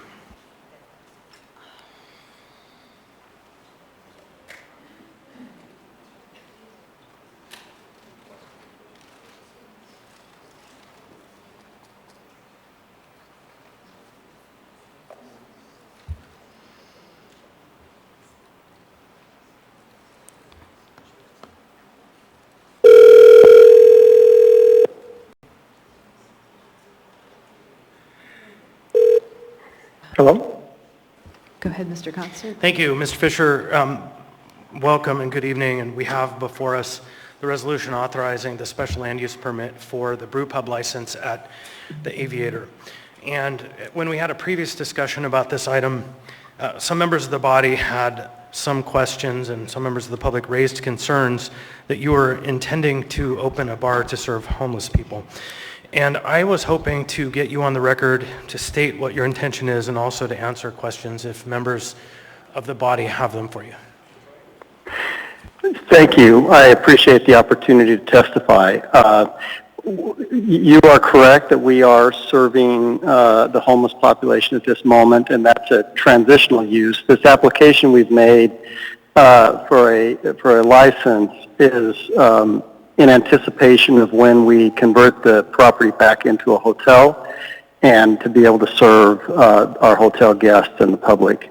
We have no intention, and we're happy to stipulate it and put it in any writing that may be necessary. We have no intention of serving alcohol to the homeless population or running any kind of a bar or liquor, utilizing the liquor license while the homeless population is in the property. Thank you, and that's enough for me, but I know some other folks had questions before, so just hoping if others have questions, you're here. Thank you, Mr. Constant. Thank you, Mr. Fisher. Do members have questions for Mr. Fisher? Mr. Voland, go ahead.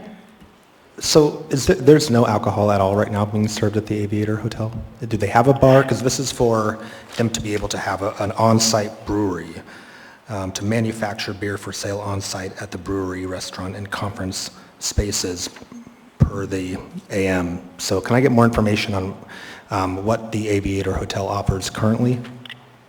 We don't offer any alcohol at all. We have a small little market that sells, sodas and things like that, but there's no alcohol sold on the premise at all. And in fact, we don't allow the guests to consume alcohol on the premise. So, we're not doing anything like that. Is this a time where I can give my opinion or just ask questions? Actually, you can go ahead and speak to the main motion. Okay. I just want to state on the record that I share the concerns of the folks who just testified, and that if we are going to be housing a lot of unhoused folks in that hotel, it just seems to me the optics of this don't look good. And I would be, I guess I would want to have that in writing around the time frame of converting it back to a hotel. You know, I think having a beautiful hotel and a brew pub downtown could be cool. We have a few of those now, but yeah, I think we need to think about the purpose of what we're going to be using the aviator for. So just wanted to say that. Thank you, Mr. Volin. Mr. Gates? Thank you, Madam Chair. I just asked to speak because I think the staff packet answers Mr. Volin's question. The staff packet attached to the AEM on page 2. First paragraph under site description and proposal, there's a couple sentences here. I'm going to read from the middle. The hotel has a previous site plan approval for an original beverage dispensary tourism license and a duplicate tourism license on the 3rd floor and associated patios, decks of the hotel.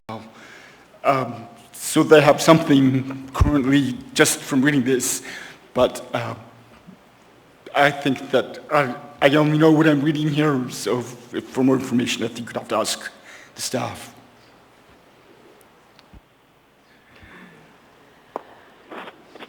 Thank you, Mr. Gates.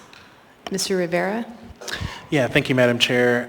So my question is for the applicant on the phone. So I'm wondering, sir, if you could just walk us through a little bit on the timeline here, because we didn't really mention this when we discussed the 2.8 million, but the aviator is not going to be a COVID-19 response forever. There is eventually going to be a transition. So if you could just talk a little bit about the timeline, and then you know, some of the lead time that you need on these things, because if we were to approve this today, it's not like, maybe I'm wrong, but I don't think you could just tomorrow open up a bar at the aviator. So if you can just walk us through that, that'd be helpful. Thank you.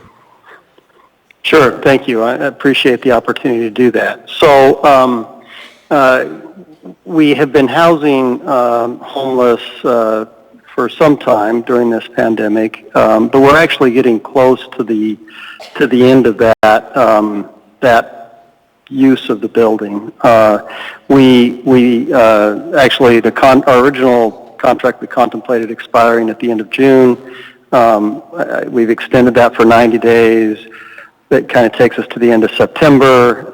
If there's a need, maybe there's another 30 or 60 days of that kind of housing the homeless population. But by kind of September, October timeframe, we will be out of that business and in the process of renovating rooms and renovating the property. Our goal is to be operational by the summer of 2023, and that will, in essence, necessitate really vacating the property of any occupancy so that we can do the work that needs to be done. And so there will be a fairly meaningful gap between when the homeless population is being housed there and then when it will open up as a hotel. And today, as I mentioned before, we don't have any operations. Our kitchen has been disassembled. The bar, what was formerly the area that housed the bar, is kind of been demolished. So there's really not any infrastructure that could support that use of the space, and then that won't change until the property is renovated. And the bulk of the renovation, we started replacing the roof now, and we'll be doing some things like that can actually be done while the building's occupied. But the bulk of the renovation will start happening this fall and then through the winter. And just by nature of that work, the building will need to be unoccupied, and so it will not be utilized as a homeless shelter or any kind of occupancy during that period. Again, with the goal of reopening in kind of the summer of 2023. Great, thank you, sir, for walking us through that timeline. I think that was really helpful, and I think that gives me the confidence, and hopefully members of the public confidence, that this just isn't a timeline to get something done so quickly. They have a plan, and I trust them to get that plan done. Thanks. Thank you, Mr. Rivera. Would folks on the phone please mute? I think I heard a train. Next in the queue is Ms. Allard. Thank you, Madam Chair. Mr. Gervais, you're over the site of the Aviator Hotel. Could you tell us a little bit how you're going to manage that, if there's alcohol on site, or what's going to come next, please? Assemblymember Howard, through the chair, there is going to be no alcohol on site. We manage our contractors heavily in the contract, so this money doesn't just go to them. It comes with about a 40-page document that lays out what we expect from them from reporting. Mr. Fisher has been nothing but responsive when we've had problems, anything related to a client. The space that they're considering putting this in, we're currently using for a little mini operations center there with distribution of food and stuff like that. So the space that we're hearing about right here is currently pressed in service for something else. Second, we regulate all of our response contractors. We have over 50 of these contracts, and it says exactly, and it enumerates, and if we find something in default, not in default, but if we find a gap, we just add a clause, and they basically sign a new contract. You know, you see contract modification. I think we're on number 12 for some contracts because we've detected 12 things that needed to be fixed. Thank you, Madam Chair. Thank you. Thank you, Ms. Allard. Mr. Volan? I think this is where I need a little help from the body as a newbie. Is this something that we can delay until September? Could we move to postpone? You can certainly put forward a motion to postpone. I would like to make a motion to postpone until September, just to give the public more confidence.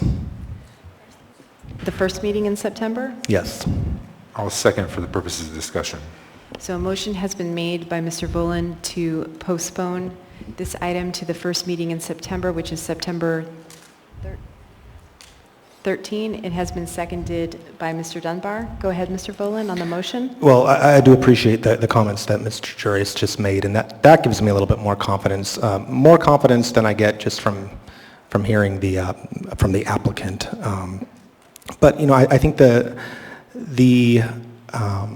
comments of the public that have been put forward, like I said, I share those concerns, and I think we should be giving the public every confidence that we want to house the homeless in a way that is responsible and that considers off-site impacts.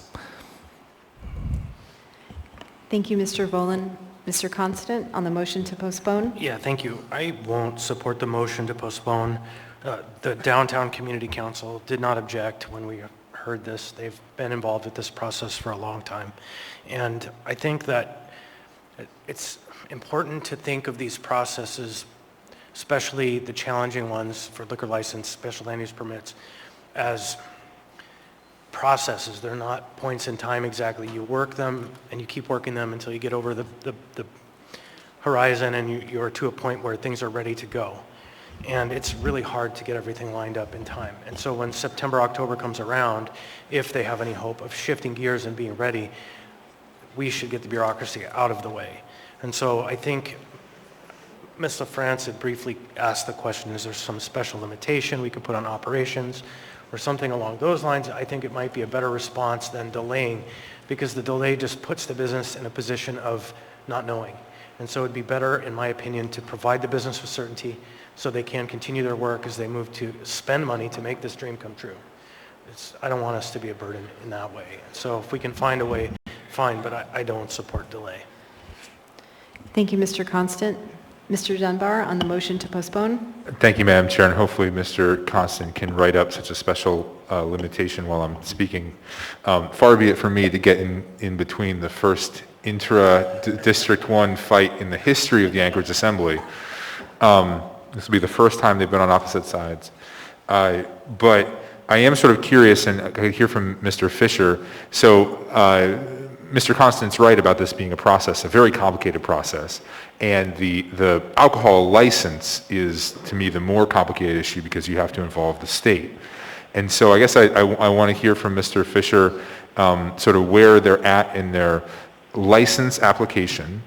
And then it sounds like, and correct me if I'm wrong, that postponing this SLUP, the special land use permit, to September would not materially impact the time that you open because, as you said, you know, it's going through at least October before you even kind of start down that road. So can you speak to those two questions, Mr. Fisher?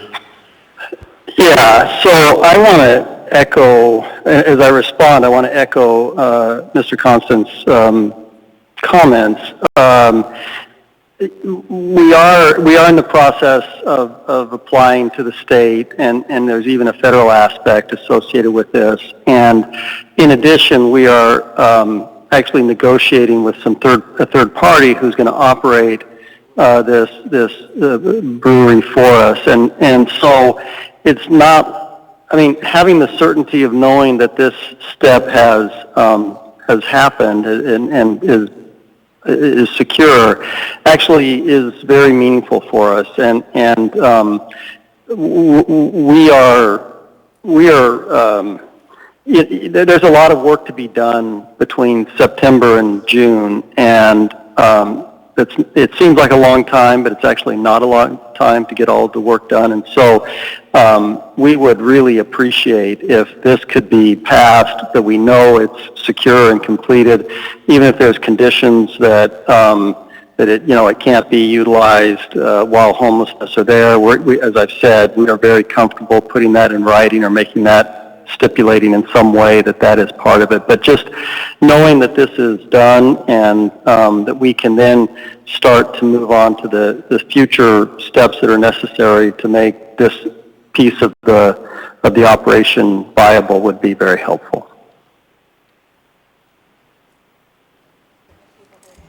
Any follow-up, Mr. Dunbar? No, thank you, Madam Chair. Mr. Volan? I'm sensing that there may be a better vehicle than my motion to postpone, and I'm open to hearing that. And with that, I will withdraw my motion to postpone this until the first week of September. And the second agrees? I do. So the motion to postpone to September 13 has been withdrawn with the second's agreement. Mr. Constant? Thank you. I move to amend page 2, line 21, adding a new section 7 that states, under the limitations, operation of the licensed premises shall not occur during non-congregate COVID-19 sheltering. Second. And then renumber section, yeah. So thank you. And I might not have the language exactly right, but.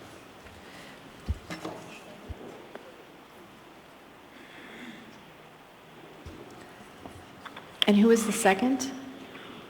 'Twas I. Oh, looking wrong direction. Seconded by Mr. Rivera. And the clerk is just getting the language of the amendment. Thank you, if I might, Madam Chair. Go ahead, Mr. Constant. So the effect of this is to establish a limitation that while the non-congregate sheltering is happening, a licensed premises cannot operate there. Simple.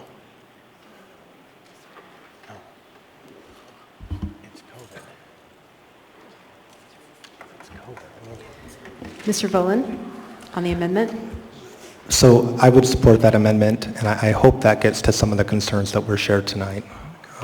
Thanks. Thank you, Mr. Volan. Mr. Rivera? Thank you, Madam Chair. I think it's traditional practice for us just to make sure that the applicant is okay with these types of conditions, because sometimes applicants can see them as onerous, but I suspect this one does not. Are you okay with us putting this condition on the SLUP, sir? Yes, we are. Thank you. Thank you. Thank you, Mr. Rivera. Thank you, Mr. Fisher. And the amendment is now up on the screen.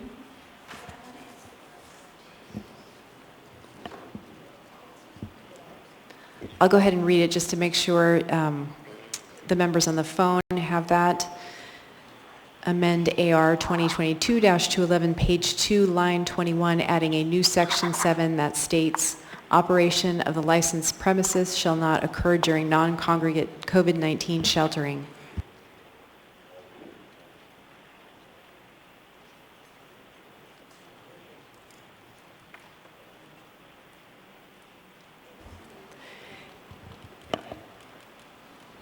The amendment will include new numbering. Existing number 7 will become number 8. Seeing no other members in the queue, members may proceed to vote on the amendment.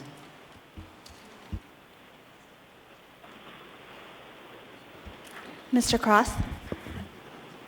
Yes. Ms. Quinn Davidson? Yes. The amendment passes 12-0. We are now back on the main motion as amended.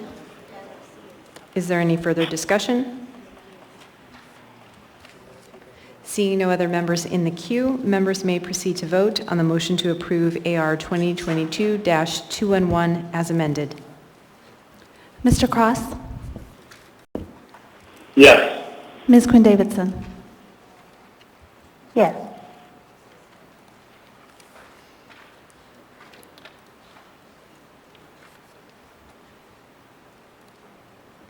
Item 15B passes 12-0. We now have before us item 15C, resolution number AR 2022-212, a resolution of the Anchorage Municipal Assembly approving an alcohol special land use permit for a package store use of license number 1561 for Liquor Stores USA North, Inc., DBA Brown Jug in the I-1 Light Industrial District. Chair, before we open the public hearing on this item, I'd like to make a motion to change the order of the day, to take up 15E prior to this item. A motion has been made by Ms. Zalatel to take up item 15E next. Is there a second? Second. Seconded by Mr. Constant. Go ahead, Ms. Zalatel, on your motion. Thank you. It's my understanding that the next item may be lengthy, and I know that the 15E item is one that the applicant is very anxious to get before us to be considered for approval at this meeting. Thank you. Thank you, Ms. Zalatel. Seeking unanimous consent on the motion to change the order of the day to take up item 15E. Seeing and hearing no opposition, the order of the day has been changed, and we'll take up item 15E now. Resolution number AR 2022-213, a resolution of the Anchorage Municipal Assembly approving an amendment to an alcohol special land use permit for the retail sale of alcohol with brewery license number 5359 for Clapp Liquid Industries, LLC, DBA Sinusured Brewing in the I-1 Light Industrial District. Waive reading. Thank you. Public testimony in this item is now open. Are there any members of the public who wish to speak? If so, please come forward, state your name for the record, your community council, or the area of the muni in which you live. Dustin Darden. I'm live in the District of Alaska. I'm running for United States Senate. Under the current resolution, in reference to the last resolution, with acknowledgement to the opportunity to make input to the body to make amendments to resolutions clearly, in the understanding that words and vocabulary have significant consequences, in such a shelter being used to house people under derivative of COVID-19, a word that subjugates Madam Chair, a point of time. order. Madam Chair, point of order. Mr. Dunbar? The speaker is not addressing the item before us. Thank you, Mr. Dunbar. I agree. Sir, please speak to the item before us. Through the chair, I appreciate your opinion. Mr. Dunbar, you have one of those, like various other Mr. body Darden, parts. speak to the item before us, please. Thank you for the interaction, LaFrance. As I was stating, the resolution we just made was in context of adding amendments, was it not? Rhetorical question, not authorized to or required to answer that by any means. Now, have you heard of the word I was trying to get to today was the word COVID-19. Mr. Darden, you're way off topic. I'm ending your testimony. I appreciate your interaction. I have warned you 3 times. I've warned you repeatedly. Please step away from the podium.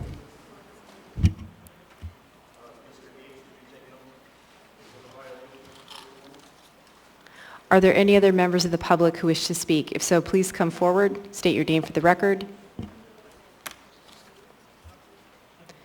Seeing and hearing no one, public testimony on this item is now closed. What is the will of the body? Move to approve. Second. A motion to approve has been made by Mr. Dunbar and seconded by Ms. Zalatel. Is there any discussion?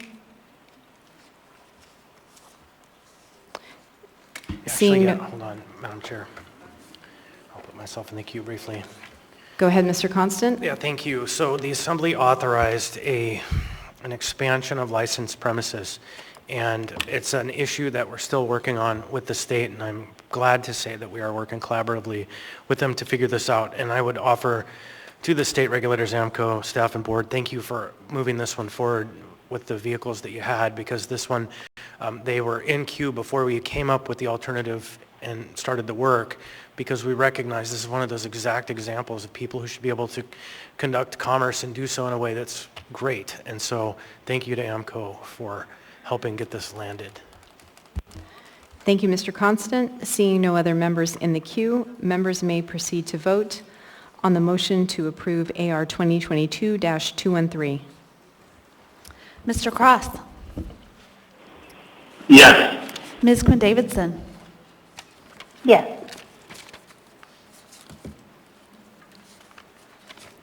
Item 15E passes 12-0. We will now go back to item 15C. I will reread the item into the record, and then I will start with one person on the phone and go to the person coming forward here.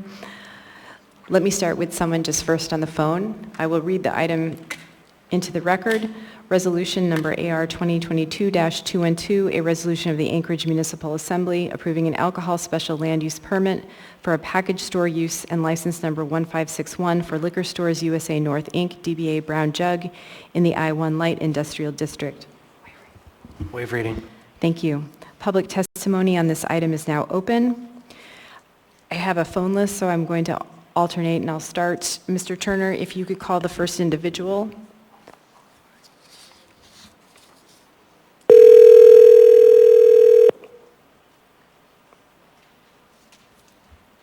Hello, this is Anna. Hi, is this Ms. Fisk? Yes, it is. Hi, this is Suzanne LaFrance. You are on for public testimony on item 15C, AR 2022-212. If you go ahead and state your name for the record, your community council, or the area of the community in which you live, you'll have 3 minutes. Sure. Hi, my name is Anna Fisk. I'm the Vice President of Brown Jug. Privately, Ms. Alatel and Mr. Rivera represent me. Would it be okay with you, Ms. LaFrance, if I addressed both 15C and D? I think they are both relating to Liquor Stores USA North. That's fine. Okay. Members of the Assembly, thank you for the opportunity to discuss the 2 Brown Jug applications relating to a special land use permit and a liquor license transfer to the proposed location on Huffman Road. I have reviewed the formal objections filed by Rabbit Creek and Old Seward Ocean View Community Councils. I have presented twice at the Old Seward Ocean View Council meetings, so I am aware of their specific concerns. I would like to take this opportunity to provide clarification on several questions regarding the impact of placing a Brown Jug store in this area. The first is regarding the impact Brown Jug will have on traffic in the area. Starbucks is the other lessee in the proposed location. Their busiest hours are the reverse of Brown Jug's, morning versus evening. Huffman Road between Old Seward Highway and Elmore is officially designated as a minor arterial 2, according to the official streets and highway plan published by the municipality of Anchorage. A minor arterial 2 average annual daily traffic is between 10,000 and 20,000. Kenny Engineering provided a traffic report in 2021 showing that the potential total trips for the corridor to be 8,167 daily weekday trips. This is well below the average for a minor arterial. A revision performed by Kinney Engineering in 2022 based on the actual planned square footage of the brown jug reduces those initial trips cited by 167. And in that original 2021 traffic report, brown jug came in second to last in daily weekday trip generation compared to the 8 other businesses in the area. The second question relates to liquor license congestion in the Old Seward Ocean View Community Council area. Alaska Denali Winery has permanently closed, meaning that the net total active liquor licenses for the area remains the same, even with the addition of brown jug. Of the total licenses in the Old Seward Ocean View boundaries, only 27%, or 3 of 11 total licenses are package stores. For comparison purposes, Midtown has 9, Northeast has 11, Taku Campbell has 8, etc.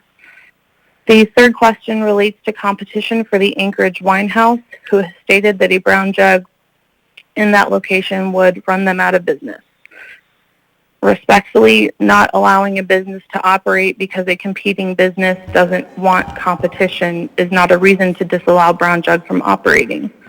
Thank and you. The last point, may I finish? I just have one more point. Just really quickly, if you could just wrap up. Super fast. The last point is that if the brown jug applications are denied, another business would go into that space. So if the primary concern is traffic congestion along Huffman, the process of the applications really accomplished nothing to change the traffic situation. The initial traffic study proved there are multiple other business types that increase daily weekday trips far more than a package store of that size. Thank you. Thank you for your testimony. I will now go to in-person, and then we'll go back to the phone list after that. And I just want to call attention to the time. There are 10 minutes left. Perhaps I could get a motion to extend. Motion to extend the meeting. To? Until, what time is it right now? Until 11:30? This is the button. There we go. Is there a second on the motion to extend until 11:30? Second. Seconded by Mr. Peterson. Seeking unanimous consent on the, no, okay. Go ahead, Ms. Alatel. Thank you. Are all the must-pass items done for the evening? I see Ms. Demboski shaking her head yes.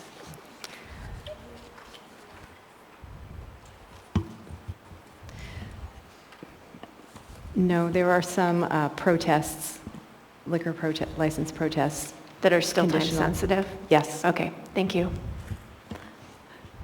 Members may proceed to vote on the motion to extend to 11:30.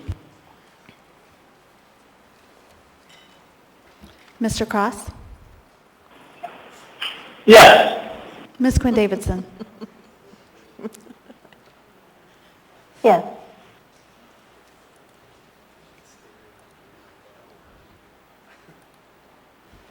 The motion to extend passes 9-3. And finally, welcome. Please state your name for the record. I want to thank the Assembly for a chance to appear this evening. My name is Carol Fuller, spelled F-U-L-L-E-R. And ma'am, you are representing a community council? I am Vice President of the Old Seward Ocean View Community Council. I've lived in Colonial Manor in South Anchorage for 43 years, and I'm a resident of the state of Alaska for 53 years. Our community council is in opposition to the proposed location of the Brown Jug Liquor Store in what is being called the development of Huffman Square behind the new Sonic restaurant on Huffman Road. Rather than read the whereases of our resolution 2022-01, which is in your packets, I thought I would give you the highlights of what led to our resolution. The proposed location of this packaged liquor store is within a one-block area of 4 established liquor stores, the Oak and Keg in the Cars Huffman Mall, Raven's Ring Brewery on Industry Way, the Anchorage Wine House, and Speedway, formerly the Tesoro gas station that also sells liquor. In addition, this new Brown Jug would be within a half to 1 mile of 3 other liquor stores, Value Liquor, Crush, and the Alaska Wine Grotto. The proposed location will be just adjacent to a marijuana retail store, a Starbucks drive-through, and of course the Sonic drive-through restaurant, causing an estimated increase in traffic to the area of over 68%, which was the Muni Traffic Department study commissioned to Kinney Engineering. Old Seward Ocean View Community Council passed this resolution to oppose this package store location by a vote of 15 yeas, 1 no, and 2 abstains. The Rabbit Creek Community Council has also submitted their resolution opposing this brown jug location. Over 500 local residents have signed a petition opposing this proposed jug location. At the June 28, 2022 AMCO hearing, public testimony provided by Old Seward Ocean View Community Council and others regarding the oversaturation of liquor stores in one condensed area and the major traffic impact concerns resulted in the AMCO board postponing its decision to approve the license transfer until September 22, which occurs after this assembly meeting. Since April 2021, the Old Seward Ocean View Community Council has submitted written communications to the Muni Planning Department, the Traffic Department, the Assembly, and the developer concerning the overall impact to this small economic business area. Concerns were stated in 2021 Community Council meetings with Muni Traffic and Assembly District 6 members present regarding the anticipated high traffic impacts to this location. State of Alaska Title IV, quote, controlling alcohol in Alaska cities and villages, end quote, states in part a restriction of 1 package store per 3,000 population. The Old Seward Ocean View Community Council area has approximately 4,900 people over the distance of 3 miles, according to the U.S. Census Tract 27.13, which is almost the same boundary of the Old Seward Ocean View Community Council. In summary, the community in and around this new location has voted opposing this brown jug location in Old Seward Ocean View committee meetings of March 23, 22, and April 27, 22, and members are supportive of the Old Seward Ocean View Community Council efforts to communicate these community concerns to the Assembly. Thank you. Thank you for your Questions? testimony.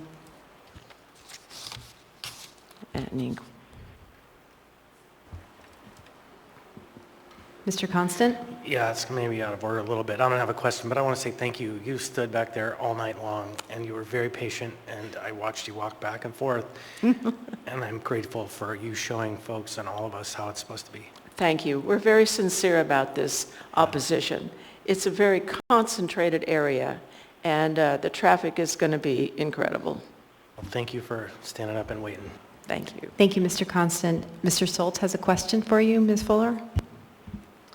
So the previous speaker stated that if brown jug does not go in the space and other businesses will go in that space, you'll still have the same traffic problem. Have you guys thought about that, or do you have a response to that? If you live in South Anchorage when the Sonic restaurant opened, there are 2 lanes Huffman Road west, 2 lanes east. The participants that wanted to go to the grand opening of the new Sonic took up both lanes headed west. The traffic had to be mitigated by the police department. When all of these are compressed in that small area, where's all the traffic going to go? If you've been in that area, that compressed area, it's not going to support all of these traffic, and where's the parking? And there are no sidewalks. Thank you. You're welcome. Thank you, Mr. Solt. Thank you, Ms. Fuller, for your testimony. Thank you. I will go to the next person on the phone list. Mr. Turner, if we could call Nicole T.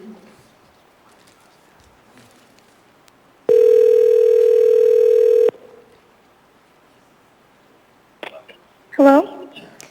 Hi, is this Nicole T? Yes. Hi, this is Suzanne LaFrance with the Anchorage Assembly, and you are on for public testimony for item 15C, AR 2022-212. If you go ahead and state your name for the record, your community council, or the area of the muni in which you live, you will have 3 minutes. Great. Thank you. Yes, good evening. My name is Nicole Zigotowski, and I am speaking on behalf of myself as a resident of the Old Seward Ocean View area, represented by Assembly members LaFrance and Solt. AR 2022 would provide a license to Brown Jug as a retailer behind the Sonic on Huffman and possibly a drive-through Starbucks. I am asking the Assembly to deny this license because this business is not wanted by the community for several reasons, including more traffic with no mitigation, and community members do not see the need for Brown Jug because it would be located within less than 2 miles within over half a dozen other active liquor licenses, just mentioned by Vice President Fuller.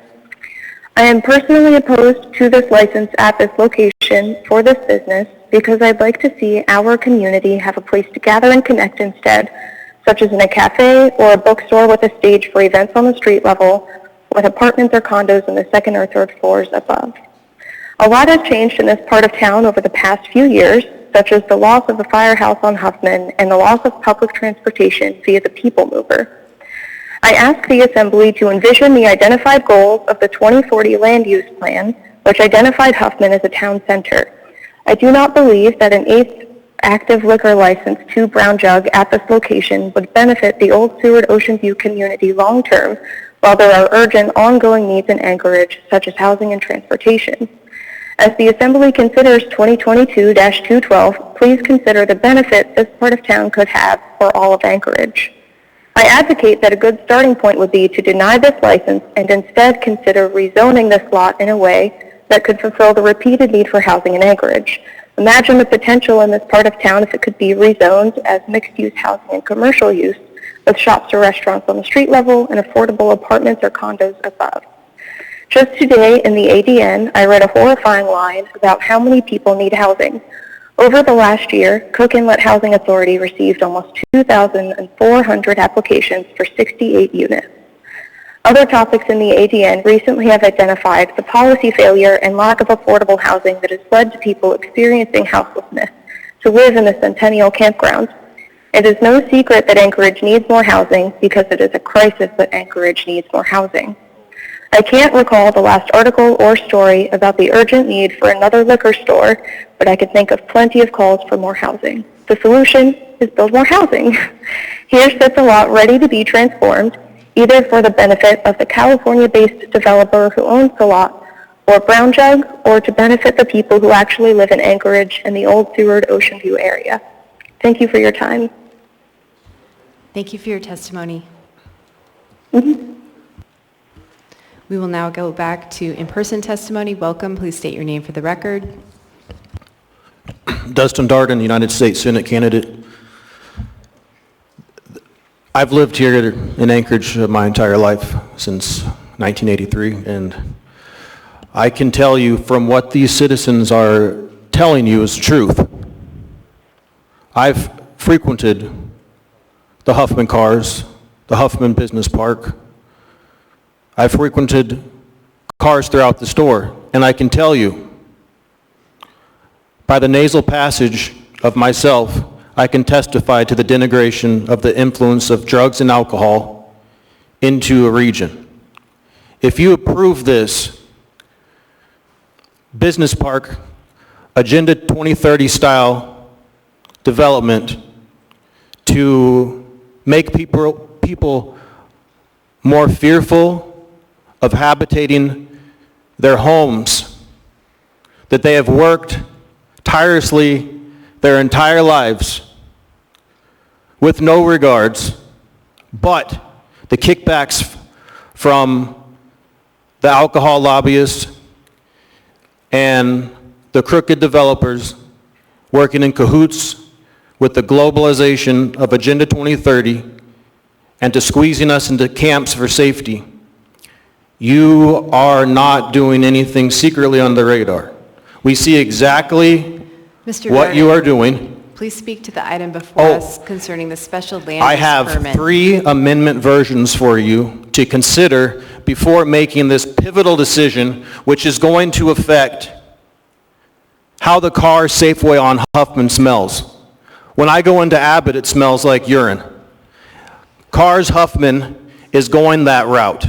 So my proposal is 3 amendments. Number 1, Amendment 1, real plain, don't need to write it on the chalkboard. You allow Brown Jug, if necessary, to start dispensing and administering injected opioids and methamphetamine. Amendment 2, you give Cars Safeway air fresheners and seeds that are natural so the urine smell doesn't get bad. Or Amendment 4, or Amendment 3,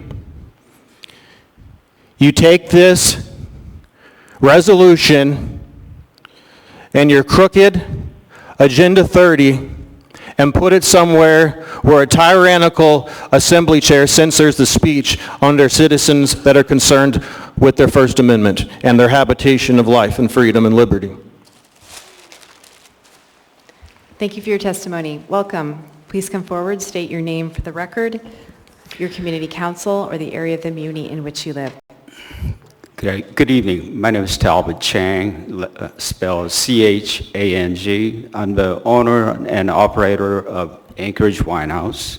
And back in 2000, either 7 or 8, I was standing in the same spot, pleading with the assembly body back then to oppose Brown Jug's application to 2201 West Diamond Boulevard. It's basically across from Fred Meyer's, West Fred Meyer's. And they were allowed to open. And a few years down the road, I ended up closing because Brown Jug had Walmart effect on us. They have higher purchasing power. They could purchase for less and sell it for less. And fast forward 2022 at Huffman, I have a location at 1901, I'm sorry, at 1320 Huffman Park Road, and Brown Jugs has applied for a new operation at 1160 Huffman Park. Basically just less than 2 blocks away. And I'm afraid my faith is going to be the same as before. And it's not just for me. There's other 2 small business in that South District that I'm concerned about too. And public has opposed. The community councils has opposed. And if you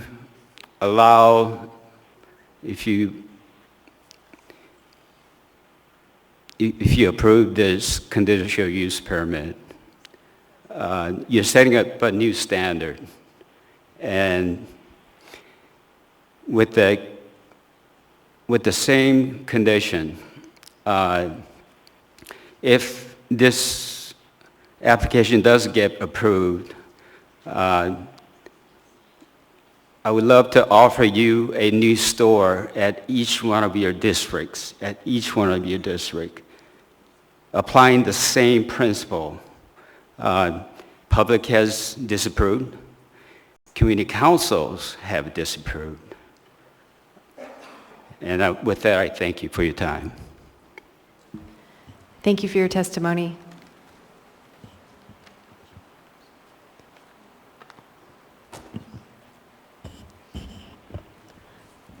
Welcome. Please state your name for the record, your community council, or the area of the muni in which you live.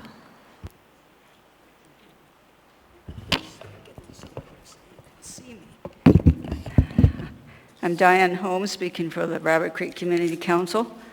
On behalf of the council? On behalf of the Rabbit Creek Community Council. Thanks for staying up for me.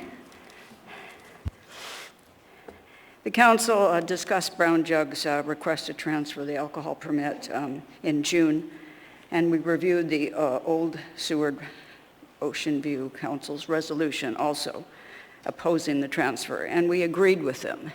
Now our letter does not appear to be in your packet, but individually you were sent our letter with the map that shows all of the locations that we've been talking about, and if you don't have it, maybe staff can at least copy the map for you, because it's key to what I'm going to say. Now, while the council wasn't notified of this request, the Huffman Business Park is our closest shopping area, and our bylaws say that we are to review liquor permits. The council asks you to consider two factors before you vote on this.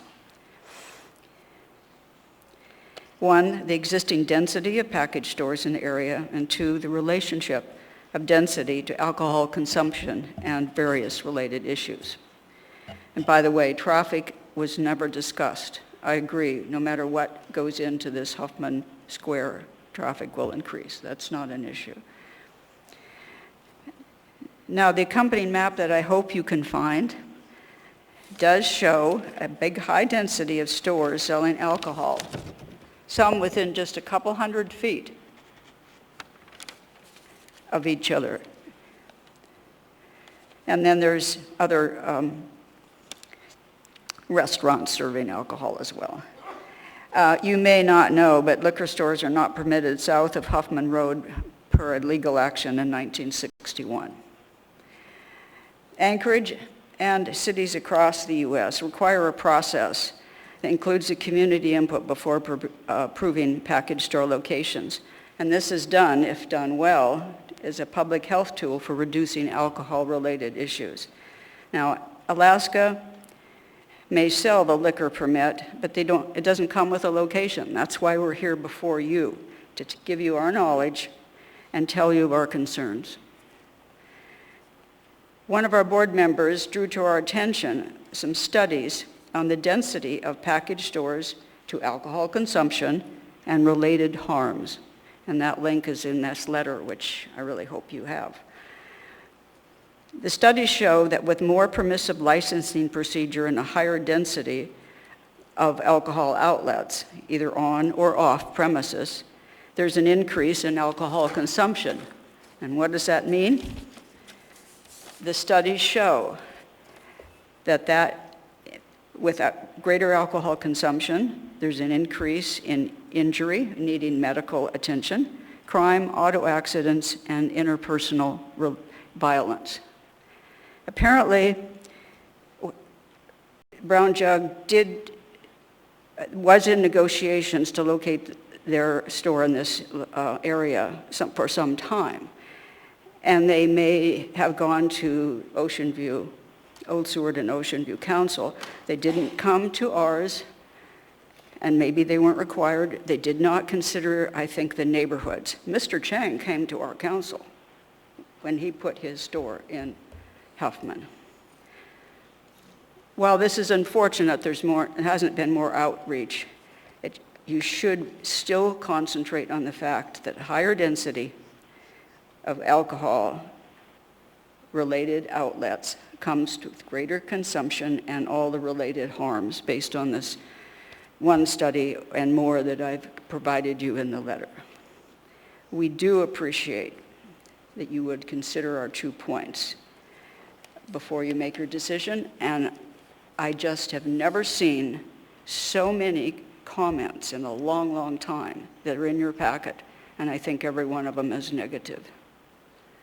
Thank you. Thank you for your testimony. Ms. Zalatel has a question for you.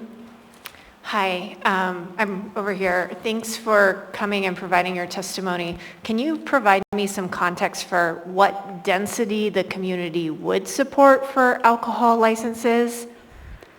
I think that we have plenty right here, and I don't... Well, I'm sorry, I want to clarify my question. Did you discuss as a community council what density you would be okay with, or is it absolute no to any new ones? We did not discuss what we would be okay with, but obviously what's there is there, and we're living with it. Okay, thank you. Thank you, Ms. Alatel. Mr. Sold has a question. So sort of a similar question through the chair. Do you have any recommendations on proximity of liquor stores to one another?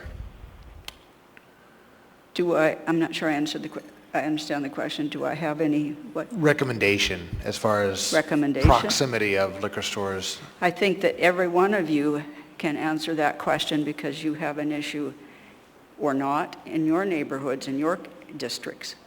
And I can't answer that for you, but all of you can. Thank you. Thank you, Mr. Sold. Mr. Perez-Verdilla? Thank you, Diane, for being here today, and just wanted you to know that we do have the letter. I said we do have the letter that you referred to. Just want to make sure you know that we have it. Oh, thank you. Okay. Thank you, Mr. Perez-Verdilla. Thank you for your testimony.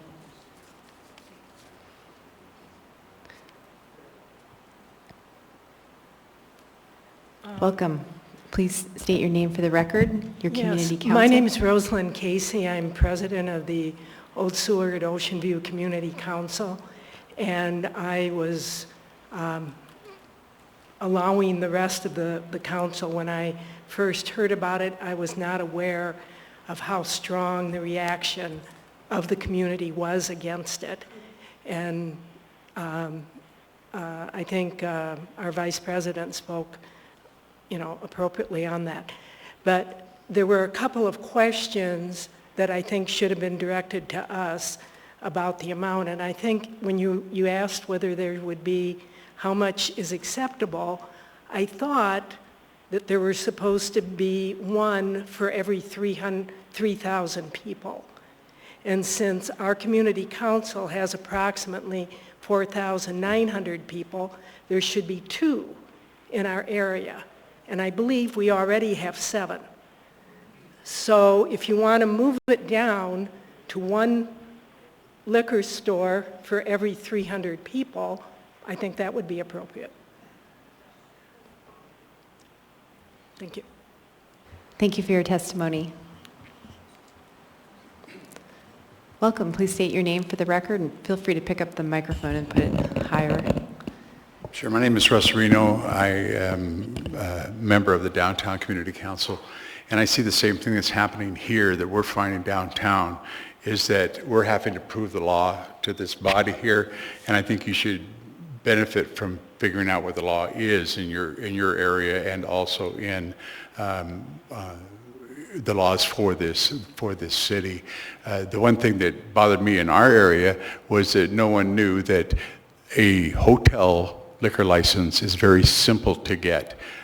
That's not being approved. A regular liquor license is not being approved, but because you guys don't know these laws, that this is another incident of where you don't know the laws, that it's per 3,000, and we're being forced to prove the point, and we shouldn't have to do that.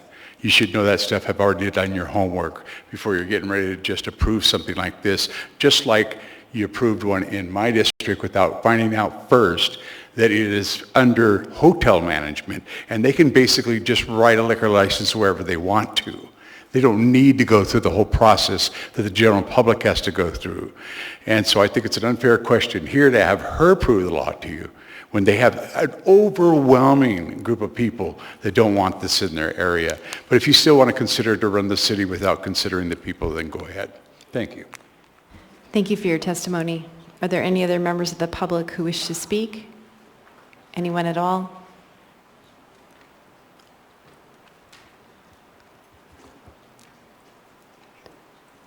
Welcome. Good evening, Madam Chair. My name is Joan Wilson, the AMCO Director. I'm not sure where this statement is coming from, that there's a requirement that each community council can have no more than one package store per 3,500 people. I think that's a misunderstanding of the population limit in general for a community, but not necessarily a community council. If that's the reference that people are trying to understand, I just wanted to clarify that for the record. I am also a resident of South Anchorage, so I don't want to give my personal opinion, but I did want to state that. So thank you. Thank you. Are there any other members of the public who wish to speak? Anyone at all? Seeing and hearing no one, public testimony in this item is now closed. What is the will of the body? Move to postpone to the meeting of August 23rd. Second. A motion to postpone to the meeting of August 23rd has been made by Ms. Zalatel and seconded by Mr. Perez-Verdilla, by Mr. Soltz. Oh, by Mr. Dunbar. No, who seconded?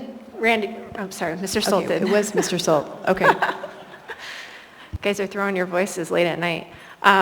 So the motion to postpone this is the special land use permit portion of this. We still have to take up the alcohol permit, so I think we have some time with the special land use permit. And I would like to move on to the actual license itself. Thanks. Thank you, Ms. Zalatel. Before I go to Mr. Cross in the queue, I want to point out that we have 3 time-sensitive items on the agenda, 3 protests, 15D, 15F, 15G, which need to be acted upon before July 18, July 17, and July 15, and we have 11 minutes left. So, Mr. Cross, you're next in the queue. Support the move to postpone. Thank you. Thank you, Mr. Cross.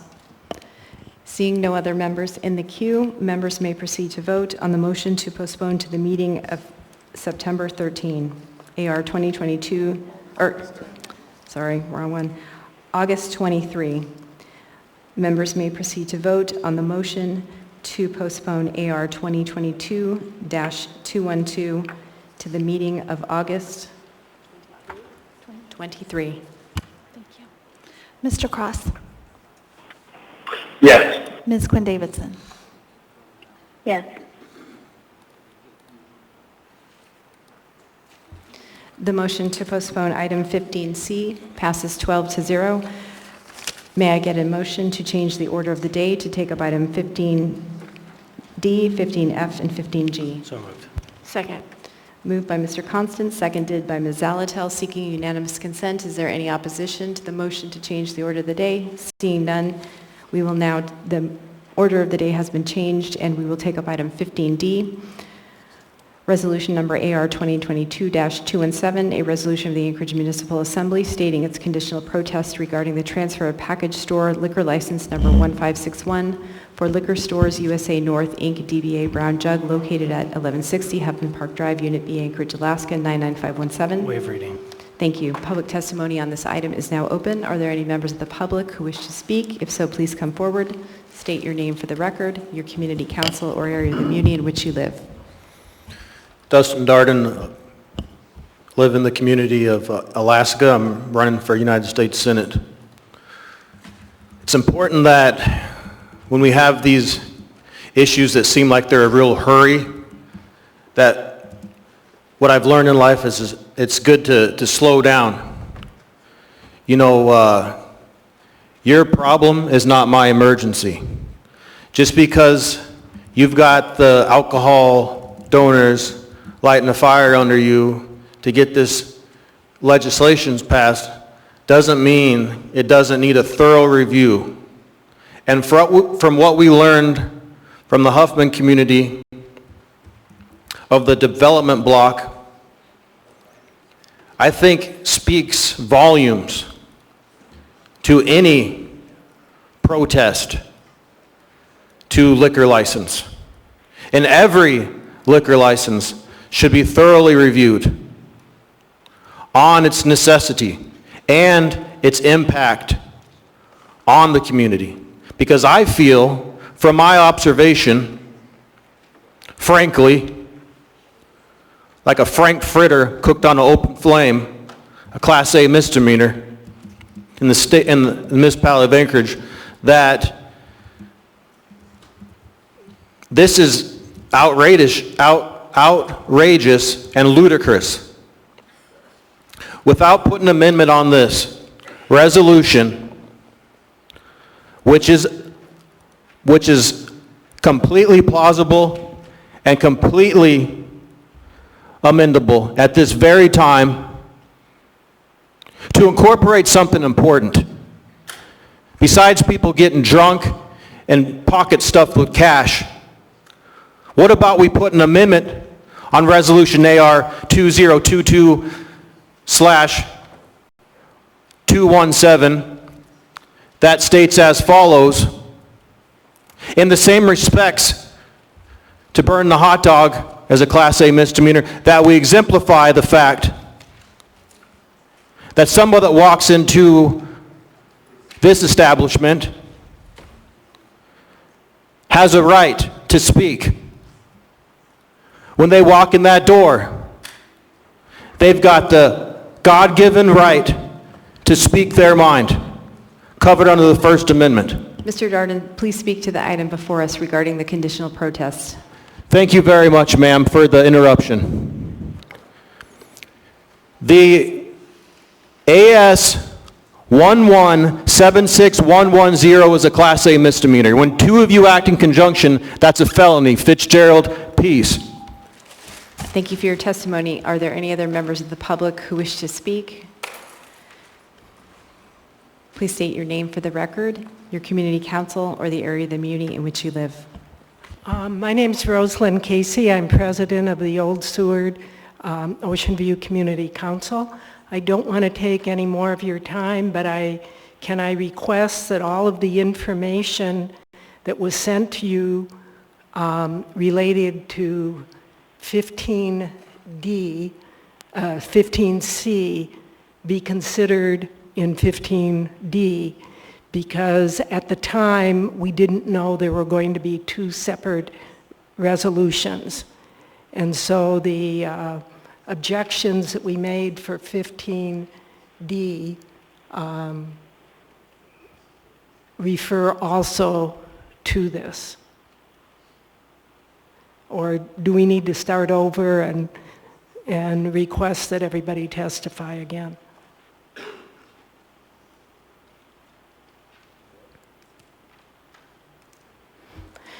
Normally we don't answer questions during this period, but I think that it's important to clarify that the three items we need to take up tonight are conditional protests. And so we have a limited amount of time to approve the protest. And if we do not, then that removes the ability for the municipality to object. And so each one has different reasons for why. So this is not to actually issue the license, it's only for the conditional protests. Okay. The Old Seward Ocean View Community Council has a protest to the transfer of the licenses to that area. Thank you. Thank you. Welcome. Please state your name for the record, your community council, or the area of the Actually, community. Madam Chair, Mr. Perez-Verdia is in the queue. I'm sorry, Mr. Perez-Verdia. I'm just watching the clock, and we have that's 4 why minutes. That's why I'm in. I move to extend the meeting to midnight. A motion has been made to move to extend the meeting to midnight. It's been seconded by Mr. Rivera. Object. Yeah, I would make a motion to amend the motion for 10 more minutes. Will you do 11:40? Yes. Okay, and the second? Okay, all right. Can I get unanimous consent on a motion to extend to 11:40? Okay, we are extended until 11:40. Thank you, Mr. Perez-Verdia. Welcome. Hi. Again, name is Talbot Chang, and owner and operator of Anchorage Wine House. And for the public record, I do wish to request combining the 15C and D, just for the record. Thank you. Thank you for your testimony. Are there any other members of the public who wish to speak? Seeing and hearing no one, public testimony on this item is now closed. What is the will of the body? Move to approve. Second. Move to approve by Ms. Zalatil, seconded by Mr. Perez-Verdia. Seeing no members in the queue, members may proceed to vote on the motion to approve AR 2022-217. Mr. Cross? Yes. Ms. Quinn Davidson? Yes.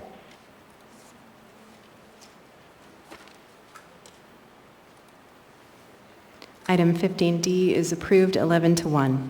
We now have before us item 15F, resolution number AR 2022-214, a resolution of the Anchorage Municipal Assembly stating its conditional protest regarding the renewal of package store liquor license number 287 for Carr Gottstein Foods Company, DBA Crow Creek Mercantile, number 1839, located at 147 Hightower Road, Girdwood, AC, AK 99587. Waive reading. Thank you. Public testimony in this item is now open. Are there any members of the public who wish to speak? If so, please come forward, state your name for the record, your community council, and the area of the community or the area of the community in which you live. Dustin Darden, United States Senate candidate, running on August 16th, November 8th. The Crow Creek Mercantile out of Girdwood, it's questionable and suspect, and I have a problem with the presentation of the name, how the group, the Girdwood owners or operators of this establishment could possibly use that type of verbiage for children that are present in the room to read Crow Creek, not integrating any type of raven or any type of fowl that has more exclusive reputation, just completely denigrating all the work that was done by ravens, Mr. Darden, dating please back to the speak biblical to the times item before us of- concerning the conditional protest. Yes, I have a problem with the name Crow Creek Mine and the audacity of the presentation with children present, that the name Crow Creek Mine is demonstrated without inclusive, no regard to ravens. A larger bird. Mr. Darden, you are off topic. This is clearly on topic. It's the name of the establishment, Mrs. Chair LaFrance of the Anchorage Assembly. Clearly on topic. You are off topic. Please address the conditional protest. Thank you, Chair. I appreciate the dialogue. You're a great woman. Now, if you have a problem, I understand that probably it's a probably biased subject for you, so we'll just skirt around that and get into more booze, stumbling around, padded walls installed Please address, outside of the establishment. This is your final warning. Please address the conditional protest before us. The conditional protest is we don't want liquor stores approved, and we want acknowledgement of inclusive bird types. And for some reason, that really strikes you in a fashion in the wrong manner. I'm talking about the English language, and you're talking about Japanese. What do you want me to learn? Thank you, Mr. Darden. I'm ending your testimony now. Are there any other members of the public who wish to speak? If so, please come forward. Seeing and hearing no one, public testimony in this item is now closed. What is the will of the body? Move to approve. Second. A motion has been made to approve AR 2022-214 by Mr. Constant and seconded by Mr. Perez-Verdia. Is there any discussion? Seeing no members in the queue, members may proceed to vote on the motion to approve item 15F. Mr. Cross? Yes. Ms. Quinn Davidson? Yes. Item 15F is approved 12-0. We now have before us item 15G, resolution number AR 2022-215, a resolution of the Anchorage Municipal Assembly stating its conditional protest regarding the renewal of beverage dispensary liquor license number 3009 for the Wedge Corp. DBA The Rockwood Fired Pizza and Spirits located at 3401 Penland Parkway, Anchorage, Alaska 99508. Waive reading. Thank you. Public testimony on this item is now open. Please state your name for the record, your community council, or the area of the muni in which you live. Thank you, Chair. I appreciate the opportunity to speak. My name is Dustin Darden. I am running for United States Senate here in the state of Alaska. Now, going back to church, which is the body of Jesus Christ, I'm reminded that the title of this establishment incorporates the word spirits. Why I bring this subject up, you may ask. Why is the word spirits incorporated into dispensaries? Mr. Darden, please speak to the item before us, which is the conditional protest. Respectfully, Chair, when you interrupt me, could you please pause it in the future so you're not taking my time? Please stay on topic. Thank you, Miss. I appreciate the dialogue. Now, it says rock, wood, fire, pizza, and spirits. Before I was interrupted, I was getting into that word spirits and why the people of Huffman and why the people of Pinland Park is relational to this bill, and why anybody that speaks to a matter shouldn't be interrupted when they live in a sovereign society. Mr. Darden, you are off topic. I have I am repeatedly covered warned under you. the First Amendment to petition my government of redress of grievances. I am ending your testimony. You have been repeatedly This is topic. outrageous. Please step away from the podium. Are there any other members of the public who wish to speak on this item? If so, please come forward. Seeing and hearing no one, public testimony on this item is now closed. What is the will of the body? Move to approve. Second. A motion has been made by Mr. Constant to approve AR 2022-215. It has been seconded by Ms. Zelatel. Mr. Constant? Thank you. I am wondering if there's anyone from the petitioner here. No? Okay. Thank you. Sure.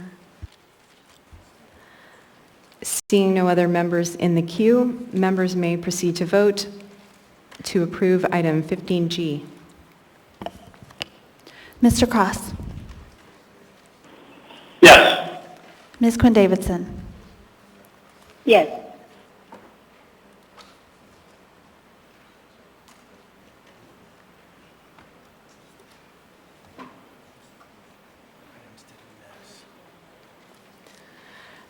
Item 15G passes 12-0.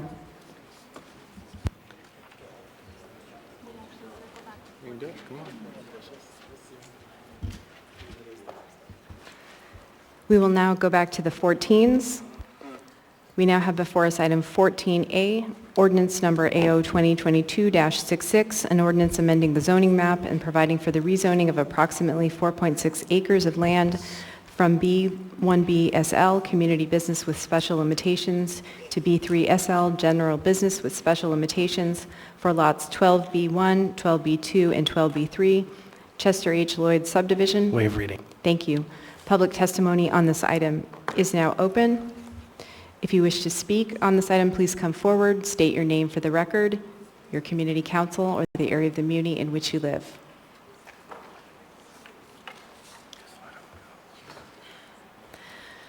Welcome. Please state your name for the record. Thank you, Chair. I appreciate you showing up here today and entertaining my ability to petition my government for redress of grievances covered under the First Amendment and my constitutional covering of Alaska Statute 1176110, which states interference with constitutional rights is a Class A misdemeanor, punishable up to 1 year in jail and a $10,000 fine. And in the event where two of you, like you and Constant, are involved in censoring my First Amendment speech, that's Madam Chair. a felony covered under Sir, please stop. federal law, which is conspiracy against your rights. Please stop speaking so I may entertain this point of order. Thank you, ma'am. I will. Just want to make a motion to extend to 11:50 to try to get the other public. A motion has been made by Mr. Solt to extend to 11:50. Is there a second? Madam Chair, I'll second it, but I'd just like to amend Mr. Solt's amendment. Can we extend just till midnight, let the public just finish up? A motion has been made to extend to midnight. Mr. Solt agrees. Ms. Allard seconds. And members are in the queue. Mr. Dunbar? I oppose the motion. Thank you, Madam Chair. Thank you, Mr. Dunbar. Ms. Zalatel? I similarly oppose the motion because a lot of the delay tonight was caused by disruptions that could have been avoided. Thank you. Thank you, Ms. Zalatel. Members may proceed to vote on the motion to extend to midnight. Mr. Cross? Yes. Ms. Quinn Davidson? No. The motion to extend fails 3-9. Go ahead, Mr. Darden. Thank you, Ms. LaFrance, Chair of the Anchorage Assembly. Could you please let me speak under my 3 minutes, which is covering the First Amendment of the Constitution? Mr. Sir, Darden, please address your comments to the dais. I apologize, Chair. I was just trying to bring order to the room. I didn't have a hammer. So, the people that go into this facility, I look out for them. And in the last unconstitutional shutdown, we learned that... Point of order, Madam Chair. I'm sorry, I didn't mean to interrupt your interruption to me, Mr. Dunbar. Mr. Darden? Mr. Darden is not speaking to the rezone before us. Thank you, Madam Chair. Thank you, Mr. Dunbar. I concur. Mr. Darden, you have been repeatedly warned and asked to speak to the item before us. As a rebuttal, there was a sign. Please speak now to the item before us.